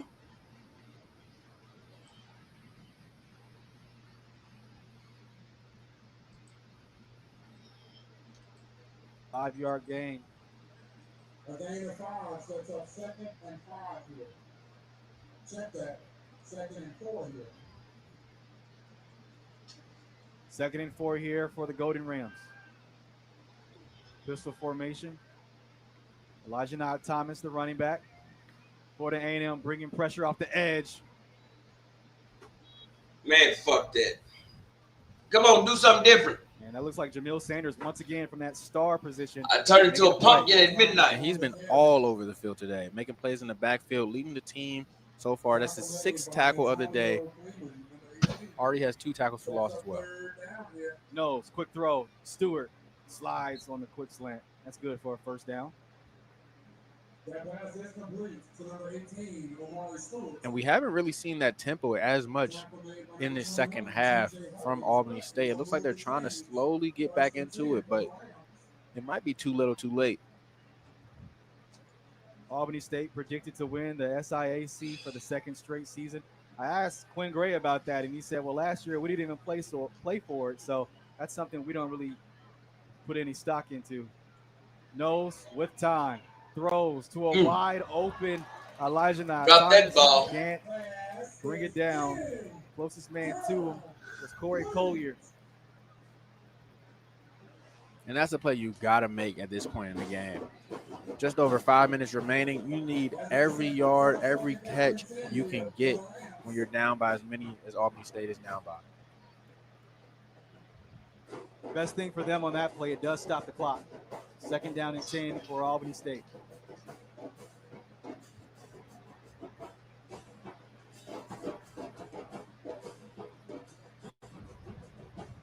Got to give credit to the secondary for Florida A&M, keeping most of everything in front of them. Nose with time. Fires. Wide open Stewart. Still fighting for yardage. That'll be a game Belly to back suplex for the Golden Rams. Number 18, Omari Stewart, tackled by number 21, TJ Hubbard. But the damage had been done. First and 10 for the Rams. Nose underneath Thomas and hit hard from the back by Nayron Jenkins. And now here goes that tempo right there, an element that Coach Quinn Gray pulled from his time at FAMU under Billy Joe. Under 5 minutes to go, Nose, quick throw to Jackson. And great effort from Nick Demetrius there, running down that screen play. You love that from your defensive lineman. Not giving up on the play just because it went past you, making sure you hustle to that football. Following the 5-yard gain, it's second down and 5, and Florida A&M doesn't like what they see defensively. They'll call another timeout. 30-second timeout as well. We'll keep it here. So, Stan, what have you seen? What have you liked from tonight? When it comes to Florida A&M, much better performance all around. What are some of the things that stood out to you? It's been a tale of two halves. Honestly, you had a tale of two quarterbacks as well. You got R.J. Johnson in the first half, getting pulled, letting Jet Petty come in and make plays. Then in the second half, R.J. Johnson comes back in, and he just delivers the ball downfield to Wilcher. First play, touchdown. Then comes back, does it again, drives the ball downfield. You gonna hold on again and win. Gets a field goal. It's all good. Goes 99 yards for a score. So a real tale of two halves. We got to ask Coach Colsey what went down in that locker room at halftime to really get these guys back locked in. Yeah, just balling they out. were scared. What I saw, Gonna lie. 99-yard drive, 19 plays, and they cap it off with a touchdown. That's the kind of stuff you want to put on film, and they've certainly been able to turn the page tonight. Florida A&M showing pressure here on second down and 5 for Albany State. Quick throw to Nose, and a lot of space for Jamil Williams. He'll score. Touchdown, Golden Rams. What damn. And it's not over yet, folks. I was about to turn the TV, but wow. So just like that, Florida A&M giving up a touchdown. Can't get comfortable here. Lot of clock still to play. Yeah, good misdirection. FAMU, go back to the drawing board. Offense, faking the run one way, coming back, throwing the screen pass to the opposite side there. Yeah. Was that a stop on 25? Yeah. FAMU got to go back to the drawing board. Yards tonight in a touchdown. They'll go for 2.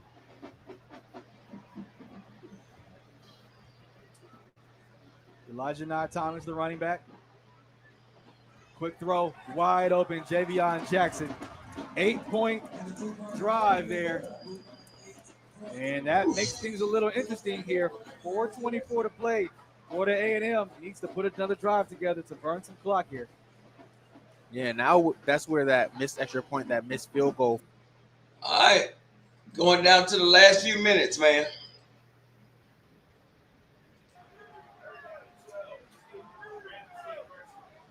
Kentucky State 28. Big third down here for the Grambling Tigers. Cyprian in motion. Here is Bardell. Keeps the football. He gets the first. Oh, did he start the slide before the first down? Early, Santor. Oh, man. Oh, my. He had the first down, but he slid too early. And now watch it here. If he just keeps running, he has the first down easily. That's 2-minute timeout. But he slid about 1.5 yards shy. 2-minute timeout.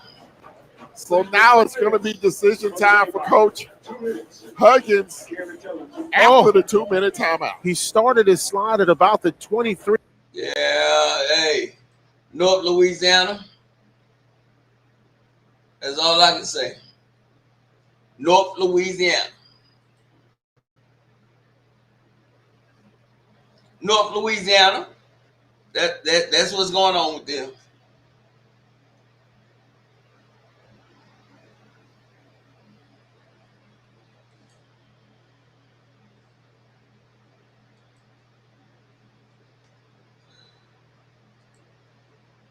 Woo.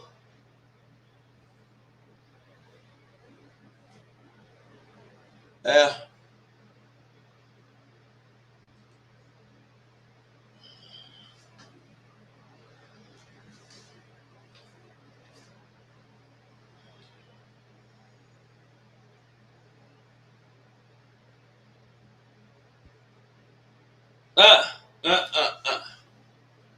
Everybody on commercial right now, man.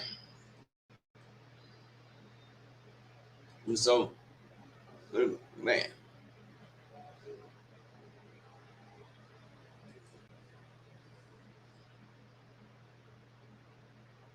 Fam, you playing bad football.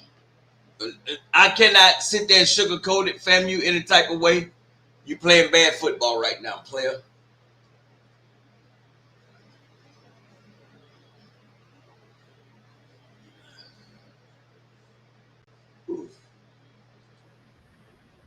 Let it ride.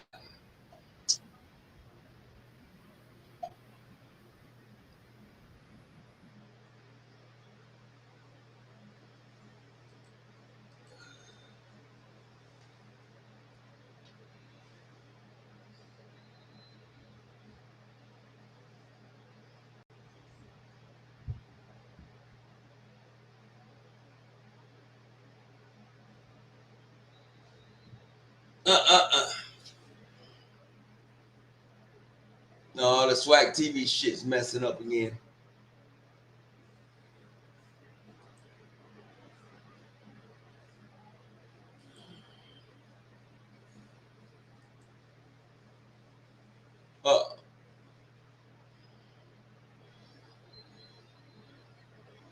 The coaching staff of Kentucky State. And I am shocked, Santoria. They are bringing out the field goal unit here. I am stunned because a first down here and the game is over. After discussion, the 25-yard line was a good spot on the previous play. 4th down. That's 4th and 2, but I am still shocked because a first down ends the game. Even if you make this field goal, it's still a touchdown. Still can go down and tie with a little under 2 minutes to go. Watch the fake.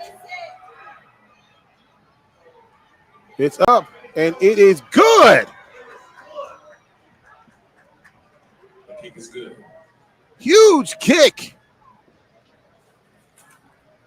Right. Leland Gantz now with his longest field goal of the season. What? Damn, James. Roll right down Main Street. What the hell is going on? 42-yard field goal. And here's what that does in essence. Grambling can only, they could score a touchdown and go for 2 to win or tie the ball game. So I get it. Remember I told you they could get the field goal kicker out there. That was a possibility. Right. My logic was 1 play, 2 yards, I win the game, game's over. Now I got to still keep playing defense. I got to trust my defense not to allow Grambling to go down and not get a touchdown with a minute 55 on the clock. Still a tall task for this thoroughbred defense. But they're in a great position either way. They're up by 7 points with less than 2 minutes to go on the road. And just think, let's go back to 8, that field goal that was missed. This ball taken at about the 5-yard line out to the 20, 25, and that's where Grambling will take over. No timeouts for the Tigers. Wow. So let's just think about this. You missed that field goal, 17 plays, 69 yards, 8 minutes and 4 seconds off the clock. Then Kentucky State punted the ball. The punt was fumbled, recovered, and then a touchdown was scored on the ensuing drive. Then the kickoff. It was a line drive at an up man that bounced all the way back to the 32-yard line, recovered by Kentucky State. Then, of course, a field goal after that, 47 yards, longest, or 42 yards, longest of the season for Gantz. That's a 10-point turnaround. Yep, that's where we are right now. Let's see if T-Sets has some 2-minute magic. This is what they practice all the time. Big catch. Jordan Bride gets across the 50-yard line. Becomes a late flag, Santoria. Maybe a post-possession or after the play penalty here. Oh, this would be huge for both teams. Kentucky State was celebrating as if it was going against Grambling, but we'll wait for the official call.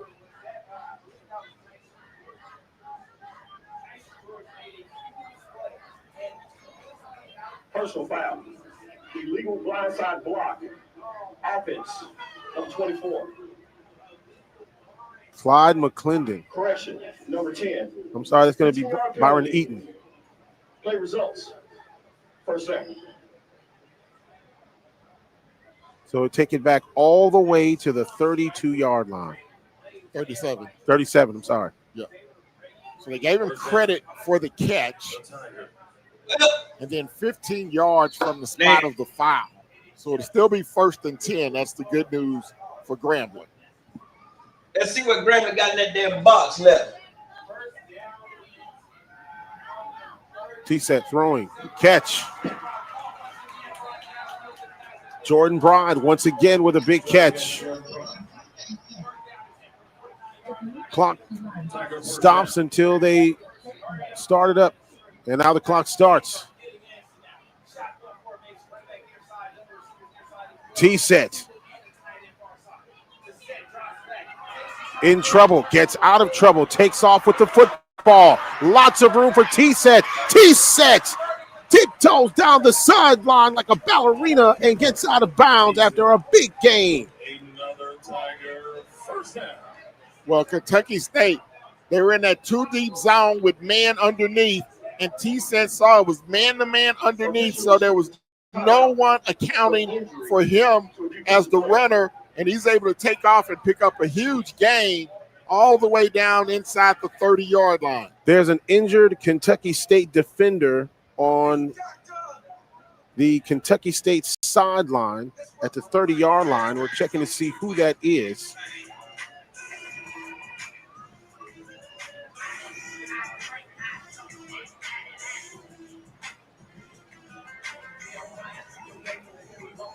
Boy, you know what? That's the 5th injury today for Kentucky State. Well, and that was part of my logic in wanting to go for it on 4th and 2.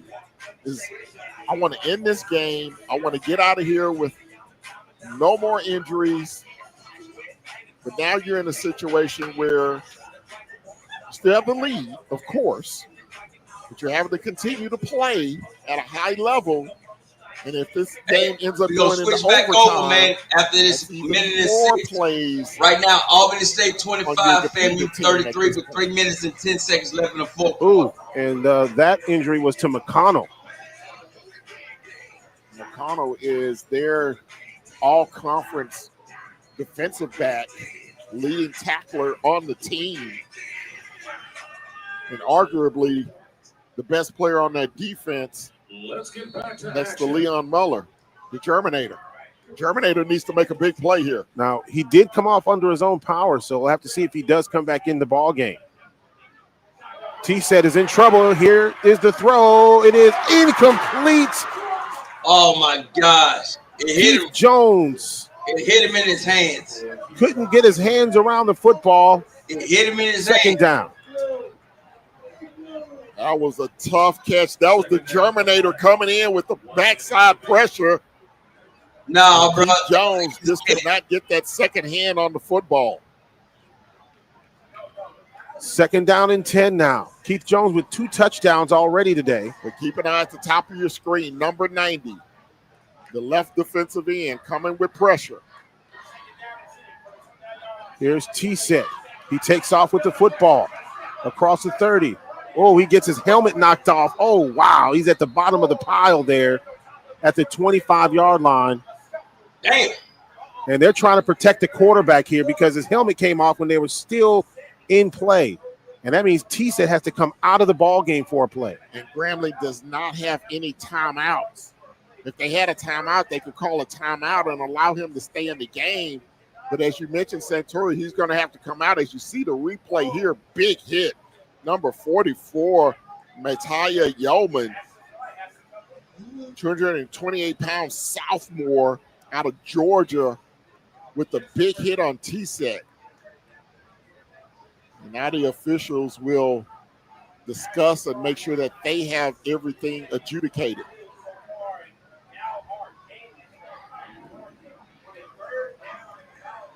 Due to the runner's helmet coming out, the play results in a 10-second runout. Please put 42 seconds on the game clock. Number 1 must sit out for 1 play. The game and play clock will start on my ready for play signal. Well, that's a 10-second runoff. 10-second runoff, plus Ashton Fry now has to come into the ball game for 1 play. Will be 3rd down. And for those that don't, that is the right call. Oh, absolutely. It's unfortunate for Grambling, but that's the right call. And more importantly, it's 3rd and 5. Big moment for Fry.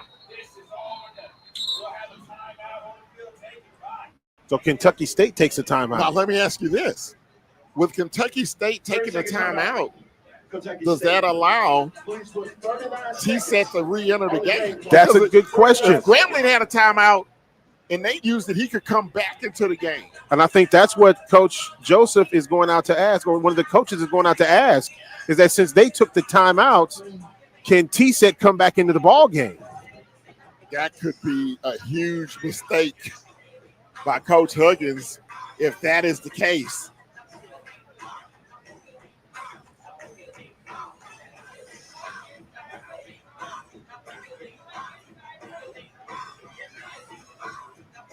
Well, that's the question that they have right now.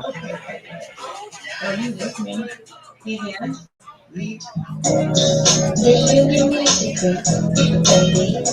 still don't have clarification. I think they're still talking about this. But I think Fry's going to have to come out. Or Fry's going to stay in, rather. Taking a look at the stats here. Pretty even across the board. Grambling with a significant advantage now in rushing yards as they've dominated here in the second half. But Ashton Fry still in the game. So apparently substitution could not be made because Kentucky State took the timeout. Almost closing time. You hear that music? Fry takes off with the football. Still on his feet. And remember, no timeouts. But that is a first. Tick, it is a first down. Tick, tick, tick, tick, tick, tick, tick. Here comes T-Set. Ashton Fry did his job. But wait a minute, they're going to have to stop this because the clock started before the first down markers were set. The clock operator has an itchy finger. Please put 34 seconds on the game clock. The clock will start on my ready for play signal. 34 seconds.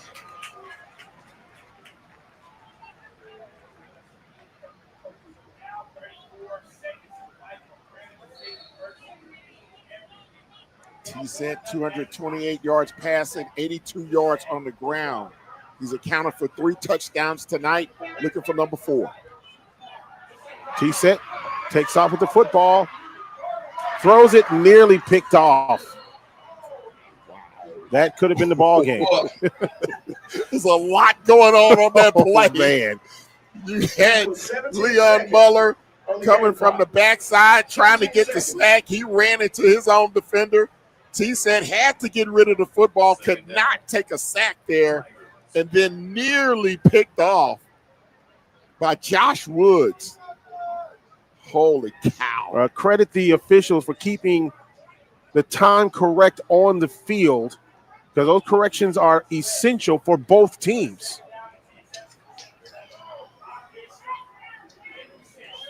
T-Set back to pass. Takes off with the football. Wide open. T-Set goes in. Touchdown. Grambling State University with 10 seconds remaining in the ball game. T-Set. Look at my man T-Set. Go ahead on T-Set. And the crowd goes wild. And the crowd goes What a run by T-Set. And there's an injured player for Kentucky State. That damn T-Set. So Xavier T-Set with the pirouette into the end zone. And again, man-to-man coverage underneath. No one accounting for the quarterback. And once he gets to the second level, the thoroughbreds not quick enough to get to the talented sophomore. End zone angle, no spy on the quarterback. A last-ditch effort there by McConnell, who was back into the ball game. But now Grambling has to convert the all-important extra point. Here we go. The shaking up.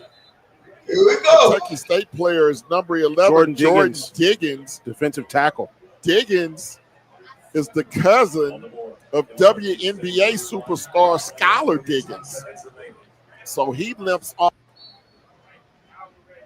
And now they are ready for the extra point. This is a big one. Man, this shit You going got to hit the overtime. extra point if you're Grambling. Kentucky State still has hope that they can get to this extra points. It's up, and it is good. We have a tie ball game, 31-all between Grambling and Kentucky State off the legs of T-Set. Wow. Well, we talked. That game going into overtime.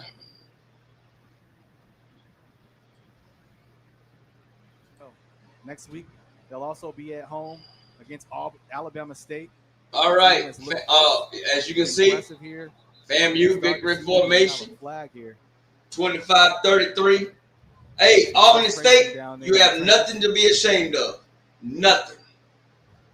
I say again, Albany State, you have nothing to be ashamed of. You had goddamn it. Defensive line You made FAMU play 3 quarterbacks tonight. Meals like. So nothing to be ashamed about. I say again, Albany State fans that you came up in here and hit the like button, you have nothing to be ashamed about. Nothing. Luckily for the Rattlers, this happened on FAMU. If it happens on second down, I thought I had a text message from FAMU asking me to come play quarterback. Now, no matter what happens, It's all as long good, as they can hike this ball and kneel it. Hey man, good luck to y'all and the rest of y'all. Still gotta make sure the snap is good. You know, quarterbacks don't always get under the center all the time. Y'all put some shit on FAMU. Snap, but this game, you had a couple all of you gotta mistakes. do, get the snap, takes it's all good. It's over. You get a backflip. All right, that'll do it. RJ Johnson gets his first win as a Rattler.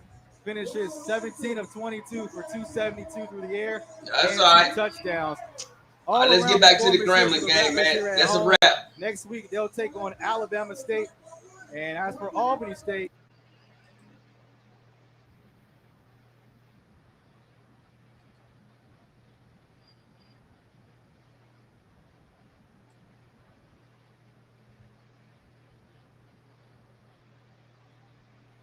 All right, let's get to this Grambling game.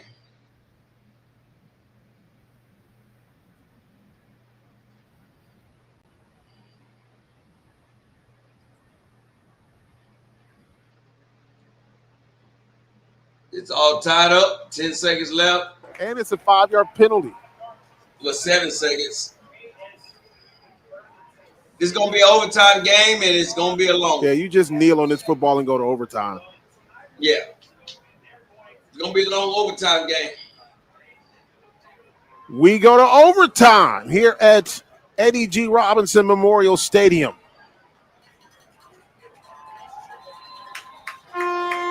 Tied at 31.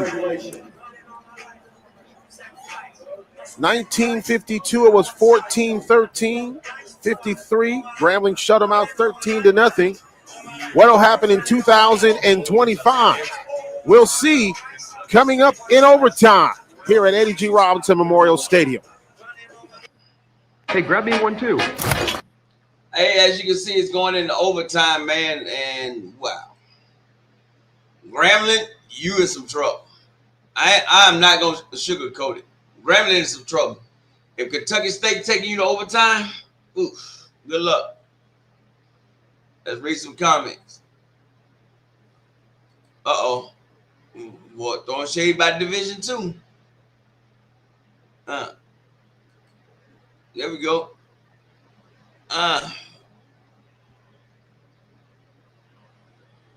It's all good, man.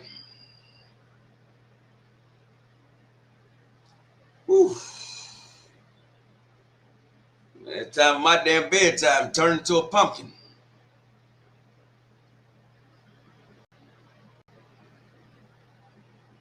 That is. It's overtime, baby. All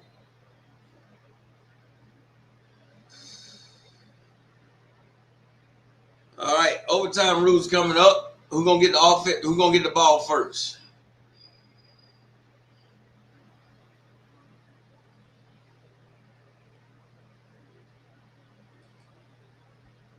Ugh.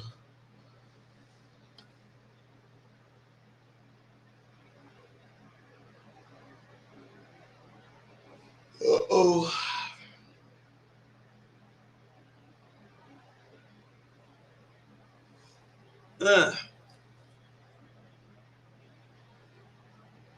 Oh, man, so it's still a loss in his eyes. Oh, man, y'all grimy. Celebrating over D2 school. Overtime with Kentucky State. This is hilarious to me. All right, here we go. 28 passing, 230 rushing. Let's talk about a balanced attack for Kentucky State. 213 passing, 135 rushing. Penalties, 9 and 8. Rounded with 23 first downs, but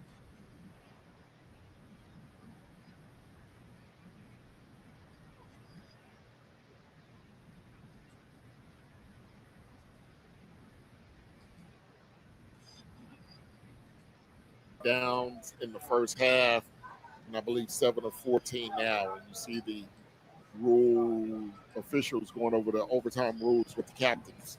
I don't know what this penalty is. There you see the captains for Kentucky State, Muller. Besides the damage coin toss. Which looks like he'll be back on the field. And, of course, big-time wide receiver, Cyprian. Each team will receive one extra timeout in each of the first and second extra period. Now, it is important on who wins this first because you set the tone. And remember, whoever gets the ball first, if they don't score. Kentucky State chose to go to the south end zone. Grambling won the toss. They elected to play defense. First down. And I understand the call. Put your defense out there first. Put your defense out there. And if you're Kentucky State, you want to be away from the Grambling band. Smart. You want to be on the quiet end of the field, which is the south end zone.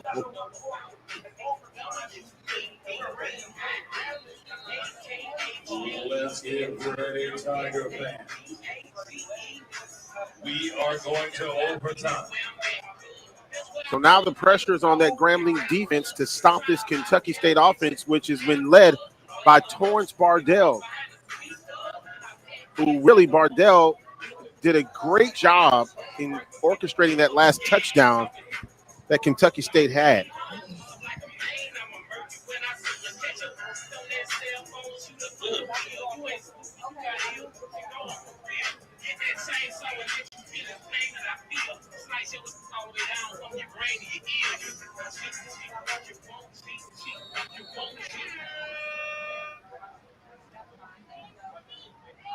First down and 10 for Kentucky State.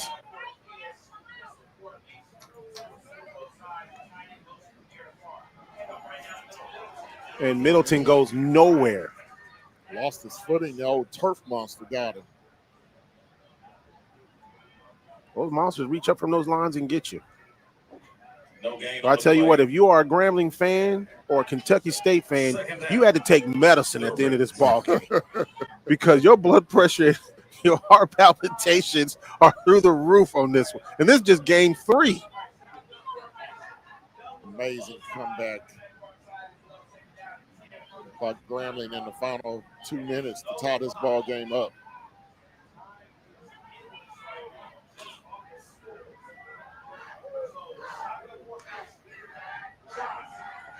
Bardell, ooh, good hit. And they deny a first down here. It'll be 3rd down and short for Kentucky State. Catch by John Moore, it looks like. There's a big 3rd down here for Kentucky State.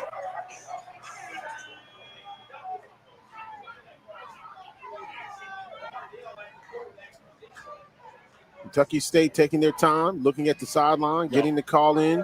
Got one-on-one coverage over here at the bottom with Cyprian.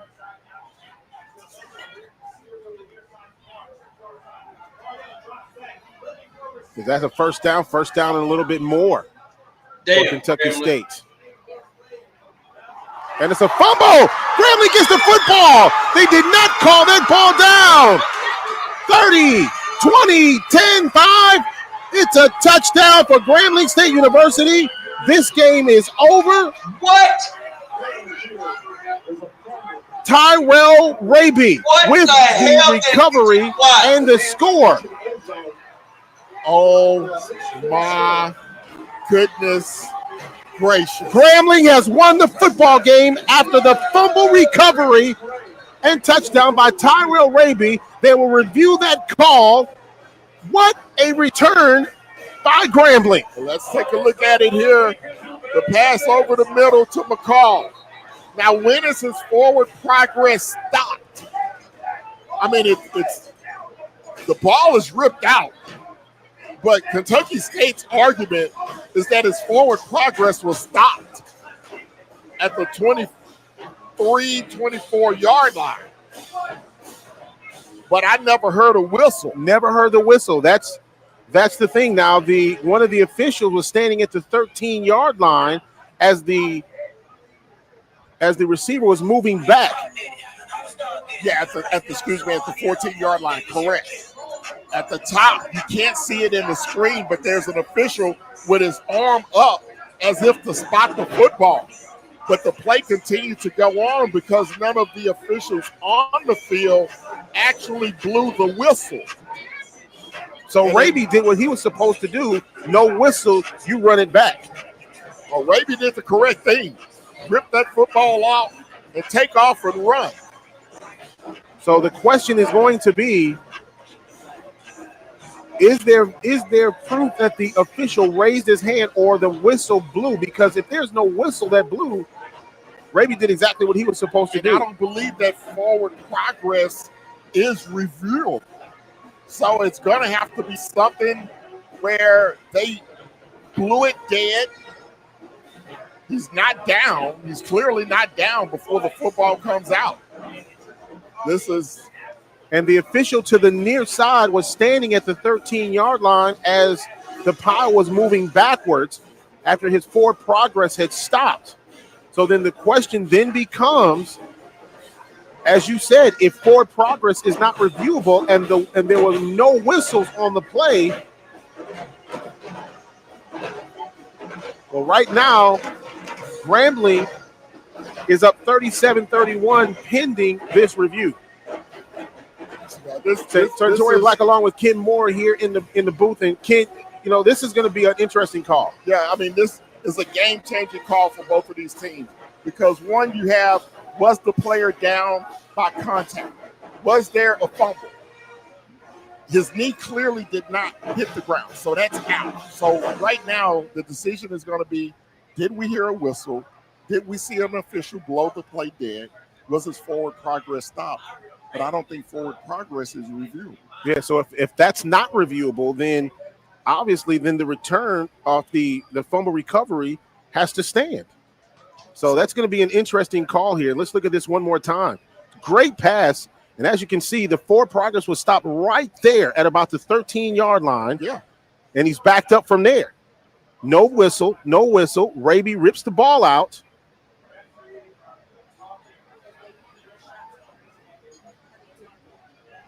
Wow. Yeah, I don't know. I don't know.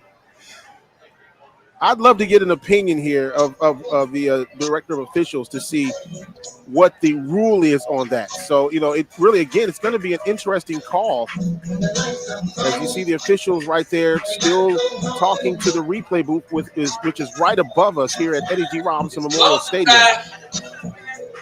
Well, the official has the pen and the notepad out. So when the pen and the notepad comes out, that generally means they may be reversing this call. Because if it's over, there's no need for the pen and the notepad to be out, right? No.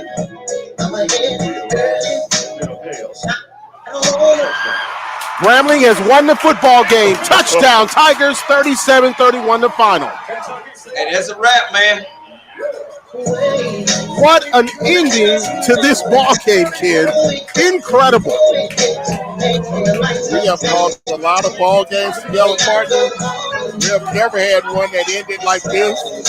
And you see Coach Mickey Joseph and Coach Belton Huggins Jr.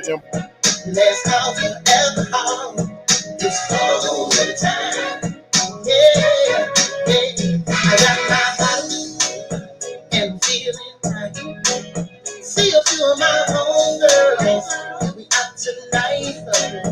The DJ playing my favorite song.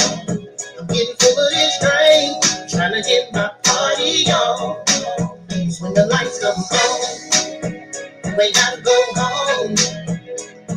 It's closing time. Yeah, yeah, let's go forever home. It's closing time. Ooh, we baby.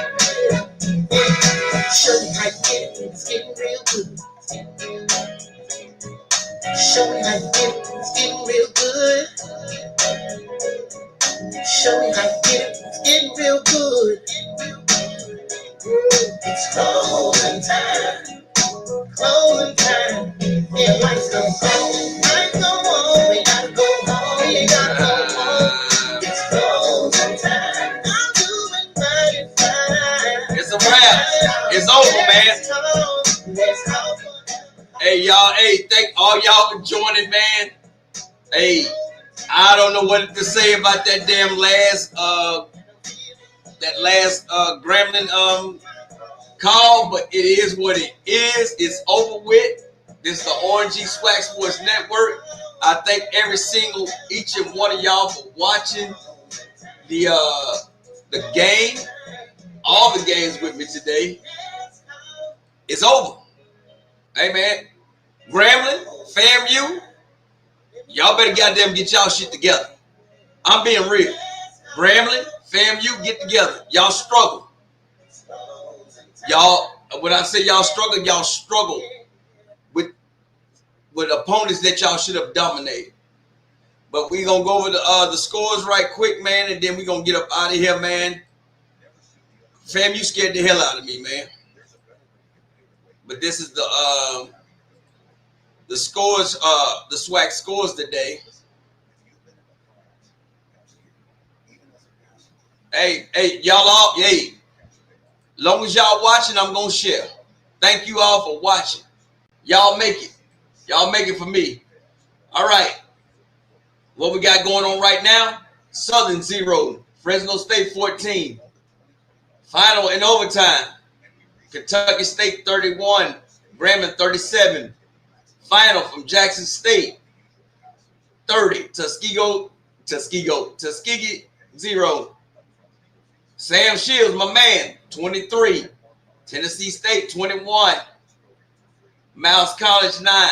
Alabama State 37. Alcorn 0. Mississippi State 63.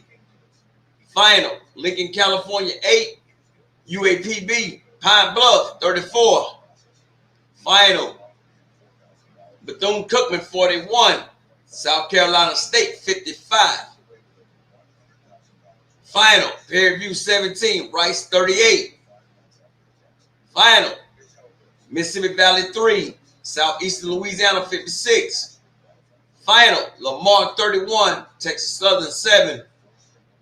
And the last final, Albany State 25, FAMU 33. That's the scores, man. That's the scores. That's all we got for this Saturday night. Once again, man, I'll once again thank all of y'all for watching.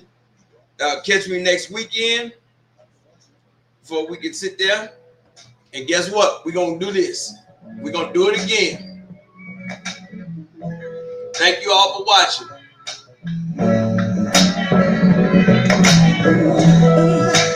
Thank you all for watching, man. Y'all come back next Saturday. We'll do it again. All right, man. Y'all have a good night. If y'all going out, be safe. Watch yourself. It's a wrap for me, man. Let's do it again.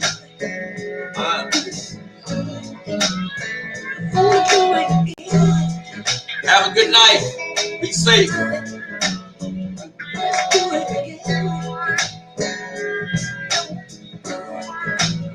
Sometimes it rains, even when I hear the sound, like you and me, baby, get me down with the sound of rain. Oh, the smell of the morning flower as we pass away the hour. I wanna do it again, do it again, do it. Let's do it in the morning, sweet breeze in the summertime.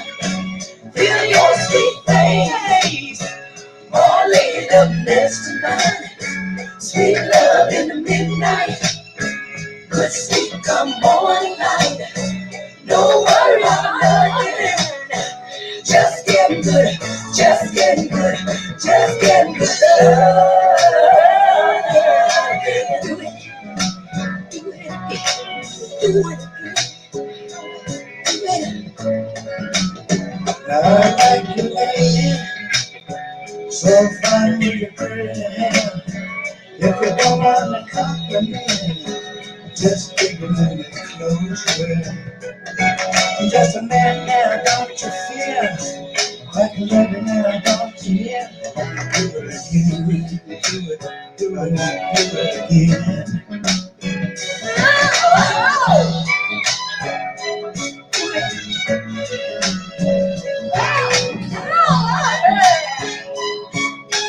Do it again. Woo. Do it again. Do it again.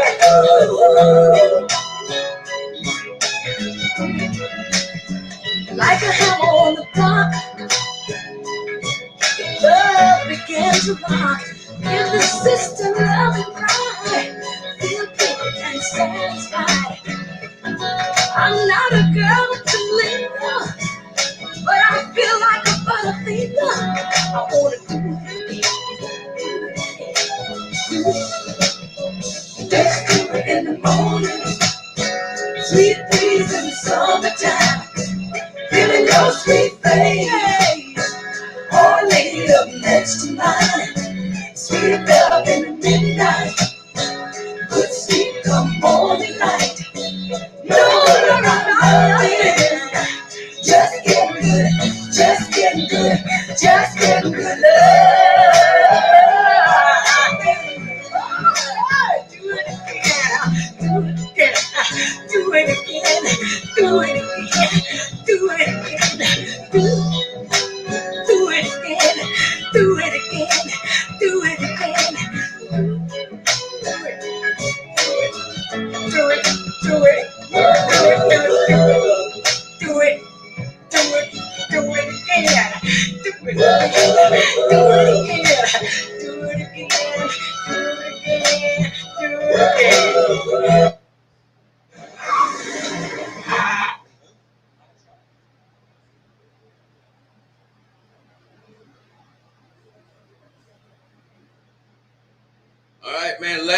song and we up out of here, man.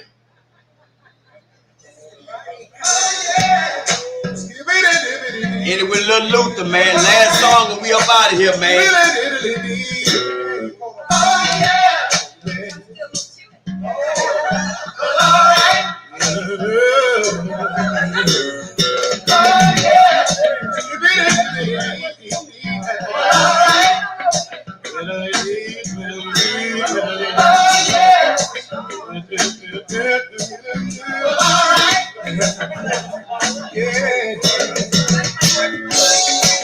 Go back the rug, everybody. Move all the tables and chairs. We're gonna have a certain time tonight. Every time that we meet, we skip and we dip to the beat. What in the world could be better than getting together? Last time the party, it ended when the sun came up. That's why your mama told you that you couldn't go up to stay in the house.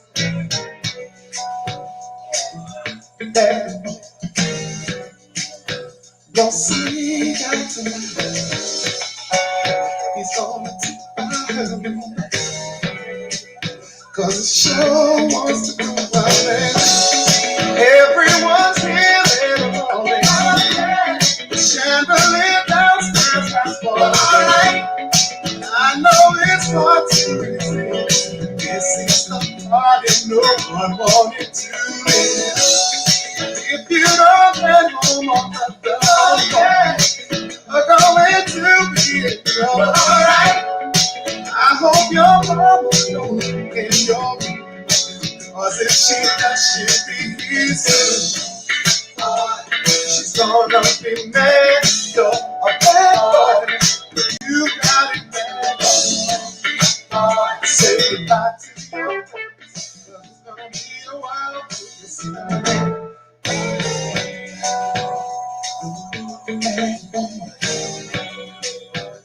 Sneak out tonight. He's on the tip of my head. Cause it sure wants to get out and dance. Yeah.